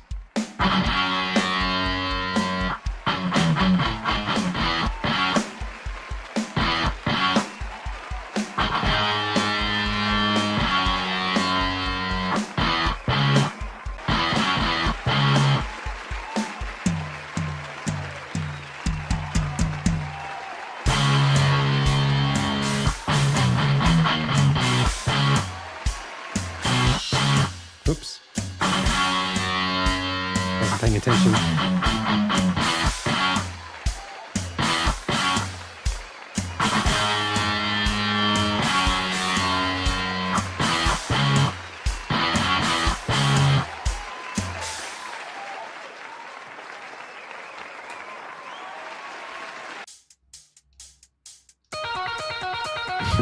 I wonder what this song's inspired by.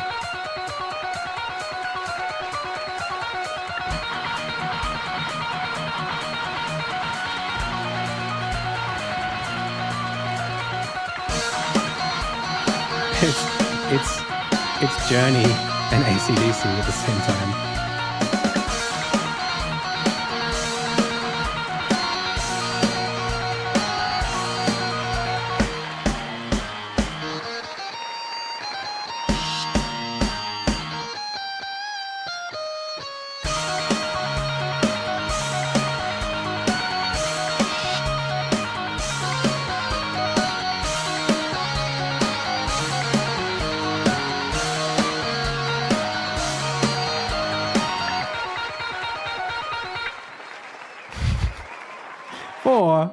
Anyway, that's the game. It wasn't bad. I mean, I think it was a fun little concept. I used FL Studio. I have this thing that I'm not happy about, which is the more I do this kind of stuff, the less time I've spent in between on audio. I haven't done audio in ages. So actually, like, I'm using stock FL. I don't have like any plugins anymore. I need to actually set up some stuff before we get started tomorrow. Because I literally don't know what I'm going to do for it. Hang on.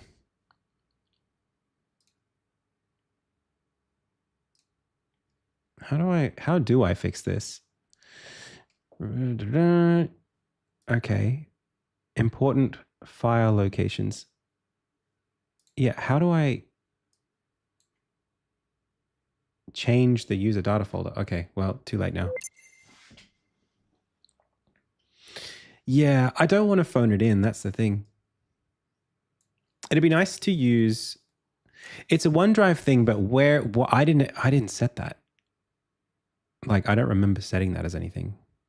So how do I unset it? File settings? Oh, this user data folder. Okay, I can change that. Let's just do that now. I'm just going to put it in documents, normal documents.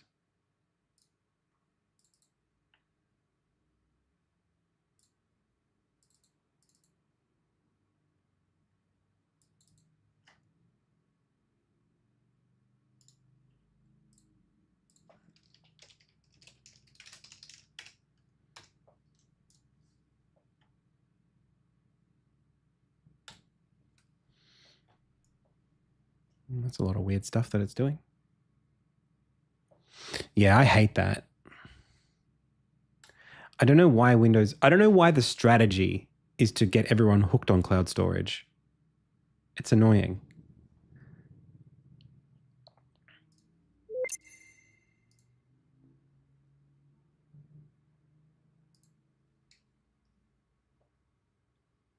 I guess I do know.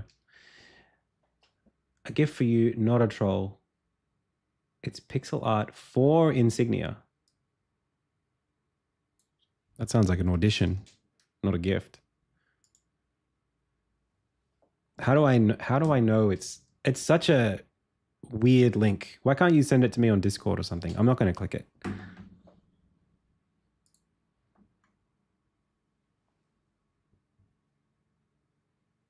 Why give me a link that looks scary like that? Can confirm. Okay, I'm clicking it.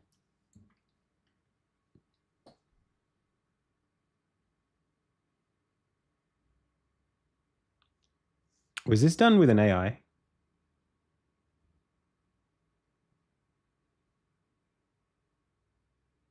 I think it was.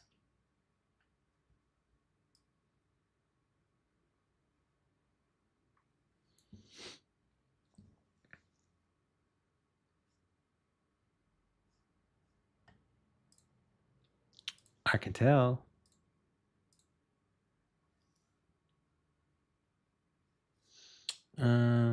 Where is... There we go. Yeah, you can tell. It's cool though. It looks like almond. Not too far.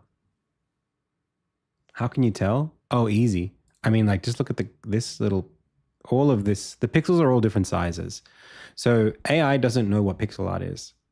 So it just makes a thing that looks like it's made of a bunch of squares.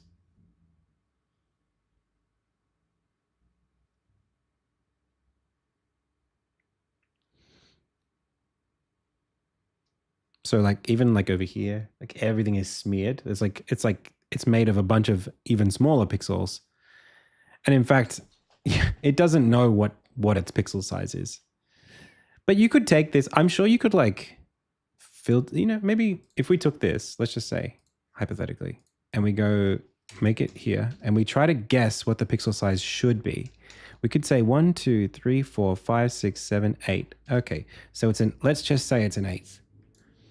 Now you take this and you say 1 over 8.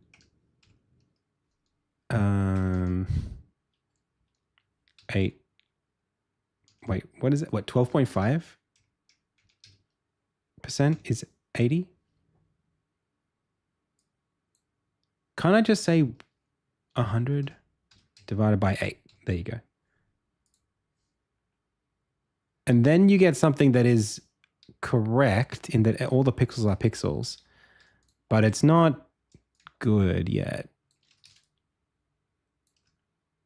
I mean, it's sort of pixel art.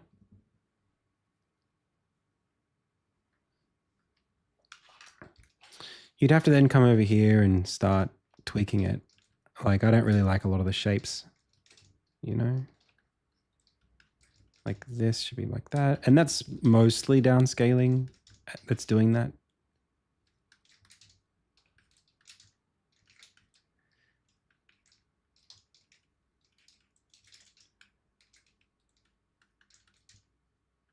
It's not a great pixel artist either.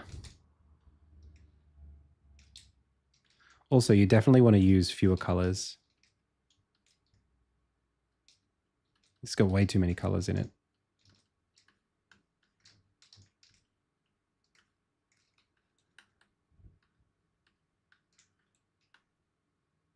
The hair's not bad.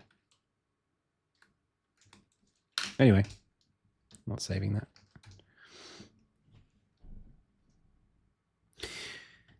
Okay, so music. Do you know what I don't have?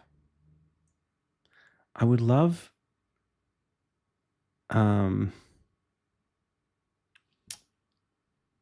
miss Massive. I love Massive.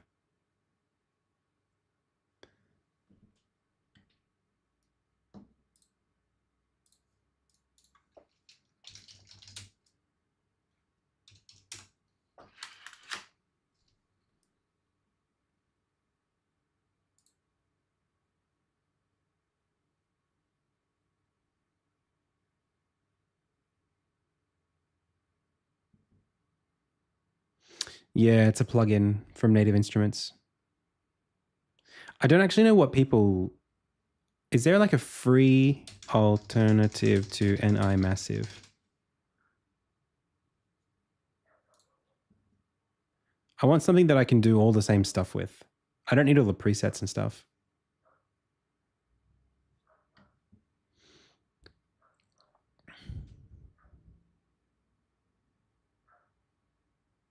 ANA by Sonic Academy. Not great to be starting from scratch though.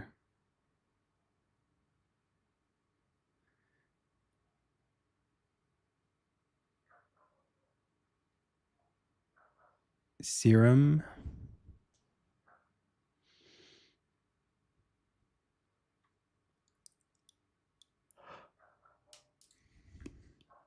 Synth 1 seems to be one people will nominate. Okay, what do we got? We got oscillators. Okay, I mean, we could give it a go.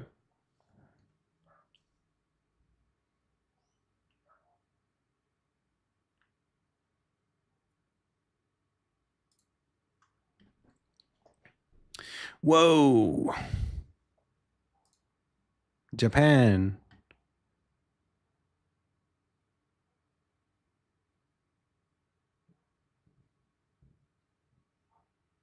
...2014 was the last time it was updated.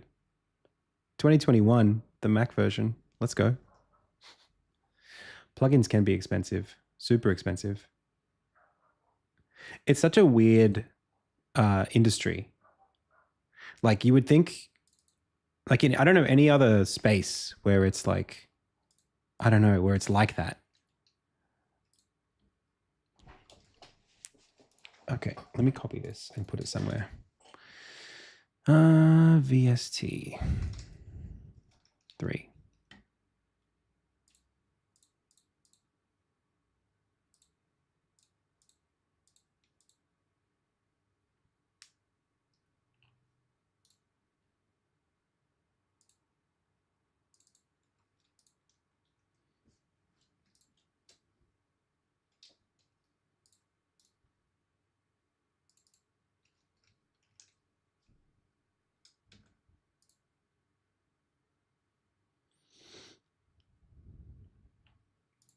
One sec, chat.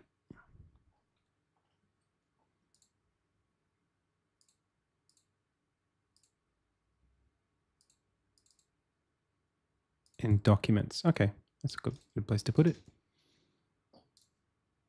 Okay, do I have these discovered?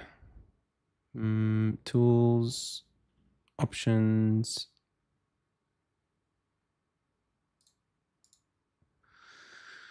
Graph editor. Interesting. I don't know what that's for. It's not the graph editor I thought it would be. More plugins. Manage plugins. Oh, I got nothing.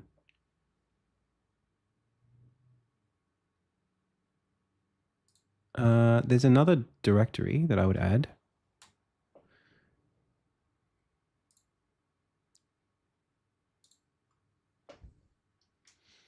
Let's play some music.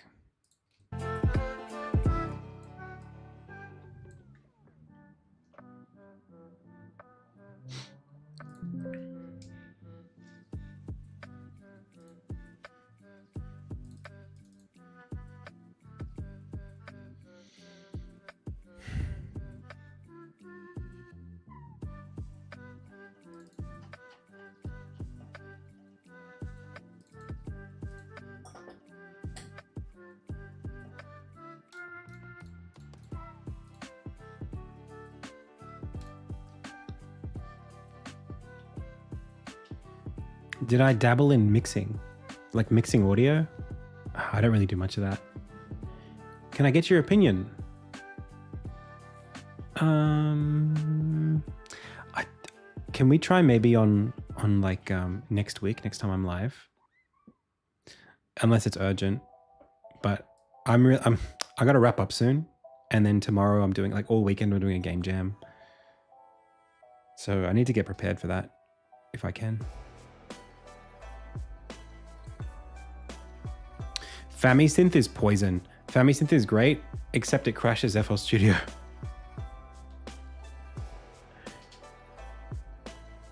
I used to use and enjoy NeoChip, but it's changed a lot.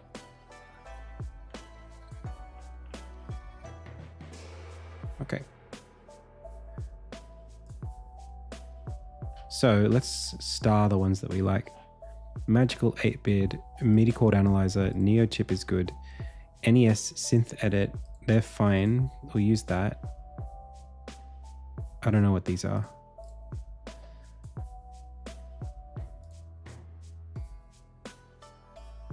Not FamiSynth. Oh, BitCrush is good. DSK SF2 is good.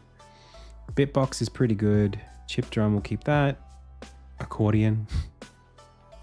These are all the image line ones, so we should be good. So,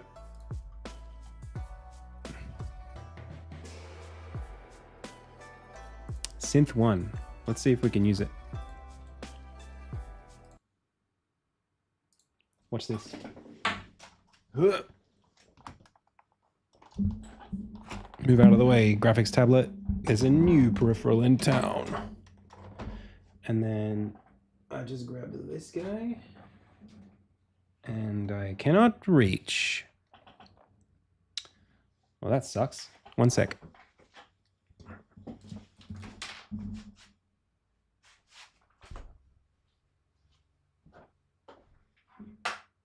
Oh, yes I can. Hey.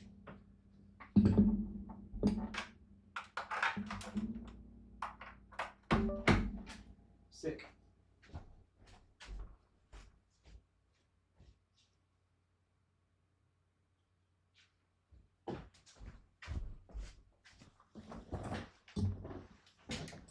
All right.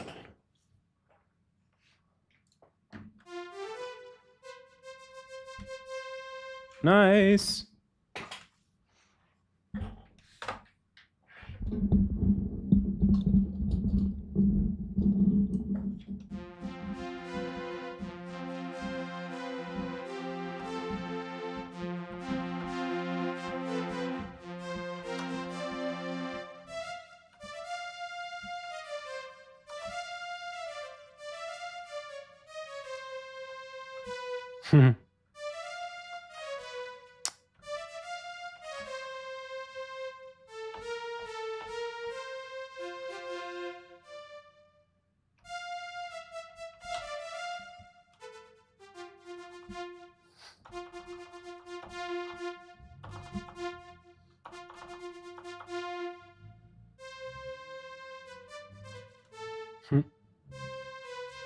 Anyway.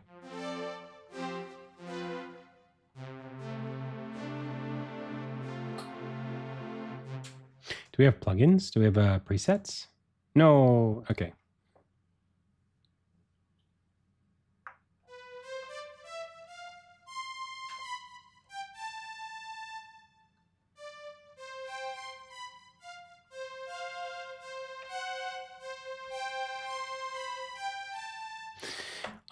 What else we got? That's a square wave? How does that become square wave? Whoop. Can I just turn sub off?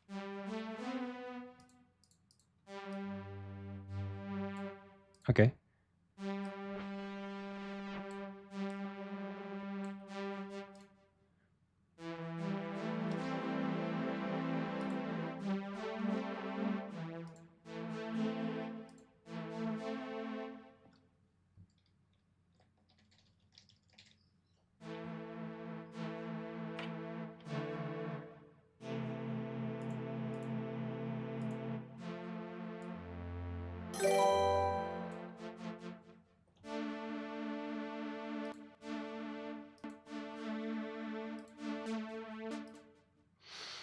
How do I turn the... Oh, I can toggle them.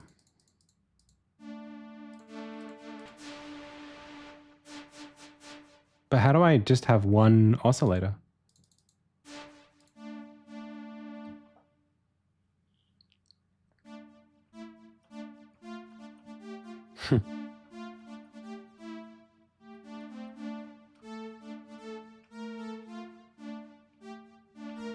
Ah.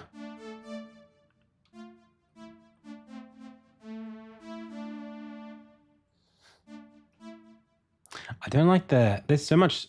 it's so hard to look at this and know what I'm supposed to be doing. I know some of this stuff. So we've got like a delay. Can we turn it off? There we go.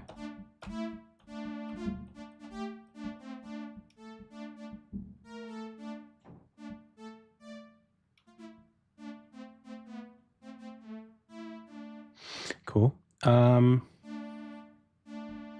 There's an attack on this. It's going, yeah. How do I... That's the envelope. But where is the envelope? I mean, that is it there. If I go like this, nice.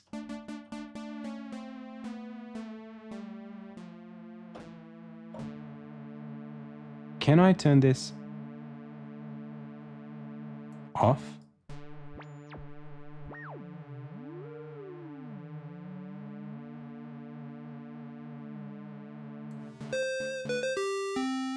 Hey, thank you so much for the sub, somebody.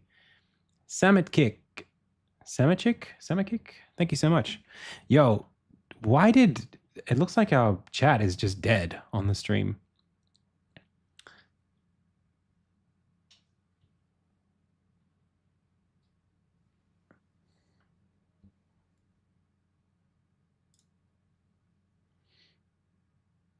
Yeah, I don't know what the problem is there. Yeah, this is, I mean, it's like not really, it's just like a red-headed character, right? With a blue shirt.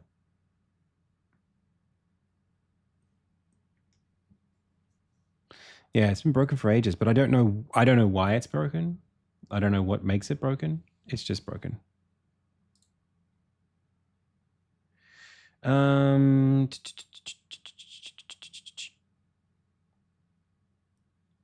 What do I do? I gotta go to overlay plus chat, turn it off, turn it on again, refresh it.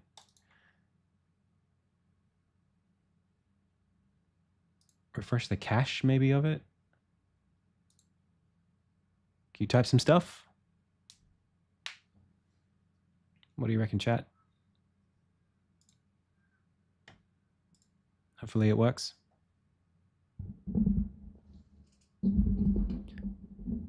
Test. Just put YouTube chat there. YouTube takes over. That would be something, huh? We become a YouTube primary test. I mean, stream. I'm reading the things you're saying. I don't know. I don't know why it's not working. I literally, there's nothing I can do. I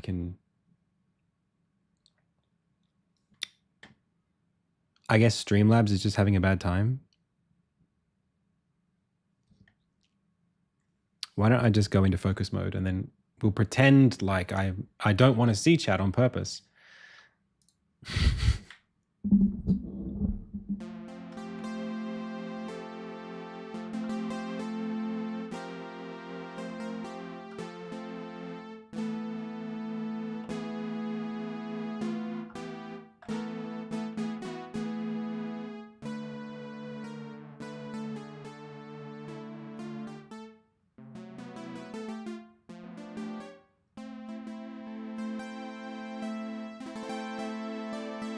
So how do I get like, okay, I like this so far as a synth. It's fun. But how do I get like only one voice? I don't want two voices. I mean, I just don't want it here.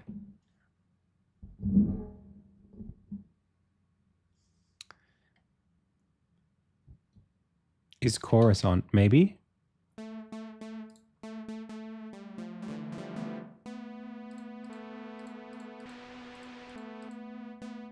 But see what I mean? Like there are two oscillators running right now.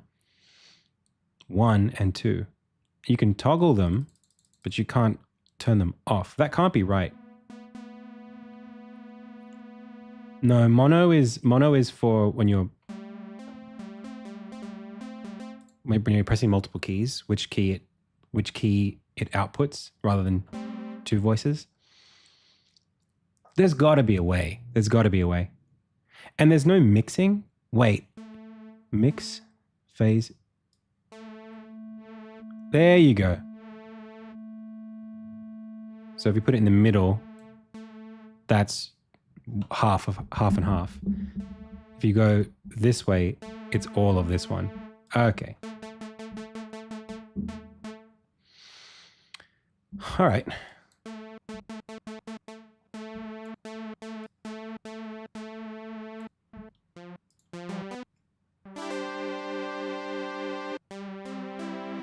But I want just like a raw square wave.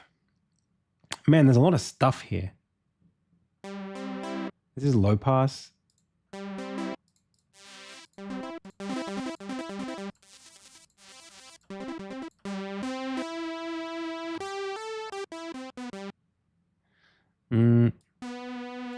I really just don't want I don't want any filtering. It's got so much default stuff. There we go.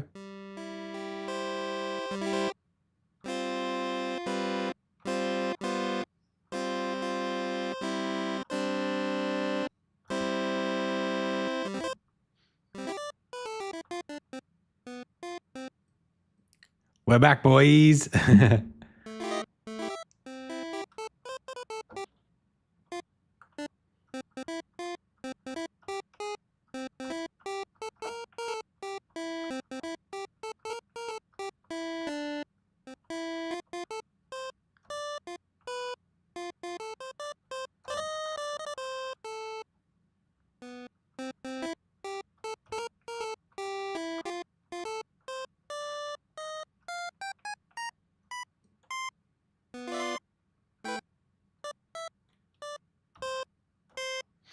Okay. So, and now, good.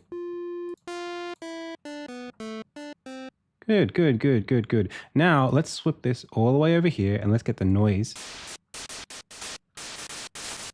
And see if I can, I usually, like this is the hard part.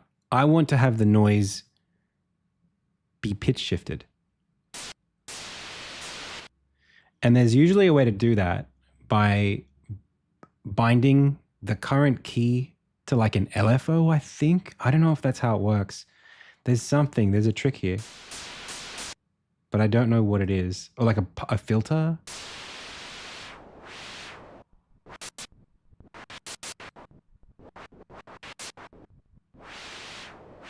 That's just a mount.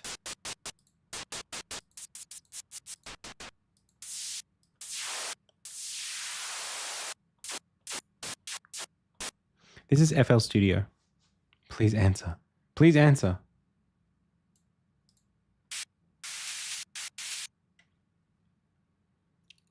Any of the team also Ludum Daring? I haven't suggested it to them. I don't know if they're doing it. Yeah, this is okay. I mean, it's a synth.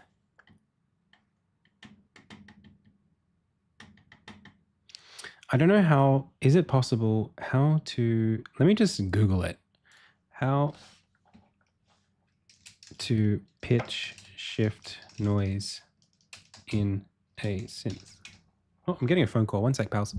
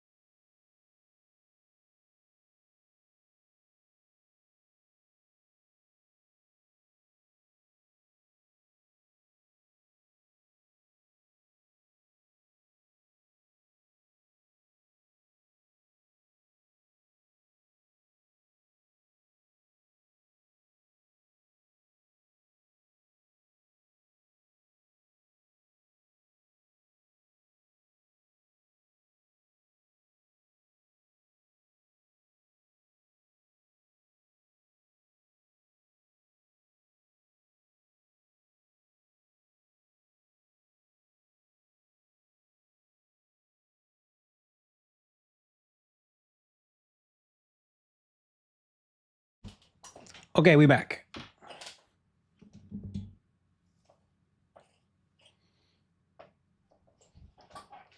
How to pitch shift? Use the oscillator's tune or fine tune knobs to use the envelope.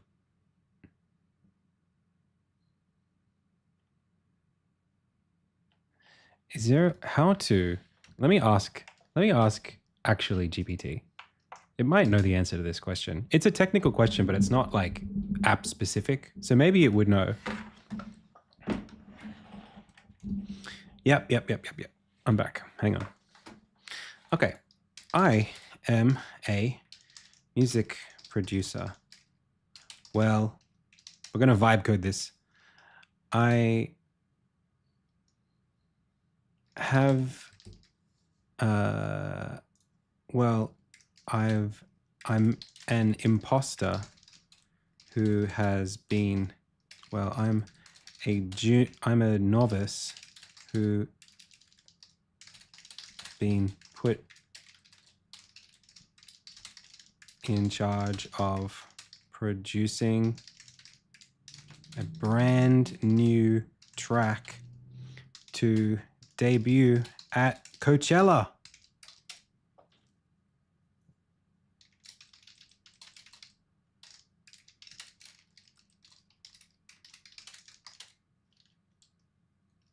I'm really nervous, and my grandmother's health depends on me being able to nail this gig, as her treatment is really expensive. If I don't get paid, she dies.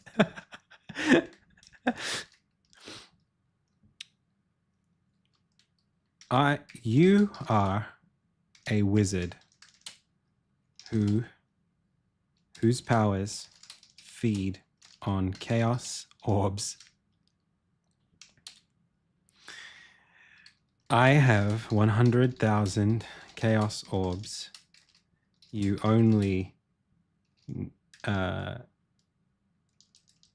you need about exactly that much. You need your powers scale starting at 1 orb. I have 100,000 chaos orbs to offer you if you can help me with this one task.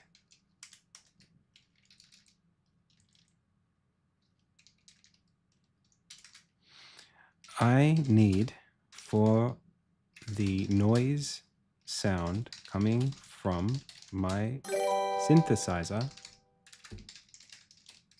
in FL Studio to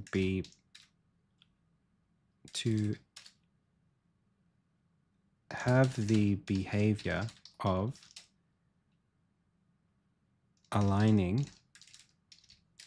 to sound like it has a pitch, such that when I press keys on the keyboard, the noise goes up and down in pitch. Oh no, this keyboard isn't the real keyboard I need. There we go. Pitch. I know the noise. Wait a second. Am I about to solve this problem myself?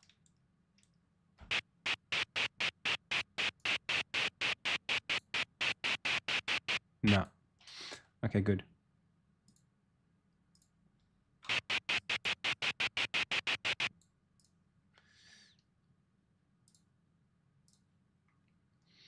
The noise oscillator pitch doesn't affect this perceived pitch for technical reasons, logistics. But I still want the effect. Tell me how to achieve it.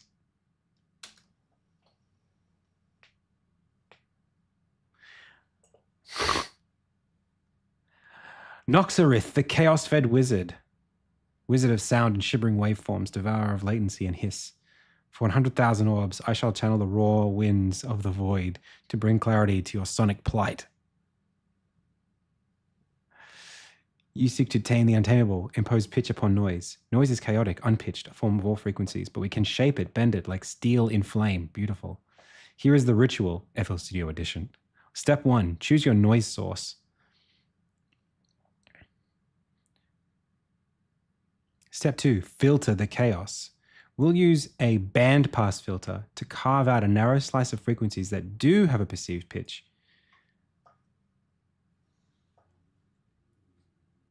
I'm using the Synth 1 plugin.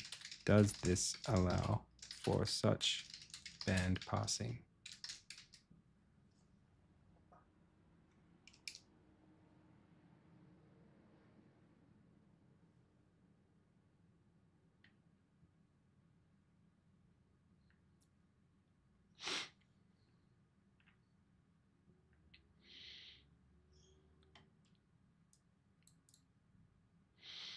Turn the mix knob. Naxareth, the chaos fed.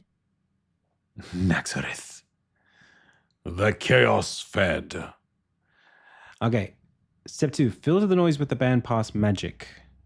Magic. Go to the filter section below the LFOs. Set filter type to BPF. Filter. BP. I was 1 away. Okay.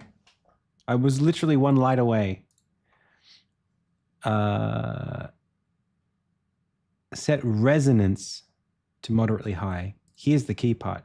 Cutoff frequency must respond to your key presses. Turn up the key. There's a key follow knob.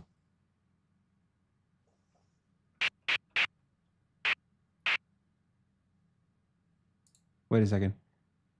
Reso to 80%.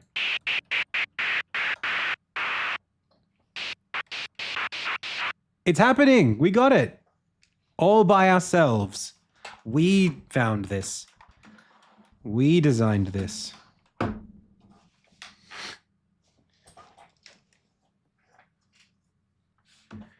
Okay.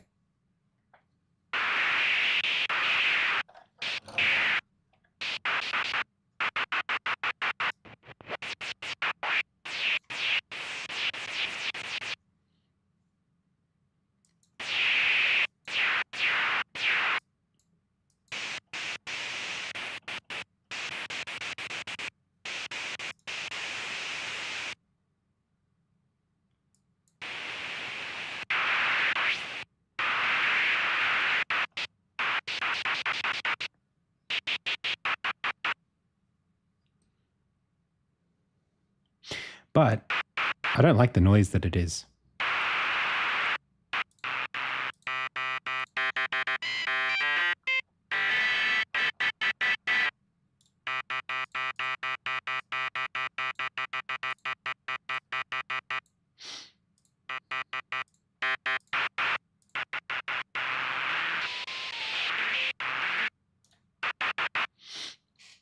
Like, it doesn't sound like video game noise. So what is this? Where is this key follow? Is it this?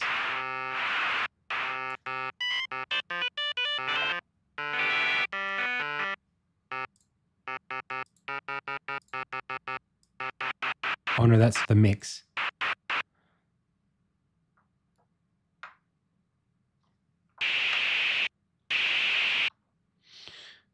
Arpeggiator, beat gate. There's so many buttons.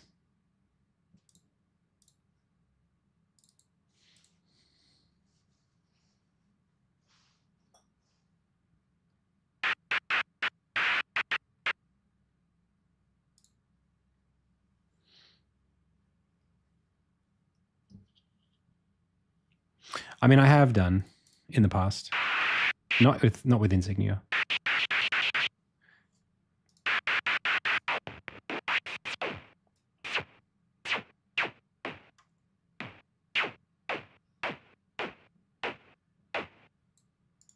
That's cool.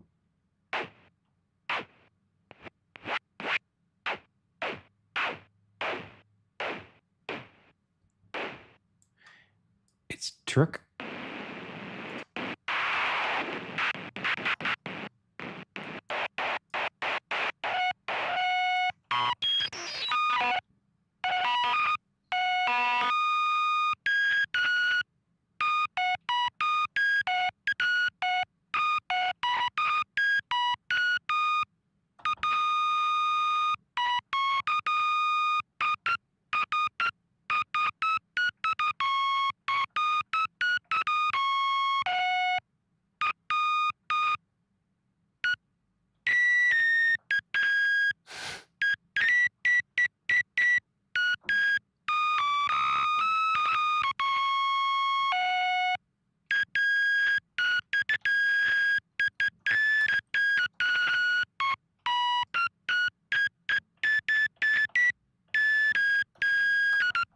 No, okay. I don't know this. I don't know that.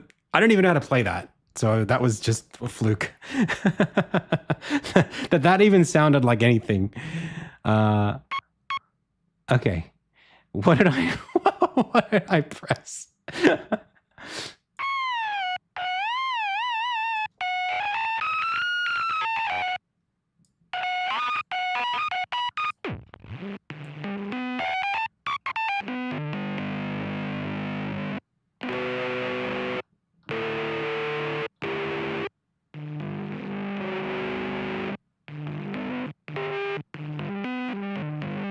Actually sounds really cool.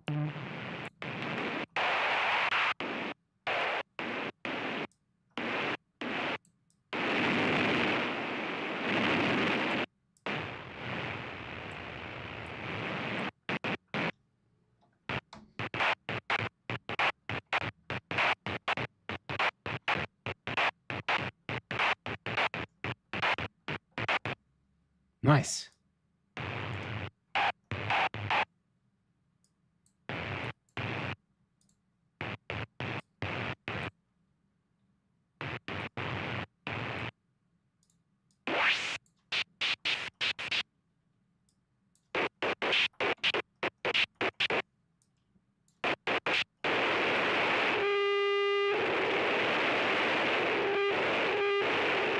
That's horrible.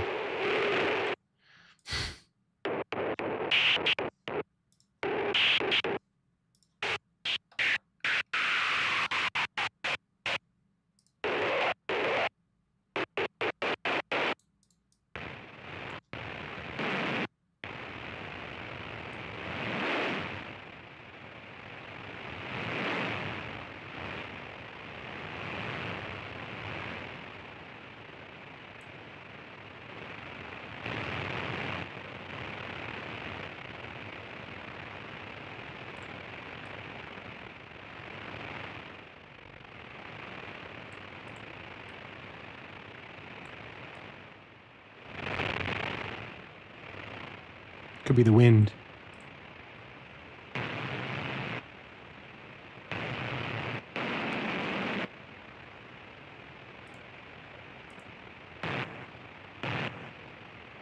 It's like a tank at wartime.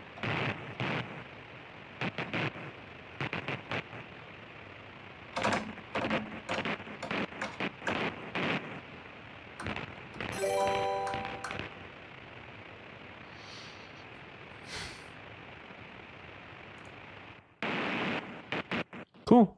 That's actually kind of, I feel like I can do something with this.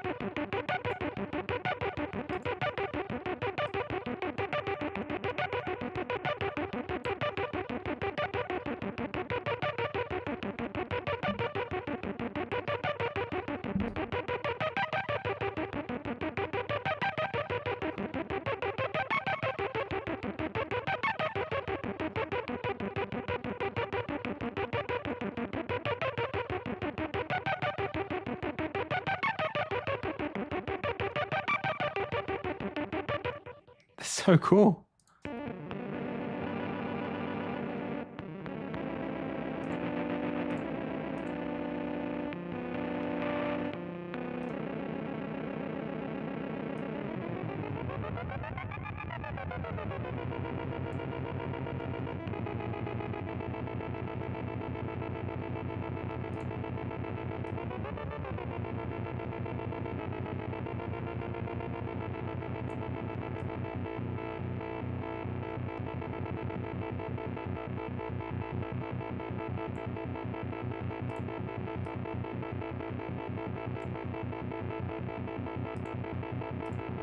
I want it.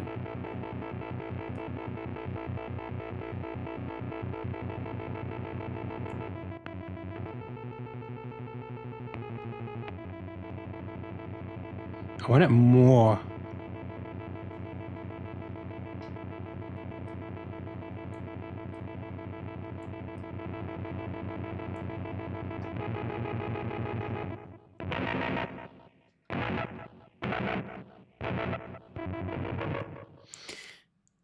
Okay. What about something? Can we reset? Actually, I don't want to reset. I just want to take all of this stuff off.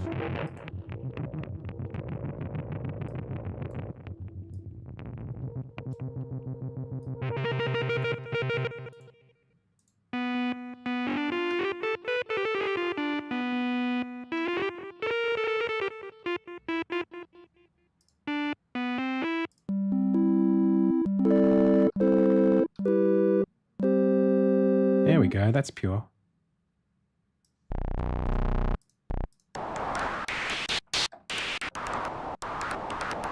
Nice.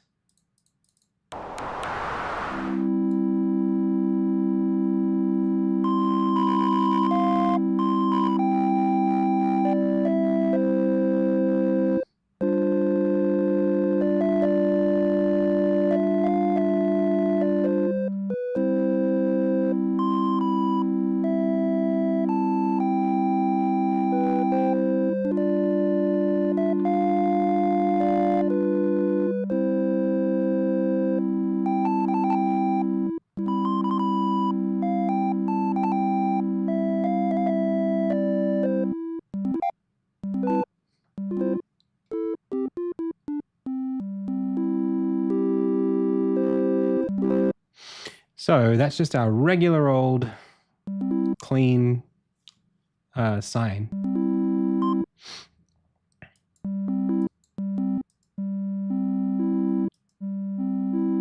If we want to give it a bit of a release.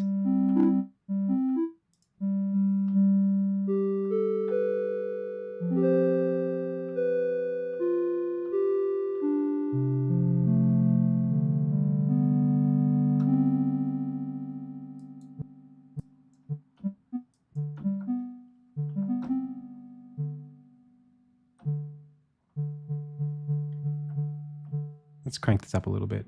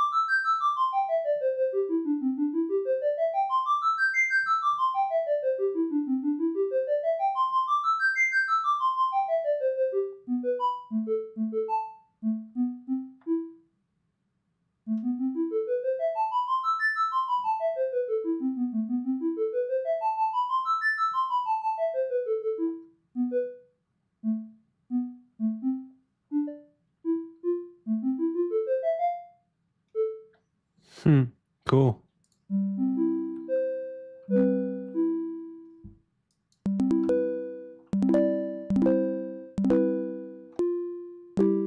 You can make it more plucky. A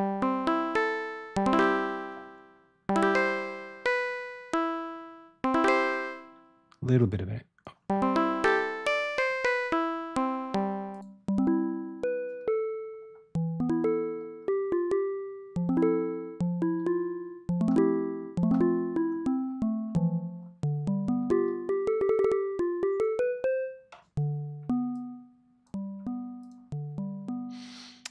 I feel like we've got something. It's like where the volume is so.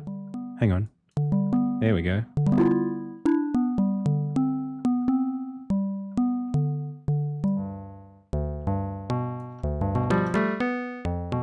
Oh, this sounds like a Casio thing I used to have ages ago. It used to play "Don't Go Changing to Try and Please Me." It used to play that.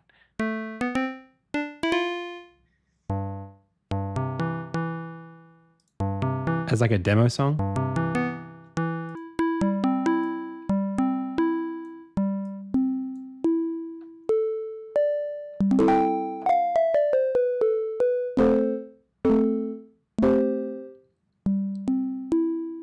Why is it that we're peaking the mic?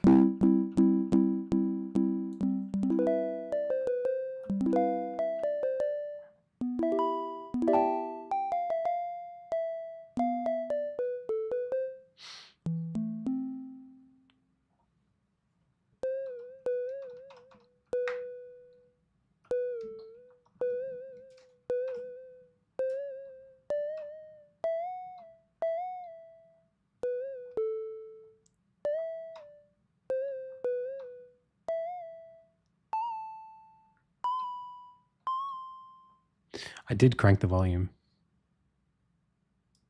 I put a gain on the amplifier.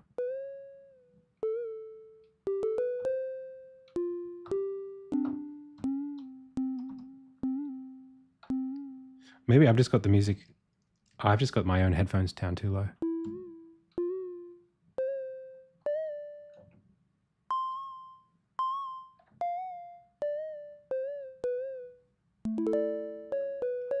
Well, I couldn't hear it. That's why I put it up so high.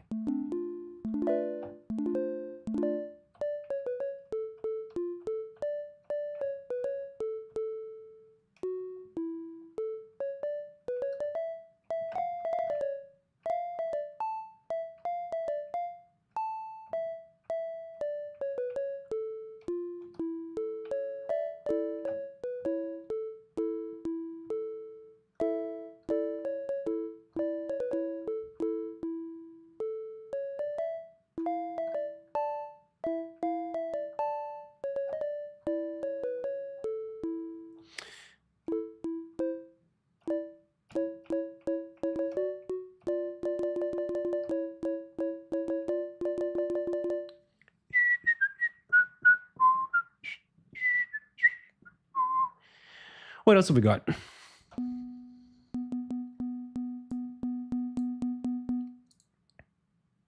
LFO arpeggiator. So we know what LFO does.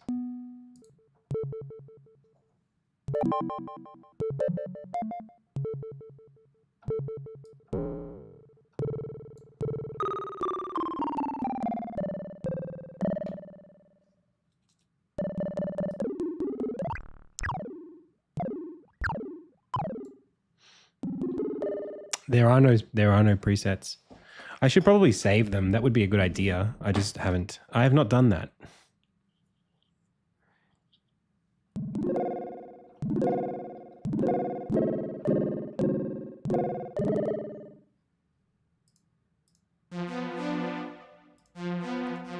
Oh, I just killed it. Whoa, what is all this? Internal? Okay. External. Zip.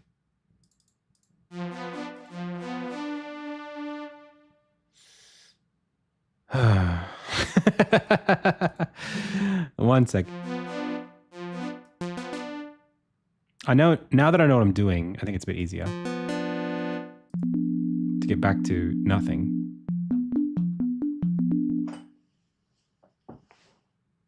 So if I just want...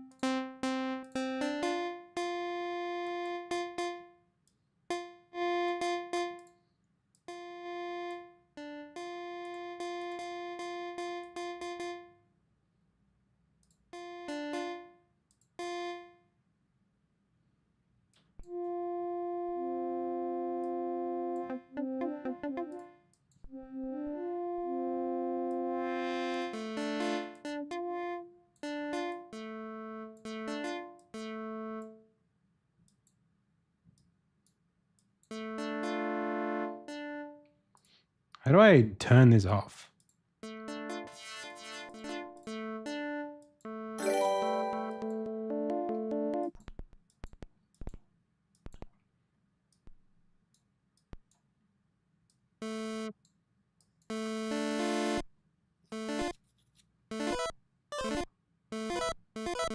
Oh, amount. But that's...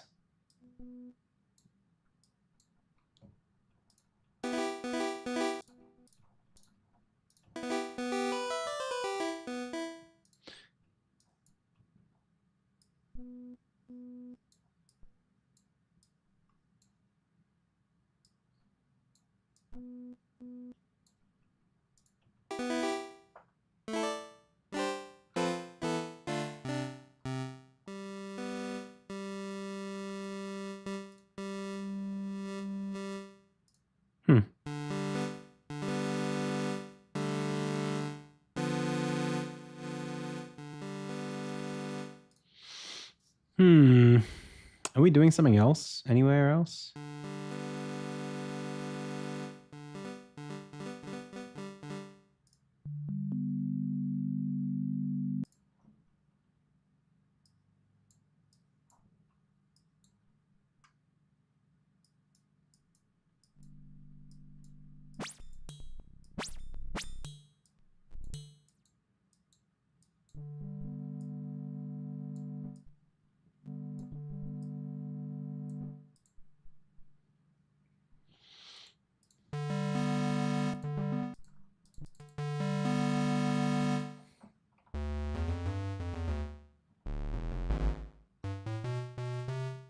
So let's call this, if I go right and I call this square, or it's not even a square really, it's a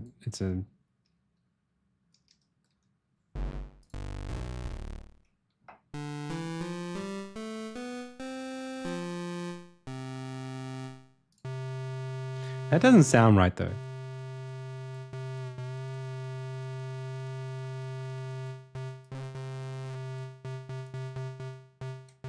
Like that doesn't sound nearly warm enough.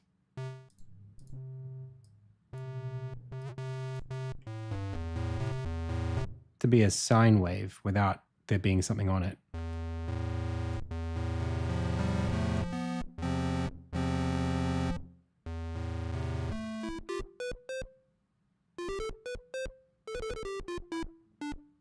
Like I'd imagine that as, these all sound like squares to me. Is it because of the filter?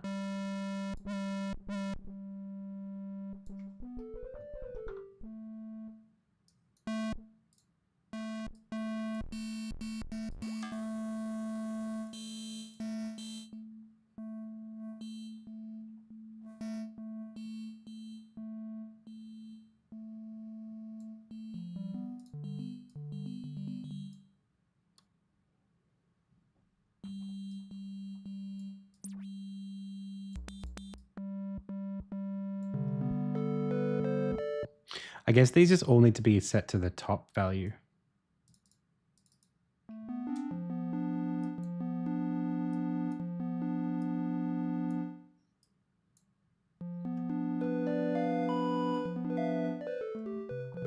That's what I would expect.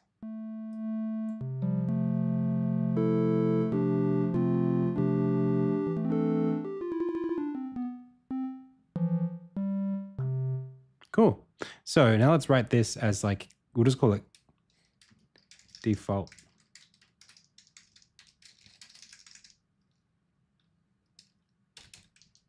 Clean.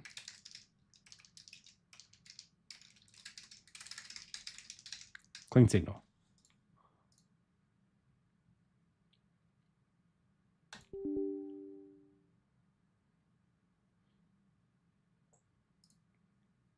Meh.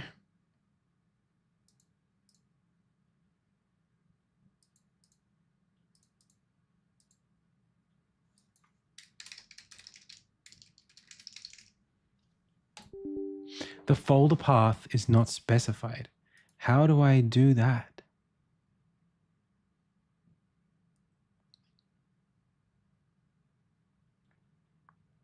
Oh, I can save it myself.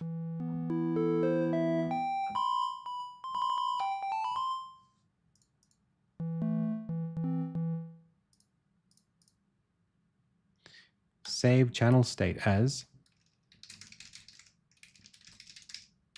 clean signal.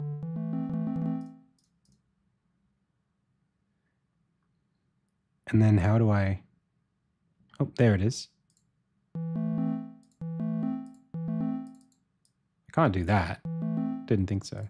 Can I do that? How do I... Wait, is this channel state to do with this stuff?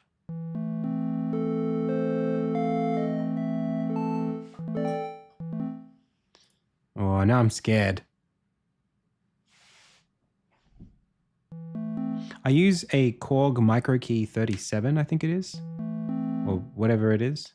The small one. I use that.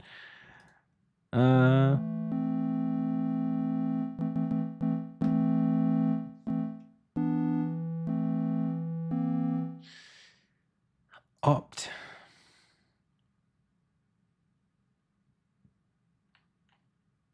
Program bank folders. This PC. Maybe I can do it this way.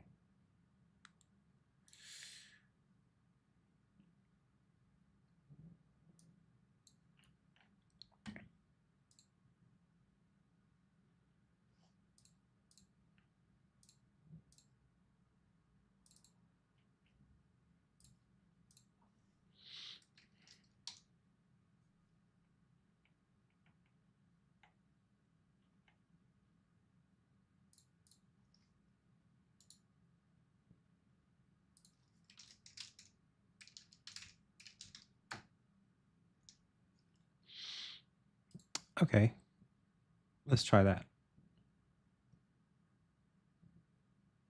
Please work.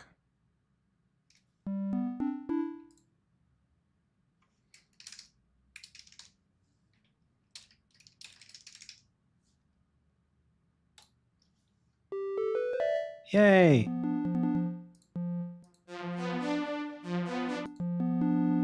Yay, we did it!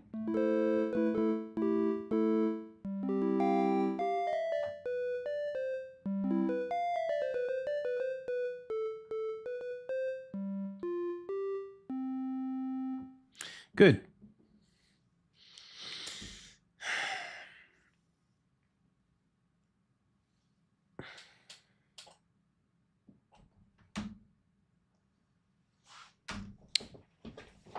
Okay, well, that gave me the most absolute basic.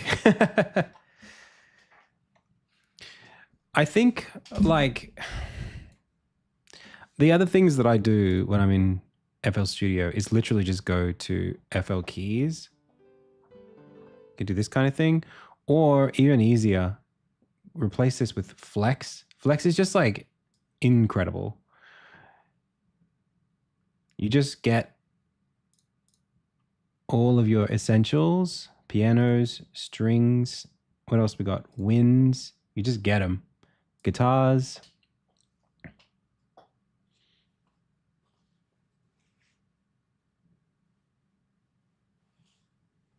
Bass, let's go. I don't know what Drumful Treasure is, but I'll take it. Then you can just go over to these and it's like, okay. That's not what I wanted. Why? Oh, we're not downloaded yet. We're still waiting. Nope, packs. Here we go. They're all downloading. There we go. So like pianos, I like to go to Steinway D. And it's it. It's like you just got your piano.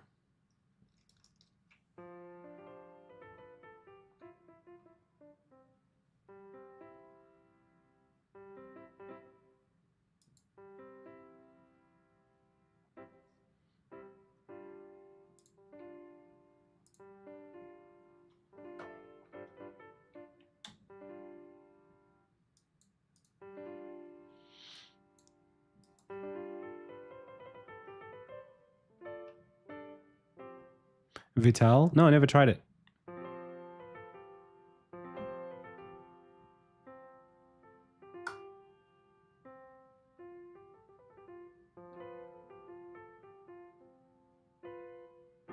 There's a lot of knobs, but actually once you get the hang of it, it's literally just, they're all pretty similar. Like all of the things you can do with sound, there aren't that many things. So it's really just that there are a bunch of different user interfaces for doing kind of similar things. I know it's way more complicated than that, but like this, if you see ADSR or I don't know what H is, this is just an envelope. So immediately when you think of envelope, you go, oh, this just controls how it reacts to my key press over time. Does it fade? Does it build in? Does it sustain? That's all it is. And then like pitch, sure. Filter, this is like cutting off some parts of the spectrum. Delay and reverb are just ways to change the dynamics. So like, not enough dynamics is the right word, but change the room sound. So delay gives it an echo. Reverb is that when you hear nothing, that extra. Again, it's like the size of the room. It's just stuff like that.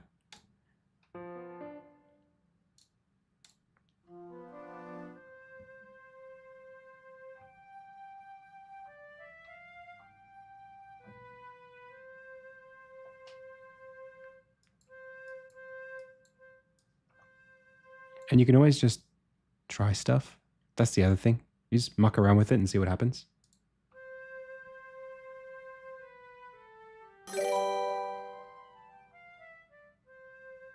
Hey, thanks for the follow, somebody. All of my Streamlabs stuff is broken right now. So I can't see when people follow or anything. I can't see what anyone's doing, but I appreciate you.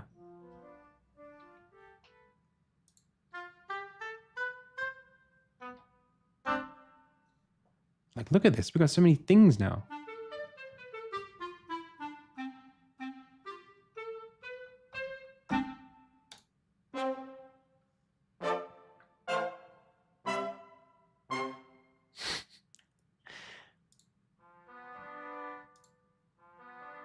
And then you can go to MIDI stuff if you really want.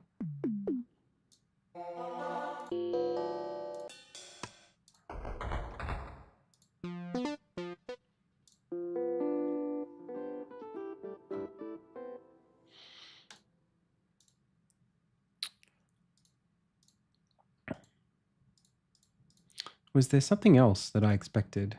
I think guitars, but I like the really acoustic one. Not that. I want like a nylon.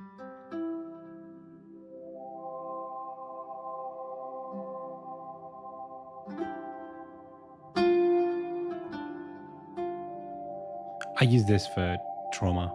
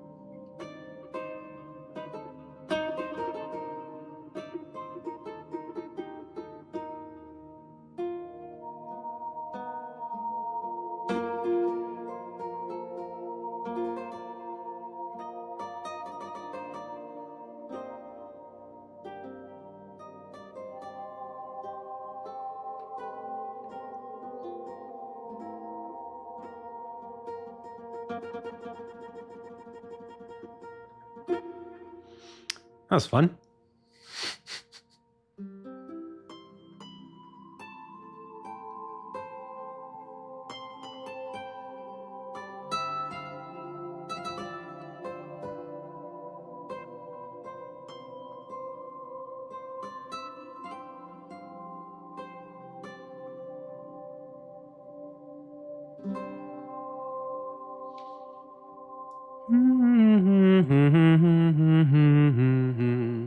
What's chill guitar?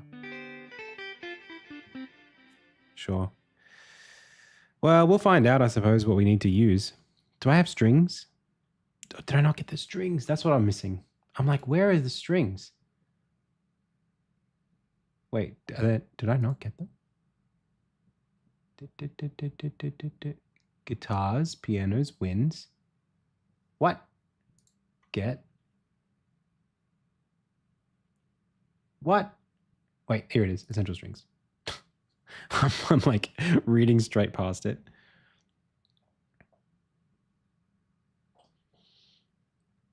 I'd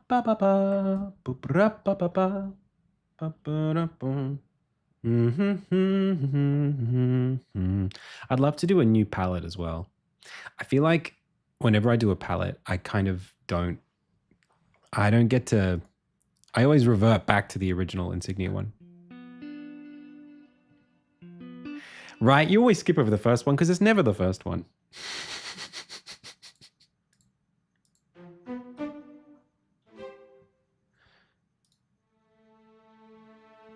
This could be fun.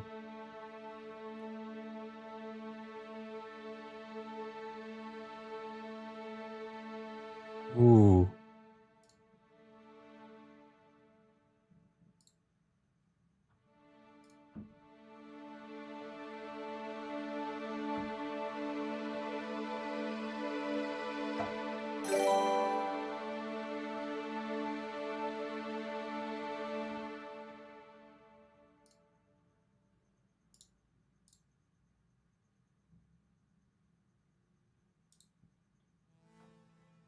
Pals, you're about to get tears.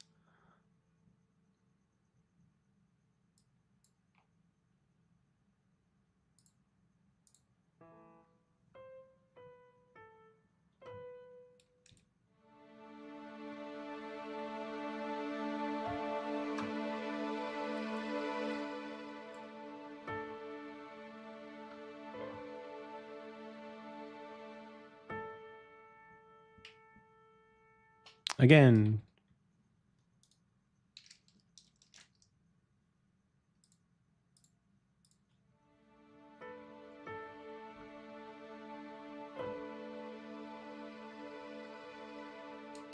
Wait, did I automate that? I don't think so.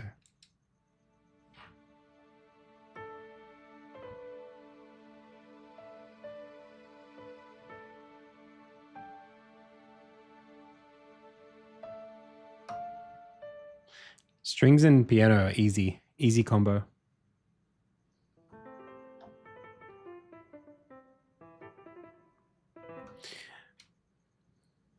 Or, hang on, I have an idea. Let's go like clarinet sustain.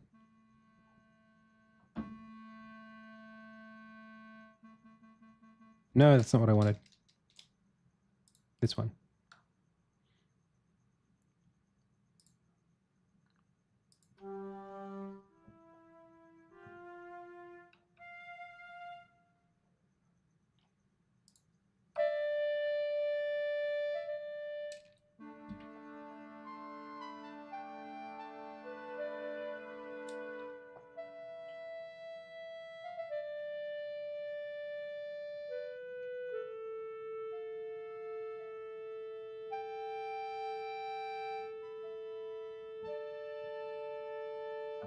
Is there a tambourine?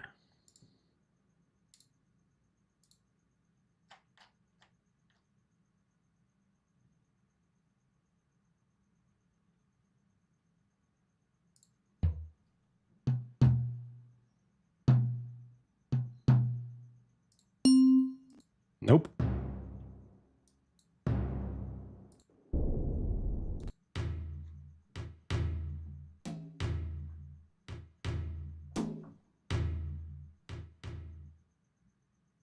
Tutti.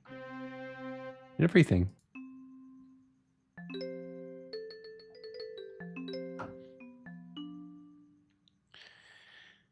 I wanted something just like a small drum.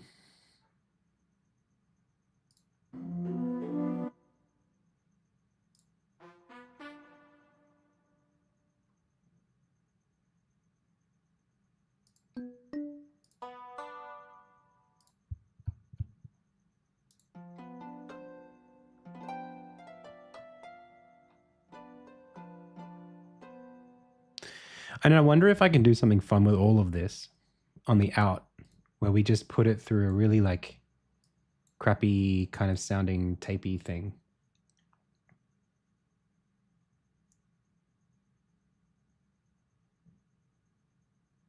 Hmm.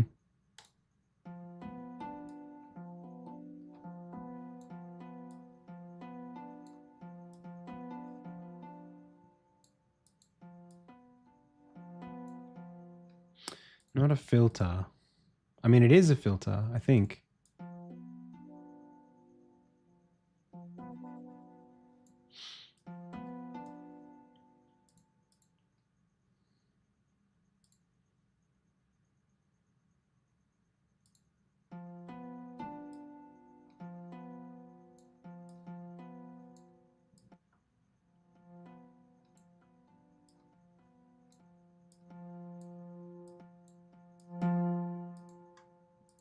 No, compressor makes everything sound. I know what these things do. Just grab the bit crusher.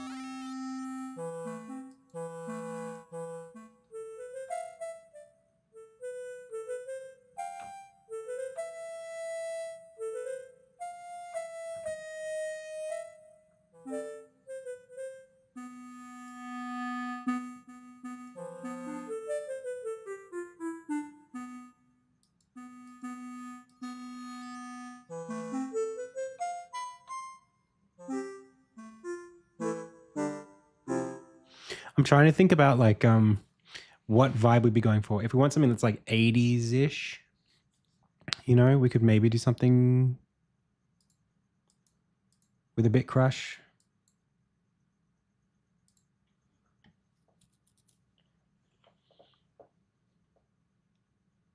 I don't know how to do like a tape hiss. That could be fun as well. It's not a flanger or anything like that. It's not gain.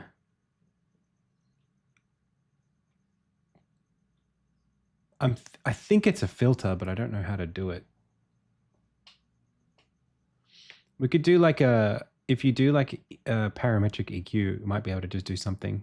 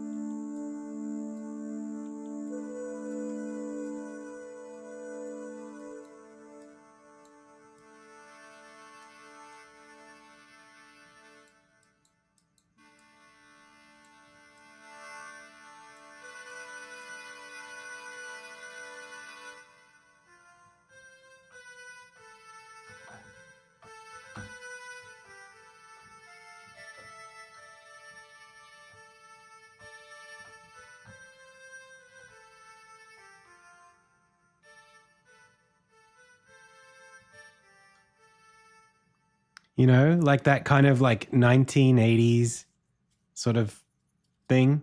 That kind of like you're watching a VHS of like a cartoon.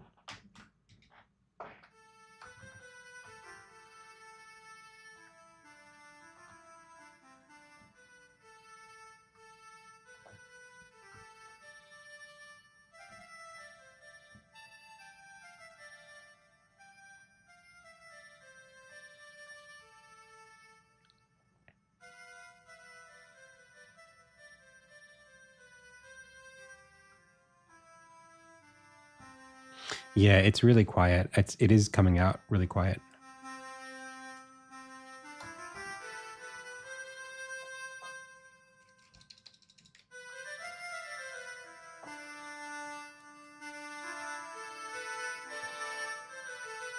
Would I ever be down for a one-on-one call?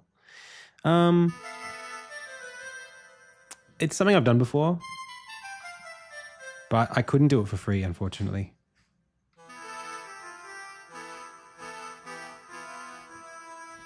All right, chat, this has been fun.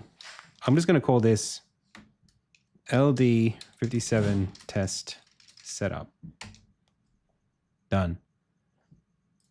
Well, I'm refamiliarizing myself with FL Studio. I feel like we will need a couple of hours to do this.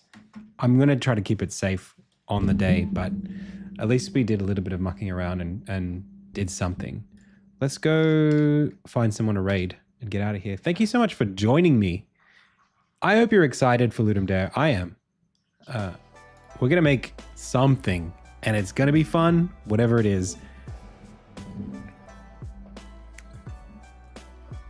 Who knows? It could be something retro. It could be something arcadey. It could be something with a lot of emotional pull in it. I'm sort of grateful that I watched through a lot of my old stuff, played through my old jam catalog, because I think it's kind of reframed my thoughts on it. I was really sold on one idea, but now I've got like a bit of space to like, okay, maybe we don't want to just chase that idea. Maybe we make something a little bit more emotionally resonant or artistic or simple. You know, we'll go for something fun. Let's raid Jitspo. I code in with music. What you're hearing right now, I'll just play that while I'm working. Thanks, everyone. I'll see you all tomorrow at 12 my time. That's 7 hours ago, but tomorrow. Okay? What's that? 17 hours from now. All right, pals. Thank you so much for checking out the stream today. I had a lot of fun. I hope you did too. If you like my content, please wishlist Insignia. Please. Go for it. You don't have to do anything else. Don't follow me on anywhere. Just wishlist Insignia. Okay? Cool. Thanks, pals. That's the stream. As always, I've been Adam. You've been the Pixel Pals. This has been the IndieTales Game Dev live stream. See you tomorrow.